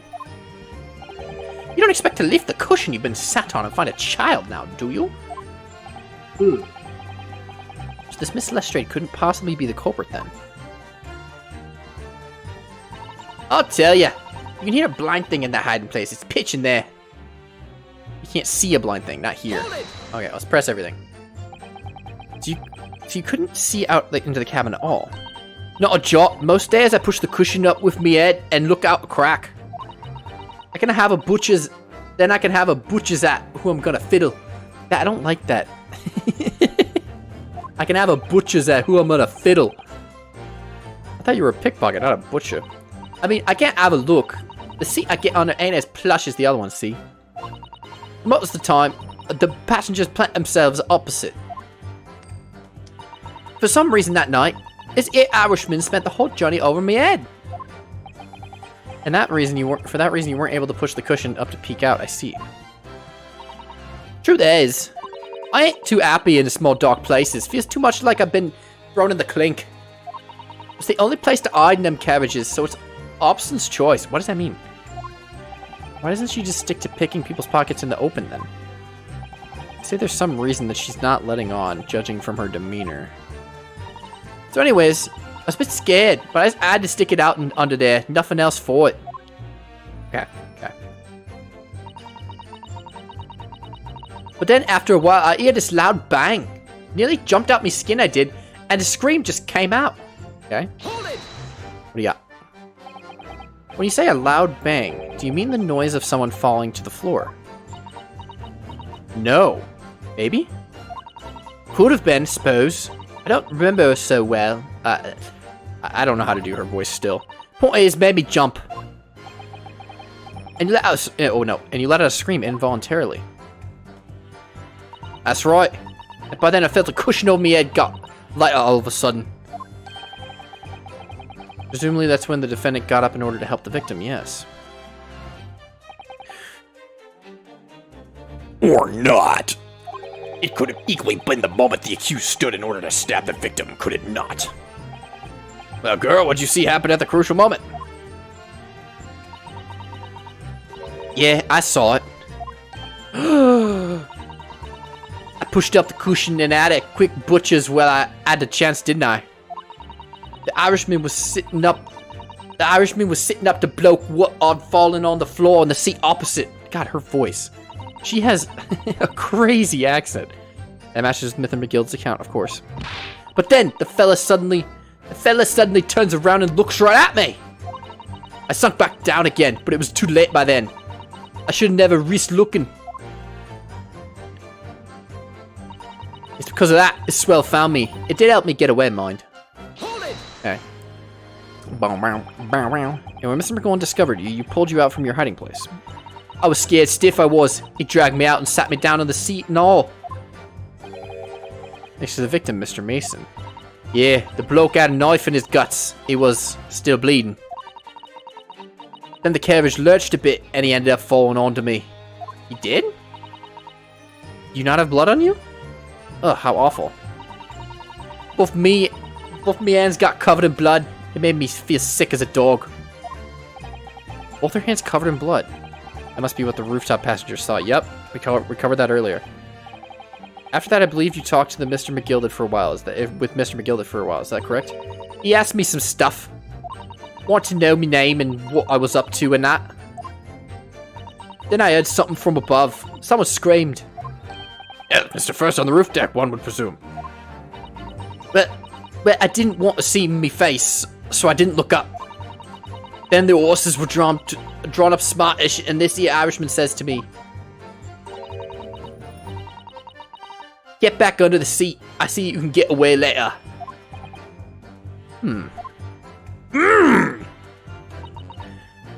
Okay, so I didn't press the first statement, technically. So I'm going to press the first statement, and then if I don't get anything, I'm going to start looking for what to present. Hold it! So, we're already on the Omnibus before it was even off on its run. Well, yeah, I mean, what's the point of spending Joey to make a few bob, eh? It's a rum idea, innit? God. She is speaking Minecraft enchantment table right now. She is straight up not speaking English. I suppose she means there's no point in spending money to make money. It actually makes sense. Okay, yeah. Counsel, may I remind you this girl is a petty thief, kindly refrain from entertaining her tenants. Well, that does clear up the little mystery of the fares and all. 4 paying passengers and 5 pence apiece, making it 20, which the cabin testified. And 1 little scapegrace ride for free. The red conk of a driver always got me some grub before his last run, see? That's when I slip in the carriage and get myself in under the seat nice and easy, right? But your hiding place is a storage compartment. Full of equipment for the coach, no.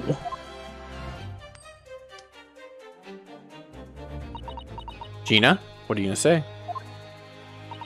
Yeah, there's brushes and buckets and whatnot in there, sure. I always chuck all out and cram in a corner somewhere. No one ever seems to bother much. And yet, according to the report filed by the police officer who first arrived on the scene, the compartment was full of such paraphernalia.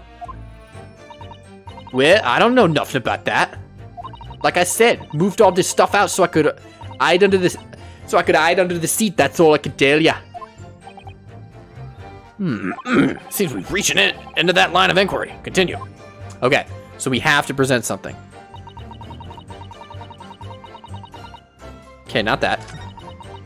I can't see a blind thing in that hiding place. It's pitch black in there. Okay. And after a while, I hear this loud bang. Nearly jumped to me skin, I did, and the scream just came out. It's because of that this swell found me. He did help me get away, mind. Okay. Okay. What do we have? Because I didn't see an option to pursue him anywhere. Which is interesting.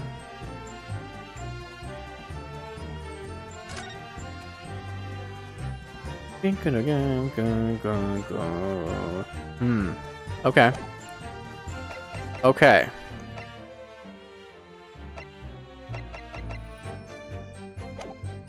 Okay, don't tell me what it is, but do any of you guys see the answer?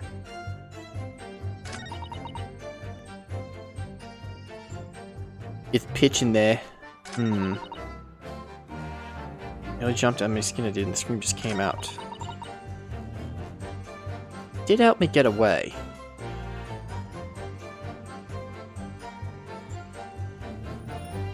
I'm gonna press this. No.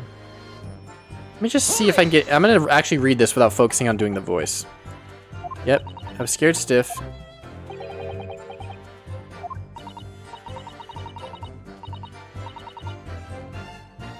Excuse me. Oh, no, I didn't mean to do that. I did not mean to do that. What would that be, fella? You have something to say about that last statement. No, not really. I'm altogether happy with what's been said. Kind of ye to ask, but still and all. Coin. Here, have yourself a tip. Thank you. Appreciate that. You are welcome. Interesting. All 6 members of the jury have decided that the defendant was innocent. For one brief moment, okay. This game is very obscure with its what it wants you to do. So we snuck at the carriage before they hooked up the horses like always. So, well, yeah. I mean, what's the point of spending a Joey to make a few bob, eh? That's a rum idea, innit? God, stop. I hate that. Okay. That does clear up the little mystery of the fairs, no? Okay, yep. And what escape grace? Okay, yep. You say anything different? British. She's not speaking English. Oh. Something different? I think it's something different. Oh. Yeah, there's brushes. No, this is not different. I already read this. Censored British. Okay. Okay. It's not that, clearly. Oh, I might have skipped over this one. A waste of time. Why is that? No, I didn't skip over this. Let's see.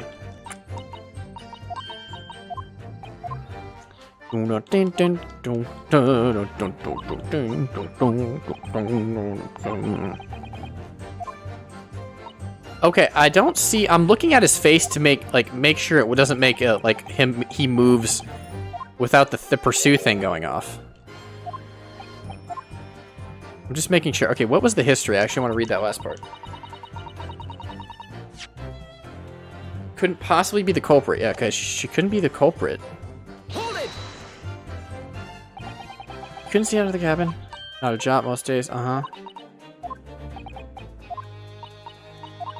Okay, yep. British.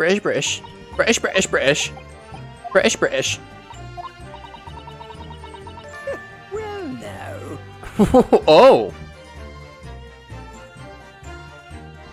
Because you know she's been in jail or something. What? You know she's been in jail before? Okay. What do you have to say about that, bud? I ain't too happy in small dark places. It's too much like being thrown in the clink. What do you got? Excuse me. Sir. Something wrong, Mr. McGilden? No. Oh, I do apologize. Was there something the matter, Counsel? I'm just wondering if Miss Lestray's last comment made something occur to you, perhaps. You seem to be thinking something to yourself. Oh, no, 'twas nothing important. I was feeling bad for the poor lass, is all. I remember feeling desperate myself as a young lad, shut up in the dark. 'Twas terrifying, so it was. I see, yes. I'm sure we can all sympathize. I'm still scared of the dark now. Yeah, aren't we all? There's goblins in the dark. I don't know about yourself, but I find that the darkness seems to make everything you hear so that much louder. Gina. Yeah. I suppose does, maybe. Miss Lestrade, did you hear something that night? Anything? Any unusual noise, perhaps? You did. Maybe. No. Nah, not really. All I could hear was the Irishman snoring. But jeepers, there's no need to tell the whole world of me foibles, you little scamp. What a pity. If only Miss Lestrade had heard something, it might have given us a vital new clue. Yes. What should we make of that last statement of hers? It's profoundly important. Smack. My lord! I believe the statement made by the witness is profoundly important. Profoundly important, but all she said was that she heard nothing. Yes, which is the profoundly important point. I'm almost sure of it. She heard nothing? She didn't hear a thump? No, she did. I'm almost sure I don't understand the inner workings of your Eastern Mind Council, nevertheless. Miss Gina Lestrade, you will supplement your former testimony by repeating that last statement, please. What? Supplement? What are you on about? Don't give me your fancy talk. I know what you're trying to do. It won't work on me. That's right, insult the judge. Always a good move. I was straining my ears to work out what was going on, but all I could hear was snoring. Okay. Well, let's press it, first of all. So you were straining to hear what was happening in the entire time, since the moment you hid yourself. Not exactly, no. Sorry? Well, there was no one in the cabin to start with. I could just push the cushion up and have a butcher's to see what was what. Have a butcher's? But then, when I saw a swell getting on, I got my head down so he didn't notice me. And Mr. McGill had sat on the seat under which you were hiding, correct? Yeah! Was you Adam and Eve, eh? What a mug. So then all I could do was listen. I was waiting to jump out of there as soon as I heard him leave, see? But would it not likely? Even though we stopped here and there, I never heard the door open. So I had to stay put and listen to I'm driving his pigs to market, snoring like an old dog he was. Are there any more conclusions we can draw from that? I don't know. Doesn't add up. Miss Lestrade, what have you just told the court? The door didn't open. Yeah. I was literally just gonna say that. Ah! Wait. Hang on. Oh no, are you sure, man? Absolutely. It seems my learned Nipponese friend is not as dull-witted as I feared. So Van Zykes realized it too.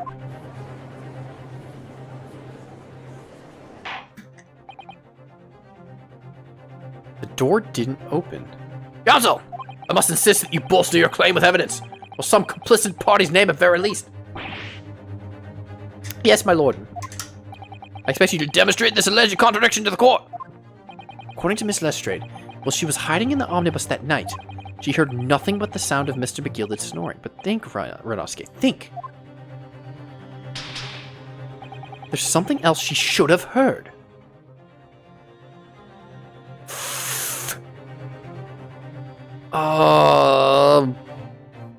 Let me look.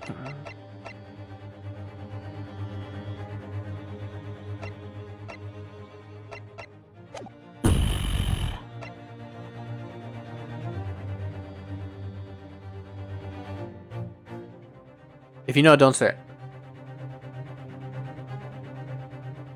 If it's a person, it's obviously the victim.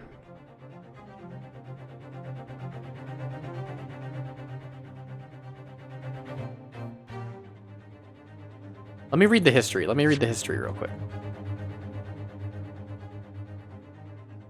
Doesn't add up. Miss Lestrade, what you just told the court. Yeah. What did she say? But would he not likely? Even though we stopped here and there, I never heard the door open.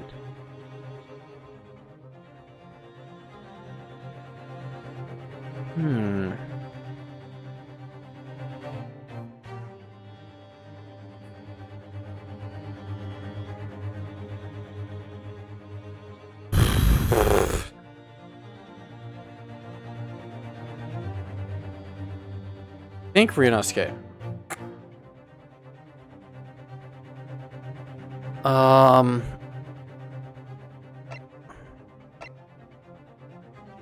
Would it be the victim? I mean, he got stabbed in the stomach. He'd make a noise.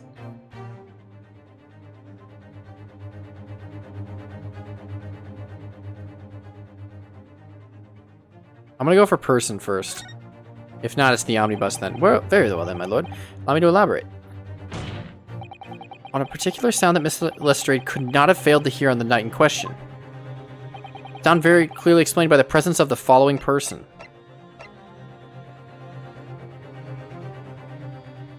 Wait.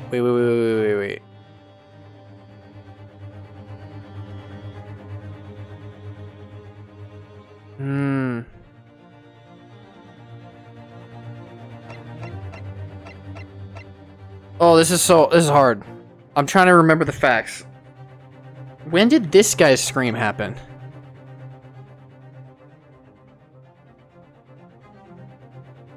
Later.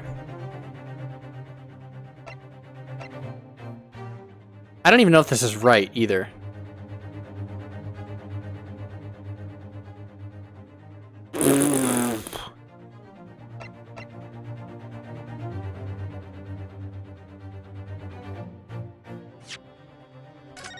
Just gonna do a quick one of these just in case. They all have hats. This is true. They do all have hats. Let me read the history again. Let me read the history.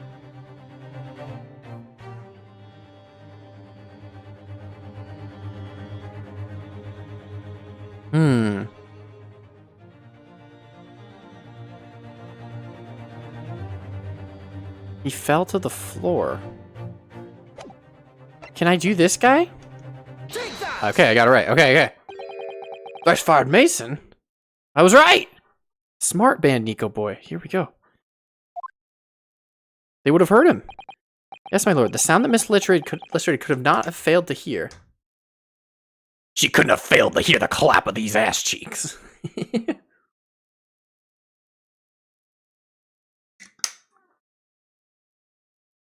That scream happened after she already peeked out, Ollie. Oh! Is that the victim, Mr. Mason, boarding the omnibus? Yeah. He had to have boarded the omnibus. Order! Explain your reasoning, counsel. Miss Lestrade, allow me to confirm something. You claimed earlier that you were the first person on board the omnibus. Is that correct? Yeah, this should have been more obvious than I was making it. Yeah, of course I was. I got on while the driver was in the pub, didn't I? And the next person aboard the omnibus was Mr. McGilded. That it was. Now, I saw in the cabin before I climbed aboard. At least not in plain sight. You were, all intents and purposes, alone in the enclosed cabin of the omnibus at that time. Did I not just say as much? I wasn't traveling with anyone else, if that's what you mean. You didn't ruin it, you enhanced it, Bao. Yeah, I saw him get on, remember? Through the crack under the seat cushion. I was in an 8-person omnibus. There's room for 4 people in the bottom area, and there's 4 seats on the top.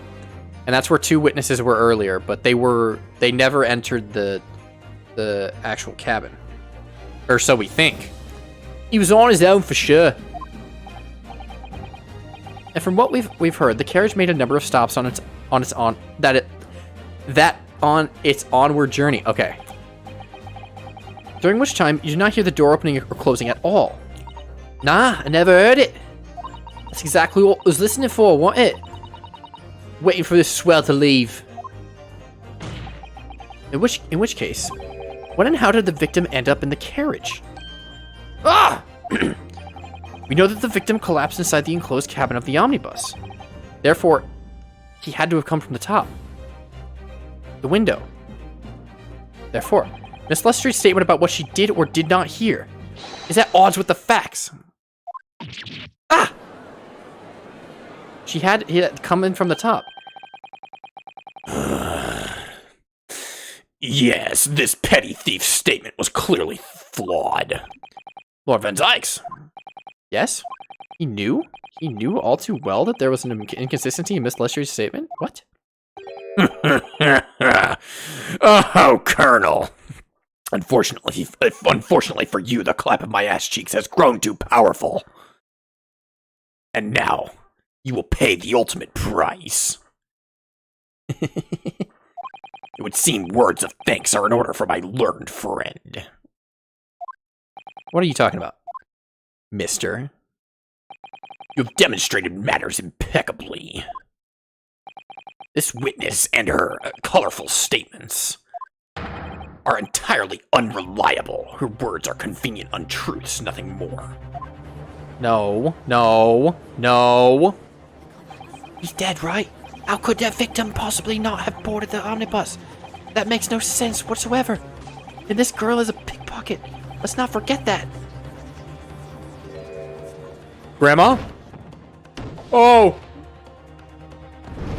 Oh, Grandma's not happy.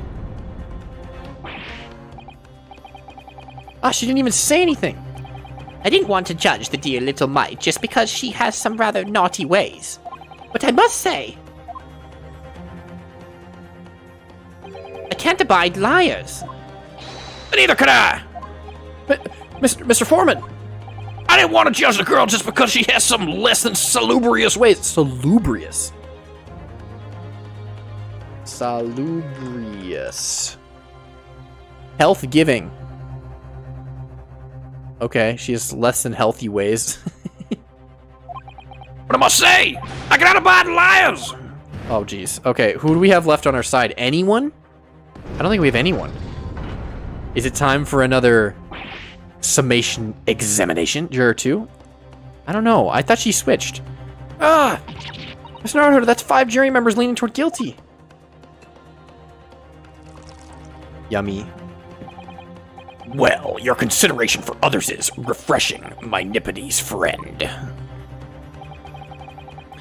To the considerable troubles you have spared me. And my ass cheeks. Yes, very refreshing.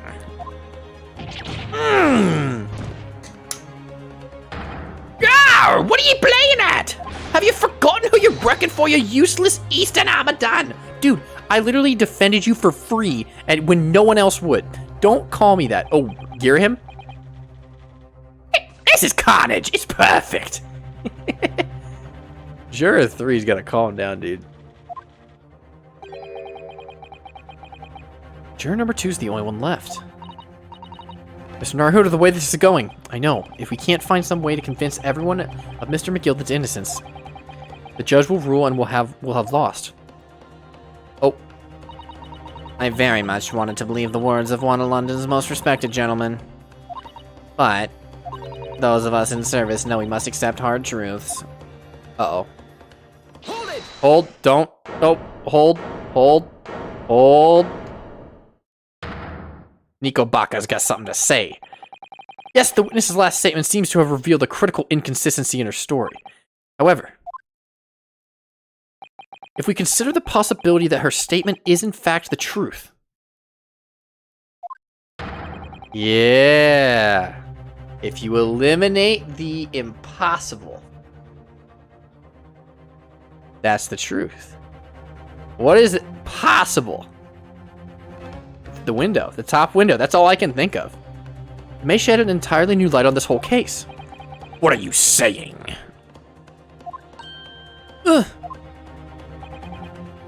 Counsel! I'm sorry, sir. What do you mean? Counsel, I will not tolerate your attempt to prorogue my adjudication. Explain yourself at once. When the accused boarded the omnibus that night in question, the victim was nowhere to be seen. Subsequently, the carriage door was not heard opening a single time, as testified by the witness on the stand. And yet this victim's body was found inside the carriage. If this petty thief's words are to be believed, how do you explain the victim's miraculous appearance inside the cabin of the omnibus? Top window. Somehow. There's no other way. I don't see how he could have gotten in there besides the top window. And one of the 2 dudes up there, because there were 2 dudes up there. There's only one way to explain the victim came to be inside the carriage. Okay. It's not the first one. It's not the first one. It could be... I don't know. No. There's another entrance. I'm gonna go with there's another entrance.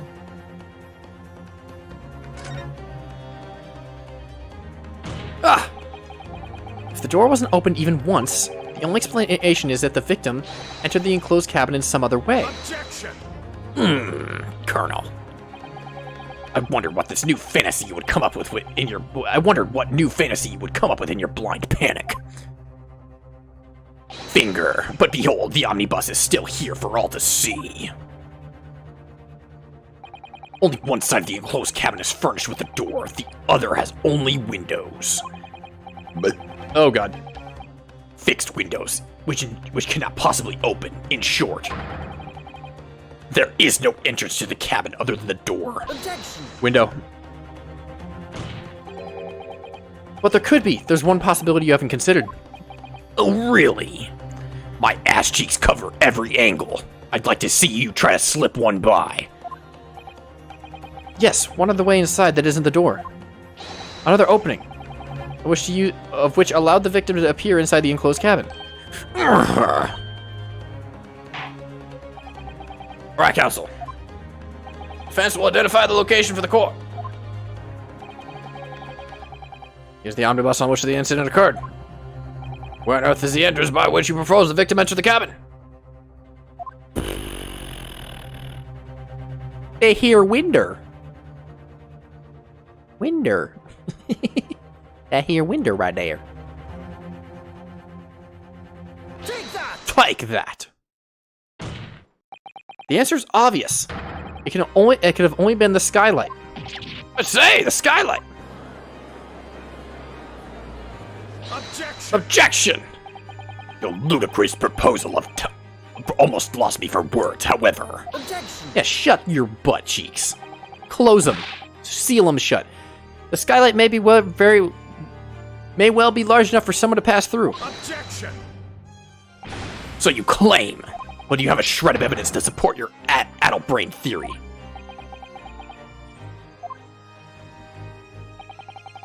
Both Mr. McGilden and Miss Lestrade said the same thing in their testimonies. They each claimed to have heard a loud thud, such as the noise made by someone falling to the floor. Yes, which has already been explained. As the sound of the victim falling from a seat having been assaulted with the dagger. Yes, it has, but would a man slipping from a seat onto the floor really have made such a loud noise as the witnesses describe? A noise loud enough to cause Miss Lestrade to let out an involuntary cry, in fact? Good gracious! Perhaps, in fact. That was the moment the victim made his entrance into the cabin. No, let me rephrase that. The victim didn't enter the cabin as such. He fell into it. Objection! You're now suggesting that the victim fell from the skylight into the cabin. That's simply impossible. How can you be so sure? Because if the victim had fallen inside through that skylight, as you say, the passengers on the roof deck would have seen it happen. Unless they were the murderers. Hey! And yet, not one person made mention of such events in their testimony. Well, yes, that's true, but... Hold it. Oh. Hey, bud. Willy Wonka. Like the humble fella, make a wee comment, dear. Mr. Gilded, what's up? To be sure now, the two fellas who were sat on the roof that testified afore said nothing of the victim falling through the skylight. But it seems to me, my lord, that 'tis not so much a case of them not saying... Oh, wait. Seems to me, my lord, there's not a case of them not saying, but...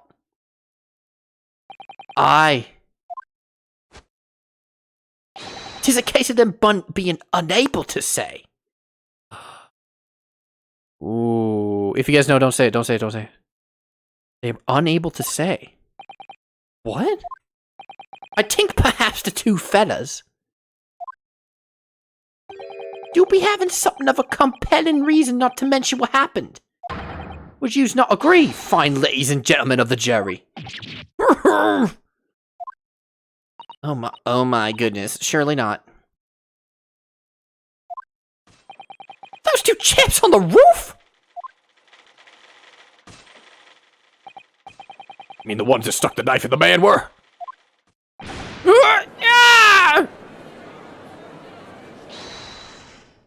No, not yet. Oh, whoa.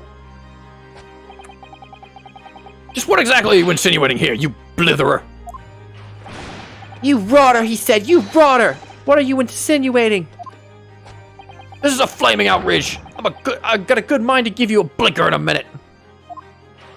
He'll give you a shiner in a minute, he said. And so will I. Mr. Fairplay. You're effectively accusing me, a city gentleman and well-respected banker. And me, a very angry hatter. Suggesting that someone like me could have stabbed that man in the guts. It's a disgrace. It's scandalous.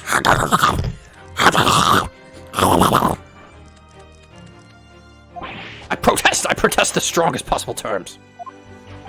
That's right, I protest too about you, you rotten scoundrel. Hey, give him a laugh. Give him a laugh. Boom, boom, boom, boom. That's a good animation. Order, order, order! This is not the time, witness. I will not permit this wanton invasion of the stand. Return to the anteroom at once. Well, this is beyond my reason, my lord. Oh, it's outrageous. It's very hurtful, you know. My lord, if I may comment. Go ahead, Lord Van Dykes. It was the defense that incited this outburst from the witnesses. My learned friend has seemed to abandon all protocol and accuse the witnesses without proof. Accuse? I never intended to. It seems, young Nipponese, that your command of the English tongue is wanting. Ah! You propose to this court that the victim fell through the skylight from the roof deck of the omnibus. The hypothesis cannot possibly stand with the rooftop passengers being aware of the events. It's a filler word for Japanese, dude. It's just made up so that he's not literally talking about Japanese people. You have branded these gentlemen liars. You have intimidated their criminal guilt. In our British court of law, it's what is termed a baseless accusation. Ah! I know I was rash to put this idea forward without any actual evidence, but you can't just dismiss it without a second thought. What are we wasting time for? Get into that. Testify! I thought there was something fishy about that hat from the moment I laid eyes on this fella. We have to see this matter through right now, one way or another. There's filth and rubbish in our midst. We must dispose of it at once. Bye. Testify. What's happening, Mr. Naruto? The spectators in the public gallery they're in a complete frenzy. Testify. Mr. Fairplay, Mr. First. My lord, you will take the stand and make another formal testimony in reference to the indictment brought to you by the defense. Yes, my lord. I didn't come here for this. Oh, he's laughing. Okay, that's scary. No time to think this through. All I can do is keep pushing forward. I thought he was going to say keep pressing on, which is the name of a pursuit theme. But he didn't do that.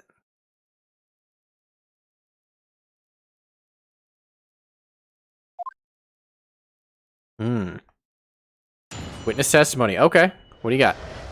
Refuting the accusation. We were the only two people on the roof deck, dead or alive. I can swear to that. If anything happened while we were sitting, I don't think don't you think one or the other of us would have noticed? In any case, neither of us knew the first thing about the victim. We had no reason to kill that man. That's true. What would their motive be? The skylight was shut the entire time, I tell you. We couldn't have possibly opened it. I'm probably not to press that.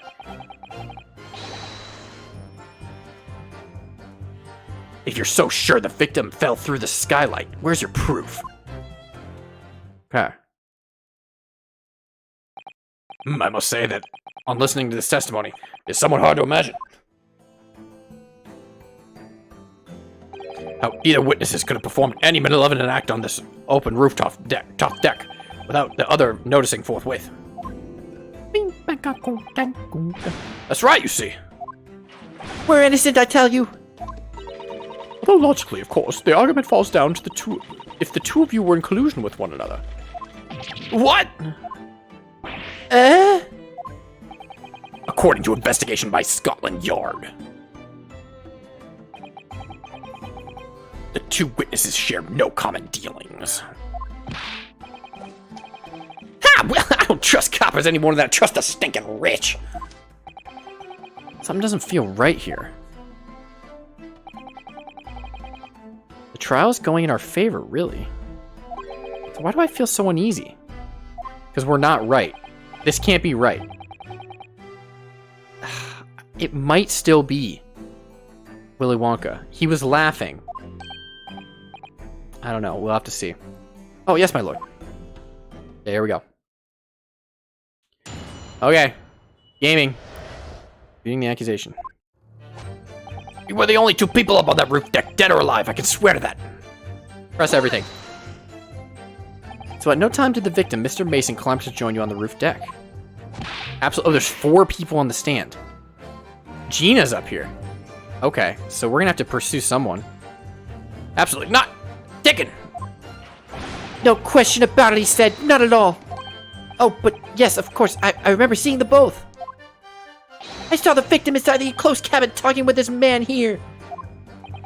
Is this true, Mr. McGilded? Dear me, my lord, at the risk of repeating myself, I boarded the omnibus alone and nodded off inside almost immediately.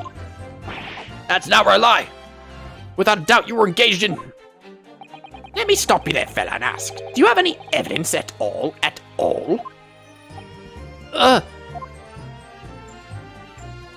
Tis all about evidence in the course these days, so it is. You better well to remember that. Rawr! I saw you with my own... No. Wait, I saw you with my own eyes. this is going so well.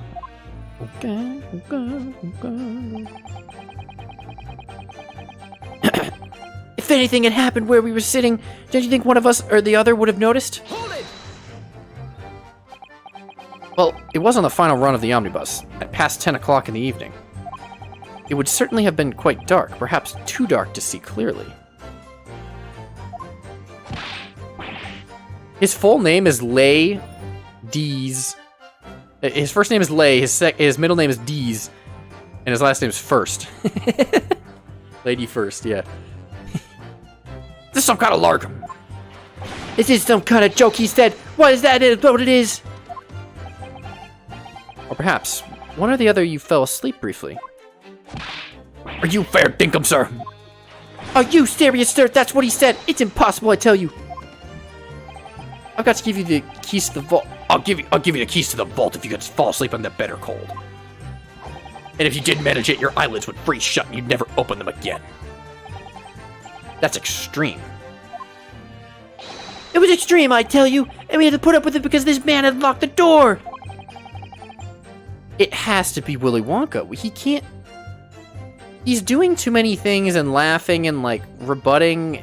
I don't know. I don't think it was these two dudes. But that's not a good thing. And it's your Jen would have unlocked it and let me in when I knocked. I'm dreadfully sorry about that, young fella. But you see, I was away with the fairies and I didn't hear you at all. That's a lie. I saw you through the glass. I knew you were talking to someone. Now, 'twas a cold night, it was. People do be seeing things out really out in the cold. 'Tis hardly surprising. Seeing things. I believe we have reached an impasse here on this particular point. You. Don't take it personally now, lad. I'm a suspect in this case, then it's only fair you and the other fiend are too. I want a free competition is what a capitalist society is all about. Oh, shut up. Shut up. You rich boy McGee. This isn't a competition I should like to be involved in, really. In any case, neither of us knew the first thing about the victim. We had no reason to kill the man. Hold it! Yeah, they didn't really have. They wouldn't have had a reason. So you'd never met. But if I think about it, what would Willy Wonka's motive be? Maybe self-defense? I don't know. No. You'd never met thrice-fired Mason before. Oh, Lum, no! Not once, never! He'd never met the man before, he said, never! I like the second guy. And you, Mr. First, had no prior dealings with the victim either. That's right, sir. Hatters don't much have time to do with brickmakers, to be perfectly honest, sir. No, I imagine not. You see, how many different ways can I put this? Neither of us have the remotest connection to the gentlemen who were inside the cabin. Oh, no. What do you have to say, Lucky Charms? What do you have to say?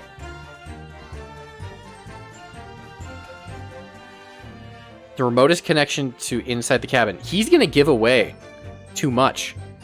He's trying to indict them, but he's gonna give away too much, I feel like, and he's gonna get himself screwed. Gina's gotta come back. She's still up here. Excuse me. Excuse me. Sir? I would have rather had, instead of excuse me, just sir. Mr. McGilded? Yes, counsel. What can I be doing you for? Did the witness last statement give you pause for thought somehow? Not the remotest connection. Is that right now, I wonder? What are you insinuating now? Ah, Mr. Fairplay, 'tas be too long, so has it. If I'm not very much mistaken, I believe 'tis fast approaching, 'tis it not, your repayment date? I beg your pardon? You borrowed 20 guineas from me, sir. At an unconscionable rate of interest, you tricked me! It's extortion! Unconscionable. Sconable? I don't know. Well, now that's torture begrudgery, is it? The sort of begrudgery that might motivate a fella to pass his crimes off on to another. Also, Joshua, hello. Urgh! And young first. Me, sir? What do you want with me, sir? You don't be making hats for a living, do you? Do you not? That top hat sliding about your head. One of your own creations, is it? Oh, well, I'm just an apprentice, you understand. I'm learning to find a perfect fit for whatever fine gent walks through the door. The perfect fit, is it? Well, it's a very distinctive design, so it is. Many customers like it, I tell you. They like a distinctive touch. They like a distinctive touch. Customers, such as thrice-fired Mason. There was a photographic print of the victim submitted as evidence afore, my lord. Oh, yes, this you mean. He was wearing a hat.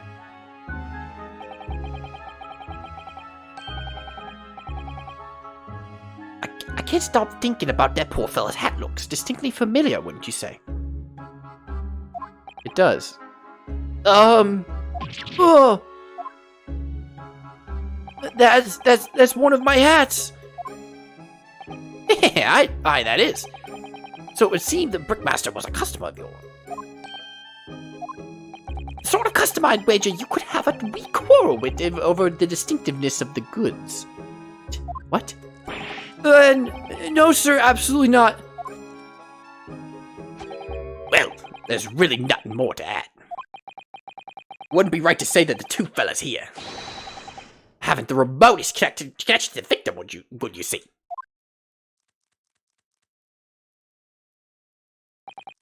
I'd rest my case. You little weasel! Eat. He's better at this than I am. Gosh, Mr. McGilded has certainly been through this thorough in his research, hasn't he? I don't see why he would have done it, though. What does he have a motivation for? Please let me do. Oh. Please don't let me beat my little interruption hold up the proceedings. The skylight was shut the entire time, I tell you. We couldn't have possibly opened it. Hold it! Are you quite certain about that? That skylight was shut the entire time. I'm gonna lose my block with you in a minute. He's gonna lose his rag with you in a minute. That's what he said. Take a look for yourself. Go on. You see, it's fast. You see? It's fast shut now, just like it was on that night. There's a handle. So it is, of course. A fellow the size of Mr. Mason could likely break right through it. Still and all. There's no glass. What? Just looking at the size of this thing, you understand? Alright. You hold on there a minute, sir. The size of the thing means nothing. Not on its own, let's consider the bigger picture here, shall we? Let's stop biting our cane, shall we? I was riding on the omnibus on another vacation when, well, I broke wind loudly. I shocked myself with it as it happens. He farted. The clap of his ass cheeks is greater than Solid Snake's ever was. That's just, I mean, apparently. I can imagine a gasser coming out of that. What's in first hat? I swear something's in there. No, it's just falling off. I don't think anything's in there. I think it's just falling off. Because he's a bad hat maker.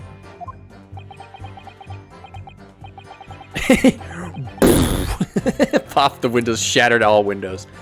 It's an unexpected confession, Mr. First. Oh, I just mean to say, well, the point is, I tried to open the skylight, you see. But just my luck, I couldn't make it budge. The stench was terrible. Farted. It was looking daggers at me, sir. I went red as a rogue, I did. Are you expecting me to sentence you? Oh, no, sir. The point is, the skylight can't be opened. I tried and tried when I was inside the cabin of shame. Whoa. He didn't try when he was in there. Gina, what do you have to say? Oh, she's thinking. Excuse me. Sir? Sir? Do you have something to say about that, Miss Lestrade? Yes. Miss Lestrade. I have to remember her accent. It opens. Hmm? The skylight. That's what we're talking about, right? Gun.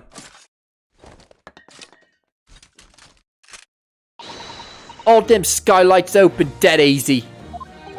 More easily than you can load that weapon? That's a lie, I tell you. Otherwise, when I broke wind, I... Can't do it from inside, you mug. Oh. Look, a few weeks ago, I was up on the roof deck of one of them drags. I had a great haul. I mean, I had purses coming out my ears. Miss Lestrade. Miss Lestrade, this is not the forum to be eulogizing on the subject of your criminal activities. Well, anyway, I had a bit of a scare. When I lifted the last bloke's purse, he got wise to me. All four of them surrounded me. I couldn't hop off the bus and leg it. So what I did was, I used the skylight. Opened the catch and jumped right through. What? Yeah, the catch for them skylights is the top side. That's why I can't open them from a cabin. The skylight opens from the roof deck? Bailiff! Climb onto the roof of the omnibus at once, and verify the witness's claims. That's right, there's a handle. I think. Ooh, it slides. Ugh! Oh, my hat! Gun. See?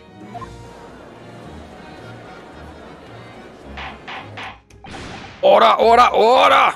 So, it appears the street girl's statement is quite true. I don't believe it. The skylight opens. From the roof deck.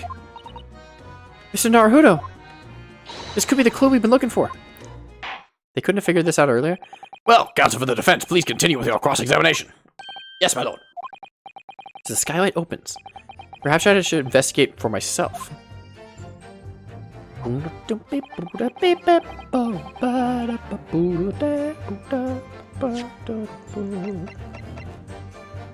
Let's examine the omnibus. There's something in there. Is there something in there? No. The skylight was fastened shut before, but now the catch has been undone. We should be able to open it. You miss Ayuchi? Don't say things like that.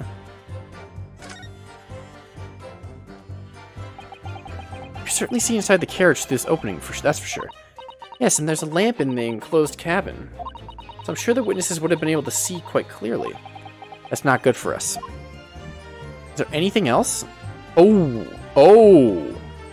Yes! You can certainly see inside the carriage through this opening, that's for sure. Yes, and there's a lamp in the enclosed cabin. Wait, what? Well, no, there's blood! Are we not gonna mention this?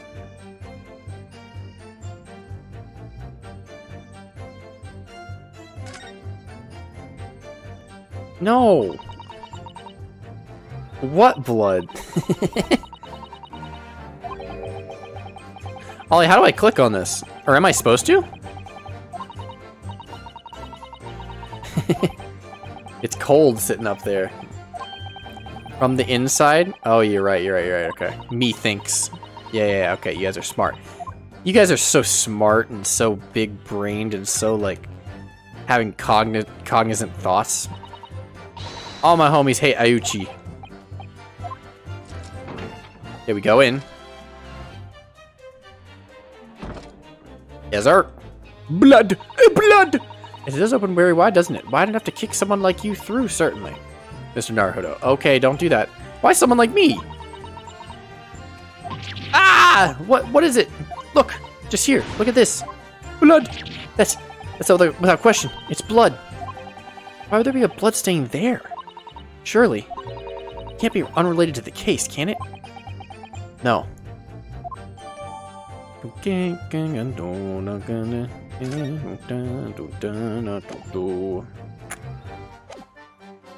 what I'm thinking. If you oh, well, literally, it's just this. Okay, well, I was gonna say, oh, I didn't mean to do that. No. Okay, now I have to go through this. I couldn't say. I mean, no, I do know.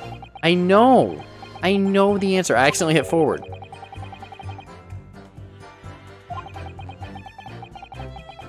No, I think he just has a double standard due. I think he's sexist to all women. But like he just like you know, he's just like, oh, banana. Yes, I did. He's a suck up. Yeah, he's scared. I like this animation. He's ready to give him the ringer. Present. Objection! Brown. On the night in question, the victim was fatally stabbed in the stomach.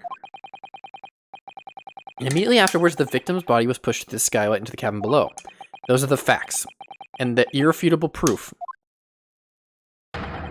Clearly remains visible in the omnibus that stands before us today in this very courtroom. Hey. What? That's utter humbug.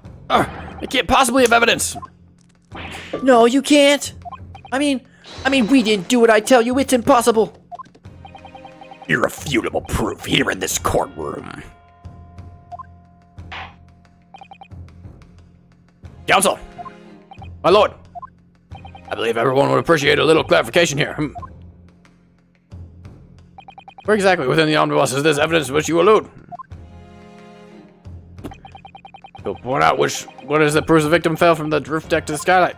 No.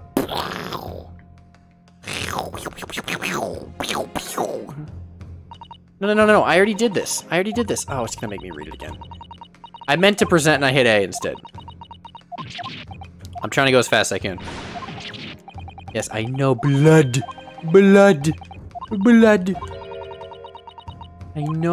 I know.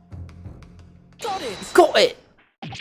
By Jupiter, is that Blood. This bloodstain proves two things. Firstly, when the incident occurred, the skylight of the omnibus was open. What? And secondly, the victim was already bleeding when he fell through the opening. Oh my! And so it follows that Mr. McGilded, who was inside the enclosed cabin himself at that time, cannot possibly be guilty of this crime. No!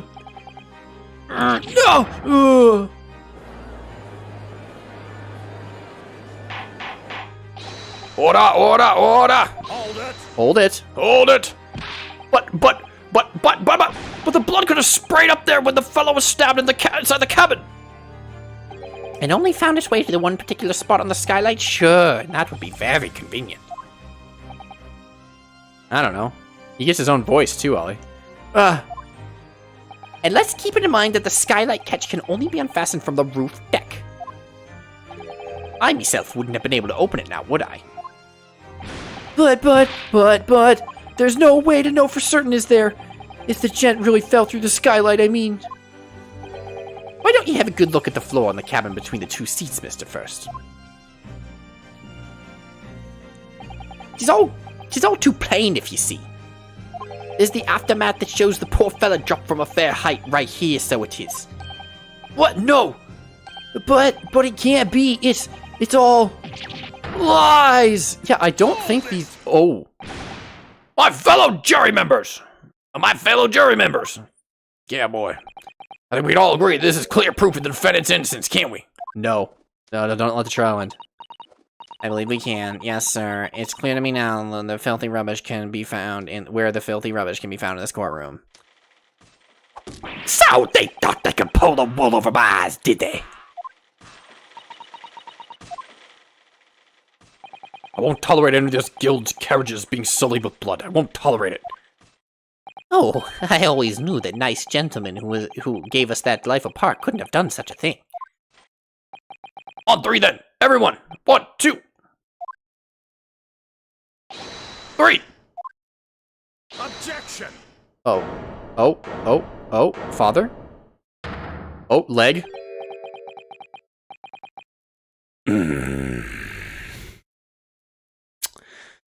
A chilling performance, Colonel. Oh, and what do you be referring to now, Lord Van Zykes? A blood... Oh, wait. Hang on.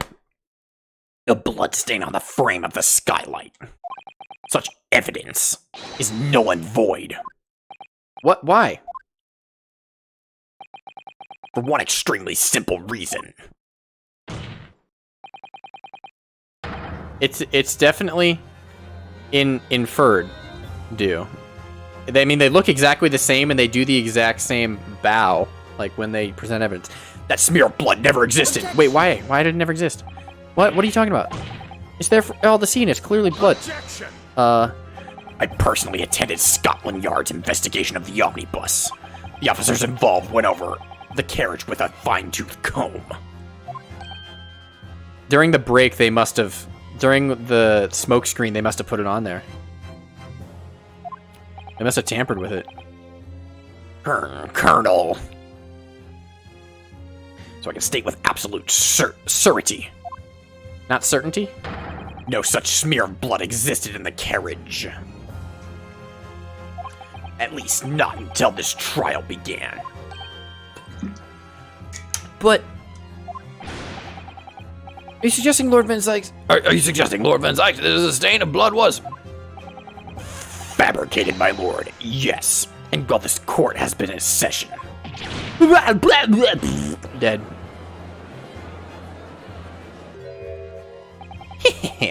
What a palaver. I must say I didn't expect such crude reasoning from a prosecutor of your standing, Lord Van Zykes. But I'm Magnus McGilded, a fella known all over the capital for his fine contributions to public life. I don't take kindly to slander, and I'll fight it to the bitter end. Even if it's rolling off the tongue of the Reaper of the Bailey. Mr. McGilded, I realize this is your first appearance in court as the accused. However, I'm well aware of your involvement behind the scenes in a great many of affairs of dubious nature. Dubious. Oh, uh-oh. You're very adept when it comes to avoiding getting your own hands dirty. And Each time it happens that a case you're involved in gets investigated, you adapt the facts. Adapt the facts? What does that even mean? He changes everything. When you wield a fortune the size of Mr. McGilden's, however ill-gotten it may be, nothing is impossible. Tampering with evidence, manipulating the scene of a crime, bribing witnesses. I toast your ability to concoct the most convenient of stories, sir. Tut tut, Lord Van Zyx. This will not do, to be sure. Will it now, Council? Oh, no. I think it's fair to say this does all sound like a rather far-fetched excuse by a desperate man. The blood on the skylight didn't exist, you say? But if you will cast your minds back, is it not true that the omnibus here has been in the courtroom this entire time? Or the smokescreen. How could anyone possibly put a smear of blood on it without the world and his wife seeing? Did he bribe Gina, maybe? With money? Not right now, Council. No, it's true. The omnibus has been in full view the entire time the court has been in session. My learned friend. Here's to hearing your opinion on this matter in your own words. Okay. As you wish. Could someone have tampered with the omnibus during this trial? If you're asking me, I think absolutely possible. Absolutely possible. They tampered with it during the smokescreen. As a defense lawyer, it's my job to advocate for the defense as best I can. But still, it feels that there's something even more important at stake here. Smacky. There's no evidence to suggest that the defendant did as my learned friend suggests.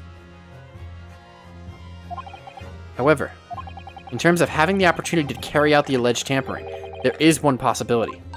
Oh? Good gracious! Explain yourself, Counsel! Yeah, you could have done it, dude. Yes, there is. It seems my learned Nipponese friend has no intention of running from this deceit. Deceit! I'm sure everyone still remembers clearly the recess that we are forced to take. As a result, the smoke grenade... Oh, no, it's not. It's still Renosuke. Grenade fired from the witness currently in the stand, Miss Gina Lestrade. Did he bribe her? Bang! Bang! What's going on? Careful, Mr. Naruto. Cover your face. Bailiff, do not let the accused escape. Secure the omnibus. I hereby call an emergency recess. Bailiff, ensure the defendant is in custody and clear the courtroom. The courtroom was filled with smoke, and everyone was thrown into confusion. All of us were made to leave the chamber. In that brief interval, under the veil of smoke and all the chaos... Oh! The triple spin! It could have been possible to steal inside the It could have been possible to steal inside the omnibus? What? Okay. That was like a whoosh, whoosh, whoosh. That was crazy. Are ye wise? Yes, I am, actually. What are you trying to pull, ye rotten, feckless gouger? I'm just being a dude. Feckless gouger? You're supposed to be defending me. It's a wicked plot. Take a wicked plot to undermine me, so it is. Objection! You piece of poop. Whatever you think this is, it changes nothing. The facts are the same. Huh? After this courtroom was evacuated earlier as a result of the smoke grenade, a number of Oh, he's right. That's right. Everything was taken out after that. Yeah. A number of inconsistencies materialized in relation to the omnibus. Inconsistencies such as... To start with, the storage compartment underneath the rear passenger seat. Yeah, everything was taken out. When the police investigated the omnibus, this compartment was full of the driver's items. We investigated it before the smoke screen and there was stuff in there. Secondly, we have a smear of blood on the edge of the skylight. As I've said, it was not present at the start of the trial this morning. Unfortunately, Lord Van Zykes, no one is able to corroborate your claims. I am. That's true. When the omnibus was first wheeled out, both the storage compartment and the skylight were shut. Accordingly, I'm afraid to say we cannot establish with any certainty if this evidence is the result of tampering or not. Indeed, my lord, no doubt there was not a single person who saw fit to verify such things. What do you think? We did. Sorry? We did see it. About the omnibus. Is there anything else unusual about the omnibus? Anything else? I have an inkling. My lord. Yes, counsel? There is one further inconsistency. A mark that surely could not have been present at the start of the trial. What?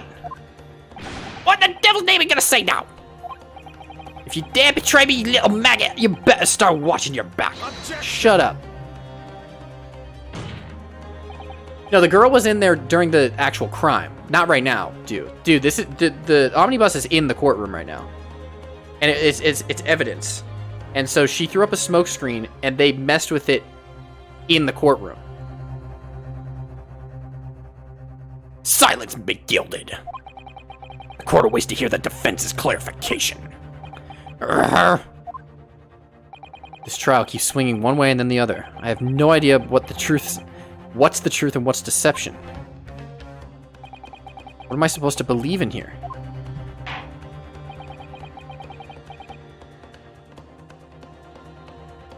I shall ask you to elaborate, counsel.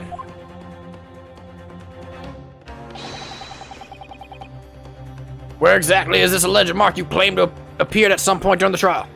Okay, I have to... If you see it, don't tell me. But I have to be very... I have to look very carefully. A mark that appeared during the trial. The blood. On the ground. Is it as simple as the blood on the ground? Because that did appear just during the trial.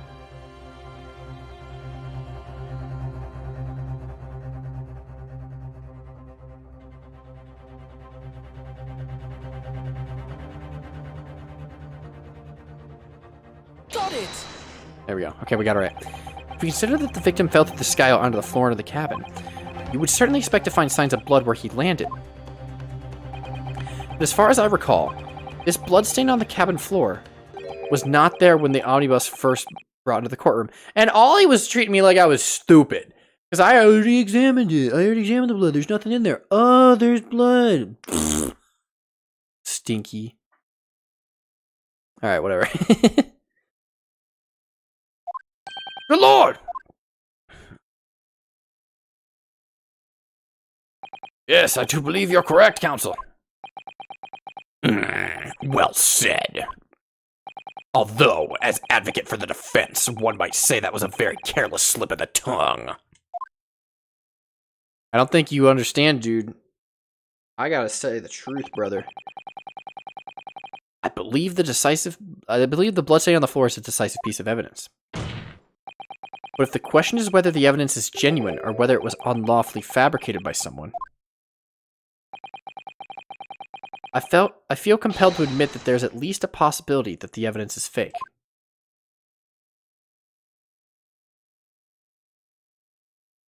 Could be. It could be fake. I don't know, but I'm kind of putting myself in jeopardy. Oh, he's not happy. This trial is over. Mr. McGilded? I've done everything I possibly can to cooperate with the court, but 'tis all over now. But you're the defendant. 'Tis over, I tell ye. Oh. Memory, recollection, what people think they saw, 'tis all nonsense. Facts are what counts, and fact is that bloodstain's in there now. Ah, well. And over the course of this desperate trial, long and extremely drawn out as it has been, that good-for-nothing Reaper de Bailey has failed to represent any decisive evidence at all. I'm scandalized, so I am. I thought better of Lord Van Zykes. Well, my lord. It's kind of unethical for us to go against our own client. In a way. But if it's the truth, then, you know.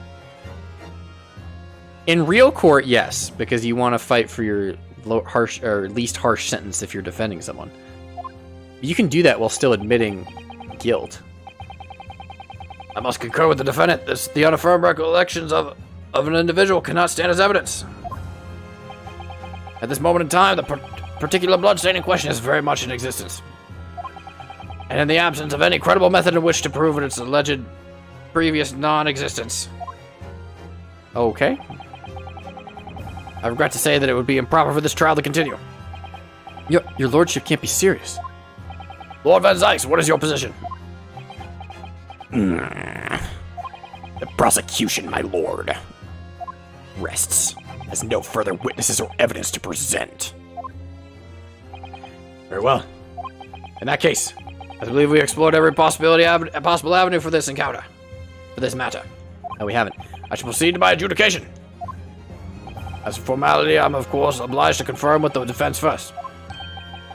No. What formality? As things stand at the moment, it would seem that Mr. McGilda would be found not guilty. Yes. Which would mean we've won. Is that really the right outcome here? Is it really alright for this trial to come to an end now with all these unexplained inconsistencies? Counsel for the defense, your closing statement, please.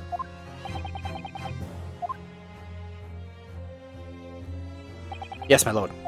Defense believes the defendant could be guilty. Could be guilty. Yeah, we're running it. It's hyper that way. I'm here in this courtroom today to advocate for the defense of my client, Mr. McGilded. However, at this moment in time, I cannot, in all good conscience, attest fully to the defendant's innocence. What are you saying, man?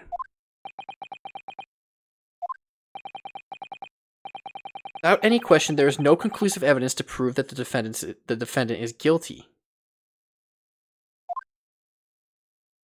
However, there is also no conclusive evidence to prove that he is innocent. Good. Good gracious me!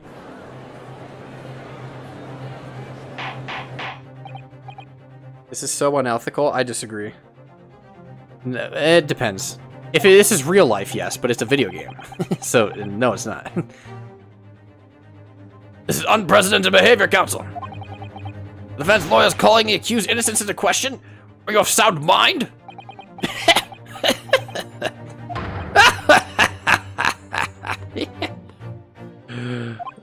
It was a grand decision to appoint you as my lawyer, so it was a grand decision. What? I must say, I didn't expect quite such an exciting spectacle at the end there, but still. Here, have this for your troubles. Your job here is done, fella, and some fine work you've done, so you have. What do you mean? It is just the right honorable gentleman so succinctly put afore. The trial can't go on anymore. And your closing statement there was, how did he put it? Nothing more than a formality. Okay, this is where we get him. Probably. This has to be it. Oh.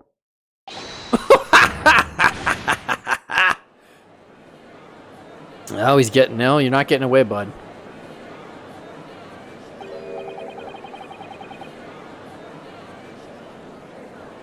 This sets a bad precedent. I think it sets a precedent that is better than just agreeing that a murderer might... If you knew a client was guilty in real life lawyering and he was going to go innocent for murder, yes, I would turn on them. Absolutely. For murder. For speeding, no one goes to court for speeding. But you know what I mean? It's like that you kind of yeah, that you turn.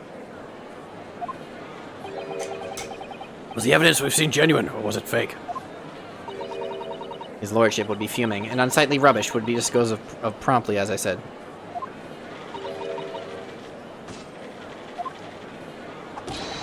think you're rich are always guilty of something. You mark my words. I feel terribly ashamed that I ever doubted in that lovely man who gave us the lovely park. Okay, we're gonna get him, like, right now. I don't know how, but we're gonna do it. Now the proceedings have unfolded in this way. I am compelled to declare a premature end of this trial. Furthermore, court must accept the defendant's plea. Screw you, Willy Wonka. I thank you kindly, my lord. Psych! I hereby pronounce the verdict of this court. What the f— Objection! Objection! But we still haven't determined if the blood stain in the omnibus is genuine or not. We don't know if these witnesses are telling the truth or a pack of lies. We have no idea about the truth. Lord Van Zykes, my lord. The case made by the prosecution was flawed, plain and simple. Indeed, the omnibus presented as evidence was tampered with. The prosecution is at fault for allowing such a disgraceful perversion of justice to take place. Stream dead, stream alive. My sincerest apologies, my lord. Objection! No. But wait! When we were evacuated from the courtroom, Lord Van Zykes ordered the evidence to be secured. I'm afraid the prosecution cannot shun responsibility in this matter. That's so unfair. Culpability of the defendant has not, at the present time, been established by this court. Consequently, the jury will not be required to proffer judgment. What? What? Why? Well, Lord Van Zykes, it's been a pleasure, so it has. And for you, my dear fella, I couldn't have asked for a better defense. Screw you. Kind of. I mean, if I got him off, then yeah. You mean to tell me it's all been a great waste of time? It is the law of the land, my good man. It's me. If you'd like to pursue the matter further, you can always go ahead and try to change the law. I'm gonna change the law. Magnus McGilded. Change the future. Do you wish to change it?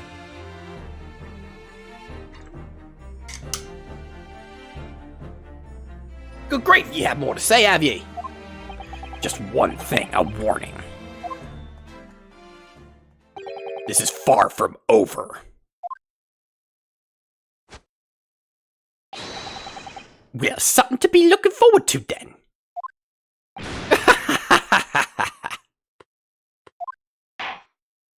I hereby pronounce the defendant, Mr. Magnus McGilded. Well, this sucks. I don't like this at all.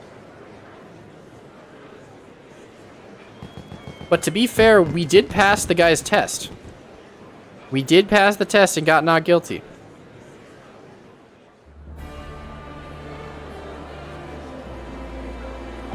I can't believe it. This is an outrage. They should have examined the evidence more. What are you talking about? The man's been cleared. He's innocent. What's up, Brandon? With the courtroom in pandemonium for the second time that day, the judge delivered his verdict.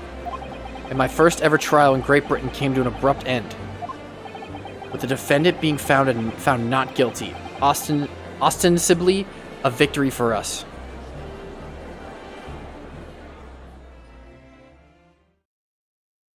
Okay, well, okay. Let's see what they go for in the story, or like, I don't know where this is going. I mean, we're gonna get him. We're gonna get him. That's for sure. It's just a matter of when. Bill Bailey, defendant's antechamber. Is it because he's technically is more likely that he didn't do it, or that he? It's because they couldn't decide either one. They couldn't. There was no proof for either one. He was just like, they're like, well, since he's not guilty, technically we can't hold him or jail him. It certainly was a long trial. Ah, yes, it was. Yeah, it was more of a mistrial. Yeah. Your first ever trial on foreign soil and your first victory. It was a wonderful performance. My heartfelt congratulations. And to you, Mrs. Sato, thank you for your assistance. I suppose we should be happy. I mean, we get to stay in Britain now, technically.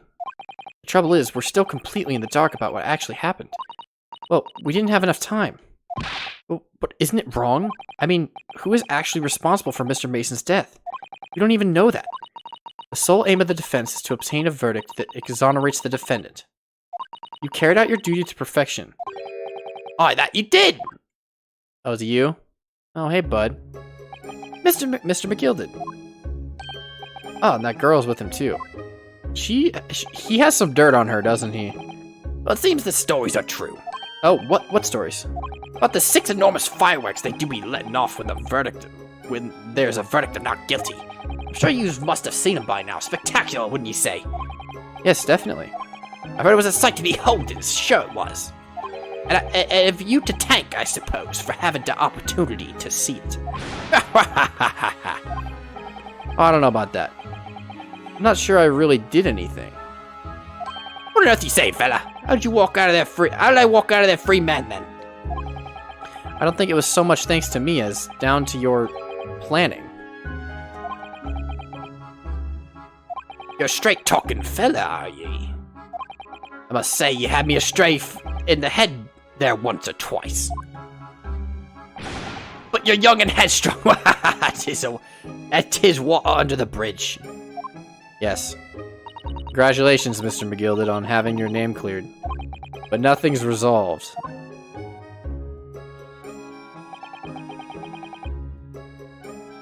There's only one thing that matters to me. Oh? Aye. They've all seen that I didn't do the odious and absonant deed. 'Tis grand, is it not? I suppose it is. Now the fine fellas in Scotland Yard can take matters in hand and sort out any weird details. They just see it for what it is, they'll get to the truth. I've absolute faith in them, so I have. After all, I do believe providing a good number of their wages. I do be providing a good number of their wages with all the taxes I pay. You rich little Willy Wonka fucking necktie purple people leader looking ass. It's not that funny. Now then. Have we agreed beforehand? 1,000 guineas for troubles, fella. Oh, no, I couldn't possibly accept that much. Are bewitched, you're humble people, are ye? From the east? Well, if you insist. But have this, still not. You deserve a reward. Mr. Magnus McGilded. Oh.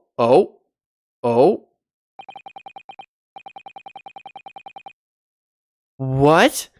Everything is ready, sir, if you'd like to follow me into the courtroom. Into the courtroom? What's this, officer? 'Tis sooner than I was led to believe. I hope it's not inconvenient, sir. There were some changes to the schedule. What? Well, I must be making tracks now. 'Tis time for the inspection. Sorry, what inspection? They're going to examine the omnibus again, so I'm told. I asked if I could be present for it myself. They're gonna... Oh, he has dirt on everyone, doesn't he? So he'll know if anyone, like, calls out, like, bullcrap, and then he'll ruin their life or something. But if he wasn't there, he couldn't see who would do it. Maybe? I don't know. They're gonna examine it now? Again? Now? Naturally, I'm under no obligation to take part in any more of this matter now. But as an upstanding member of London society, I'm doing my best to help where I can. This is gentleman's duty, so it is. So then, fairly well. It was an absolute pleasure meeting yous. Meeting yous. You guys getting me a little gassy, I mean,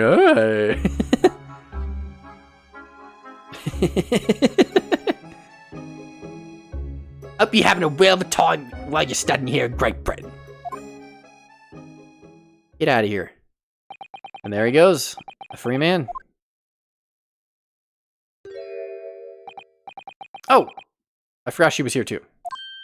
Oh, no, come back. No, let me talk to you. Don't move. Don't move. Whereas I wanted to say get a move on. It really does take forever to load that thing. Miss Lestrade? Would you mind putting that thing down? You're a grown-up. Sorry? And I hate all grown-ups. Why? Ah! There you are. Who's this? I know her. I know this one. Naughty, naughty. Running off like that. Is this some kind of picnic? Who's this little girl now? And taking that with you as well. I was looking forward to the trial run of my experimental smoke grenade launcher. Ah! Oh, do you want to play? You won't beat me. Excuse me, but who are you? I know who this is. Oh, good to you, Day. I'm the inventor, I suppose, of that machine. The inventor? Well, normal smoke grenades are so dull, don't you agree? White, white, and more white. If you have to be shrouded in smoke, at least be a pretty color, I thought to myself. Do we have to be shrouded in smoke, though, at all? I just took my eyes off it for a moment whilst I was changing onto a different omnibus, and she pinched it. Luckily, I fitted it with a telegraphic beacon. What? What is she saying?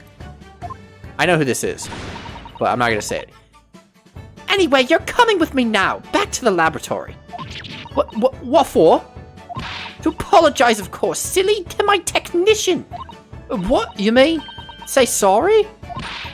You must say sorry when you've done something wrong. Surely an adult has taught you that before. An adult? Who? I don't listen to no adults. Come along then, follow me. Fine, have it your way. Burger King. That's Burger King. Wait, is that Burger King? Oh, good. You see, I never... You see, I knew you'd want to do the right thing in the end. I'm fairly sure that what she wants is not to get shot by that massive gun. We'll be leaving now then. Bye-bye. I'm so sorry for all the fuss. I know who that is. How old is Ryu? He's in college, right? I'm pretty sure he's like 17. Gone. She was a lively one. I know who that was, but I'm not going to spoil it. You got to tune into next stream to find out who that is. Well, do you think perhaps we ought to be on our way now, too? 24? Kazuma was 24? Oh, then I'm 24. Yeah, I'm the same age as him. It's just Susato's 16, so I thought, like, we'd be similar age. Hey, it's like the same age that Phoenix and Maya were. Hey! Phoenix was like 24 and Maya was like 16 in the first game. I forgot about that. Well, do you think perhaps we ought to be on our way now, too? Yes, you're right. But where to? The Justice Department or whatever. We haven't had time to find a place to stay. No sooner had we arrived in London than we had to rush here. All of our traveling cases are still with the bailiff. I was originally planning to spend today in search of lodgings. But at this late hour in the day, I'm afraid we may be out of luck. Don't worry though, I have a plan. Is Herlock Sholmes gonna come in to save the day and be like, come to my house? If the worst comes to worst, I've heard of a lovely park where we could spend the night. Please tell me you're not thinking of McGilded Park. I know it may be a little chilly at this time of year, but our usefulness will see us through. Good job. I'm not sure about that. I think a midwinter London night will freeze a young person solid just as easily as an elder one. Oh dear, that doesn't sound agreeable. Now I'm starting to regret turning Mr. McGilded down. At 1,000 guineas would have paid a lovely warm room, or mansion. I mean, he gave you like a couple coins. That's enough for a hotel room, guaranteed. And so, the trial to determine my worthiness for the study tour was over by the end of our first day in London. However, as we were soon to learn, there were more trying times ahead. Just as the Reaper of the Bailey had warned, the case was far from over.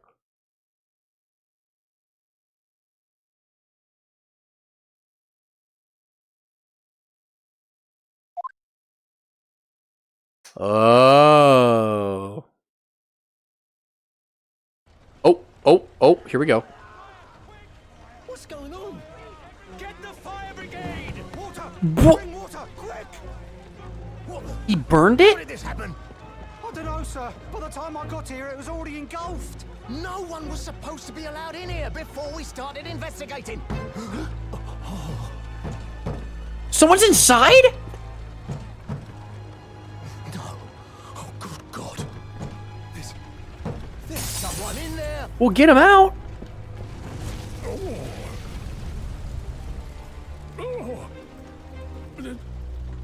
This can't be.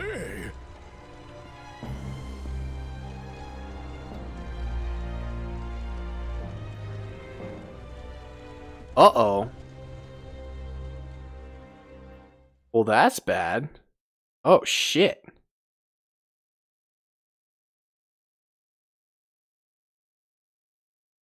That was crazy.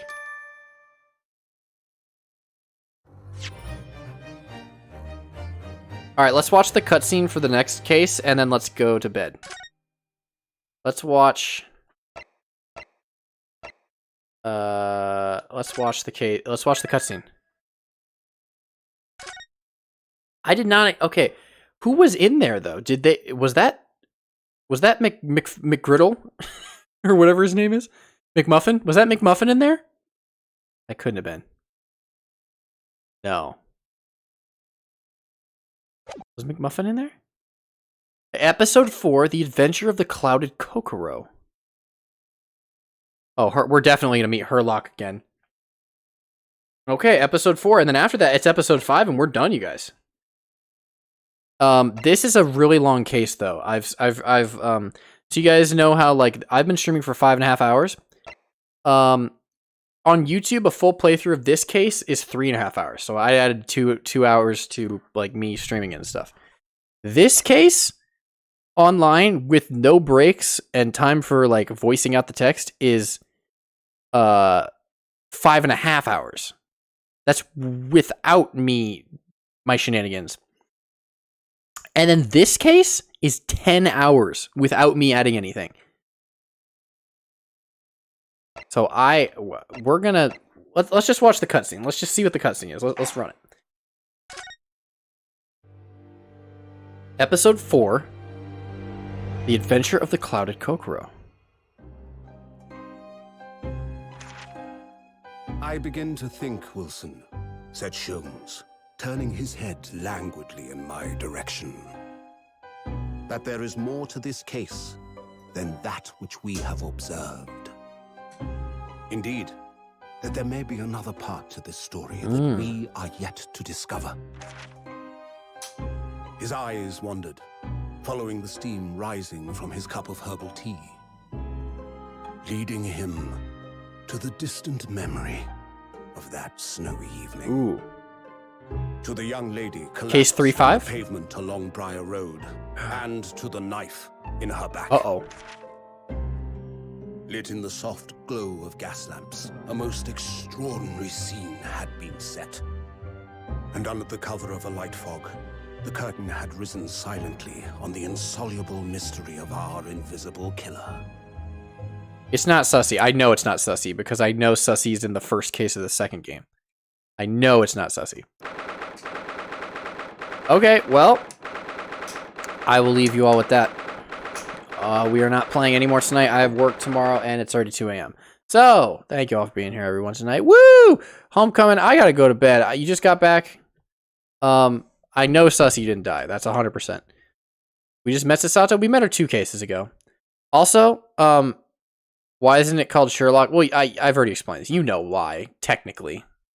But yeah, you see. The last week of my job is this week. So once I'm done this week, or my internship, I am gonna be gaming. Let's just say that. And not playing video games, but ascending to a position at the front of the modern avant-garde, if you know what I mean. Gamers. Who we raiding? Who we getting out of here to? Huh? Let's get the heck out of here. Next stream, we're going to say hi to that little girl that we met. I think. Probably. I know who she is. I just don't want to reveal it. Who's streaming right now that I'm following? Oh, Pichu's playing Monster Hunter. You guys want to watch that? Or you guys want to watch? You want to watch Spotty Tune? What do you guys want to do?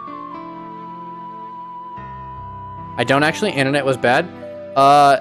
You will get sued into the ground if you use the Sherlock Holmes name. Even though it's technically in public domain, the Holmes estate, who owns the rights to it, will sue you to the ground, and you will lose a lot of money. But if you just call them Sholmes, then they can't sue you. Okay. I gotta go to bed. Let's host Pichu, Monster Hunter. I'll hang out for like 5 minutes. If you guys would join me, that'd be great. Otherwise, Pichu's just a guy I follow. He's cool. I will see you guys on the other side of the moon. But now we can't use Herlock Sholmes. I think we can. It'd be very, very stupid of Capcom to be like, yeah, we own Herlock Sholmes now. Like, no, you don't. No, you don't. It's a legal loophole, Bao. It is stupid. It is incredibly stupid, but it's a legal loophole, so that's what it is. Okay. I'll see you on... Wait, am I raiding? Guys, do I have a meter? Am I raiding? Or no? Is it? It is? Okay, I don't see a raid meter. So you guys just tell me when it goes. It doesn't say anything from me. I'm just gonna watch when it pops up on Peachy's stream. Okay, well, I'll see you guys later. I would stop streaming, but then you just like wait for a screen and there'd be nothing happening. So I'm just gonna sit here until it goes bye-bye. I'm gonna look at you.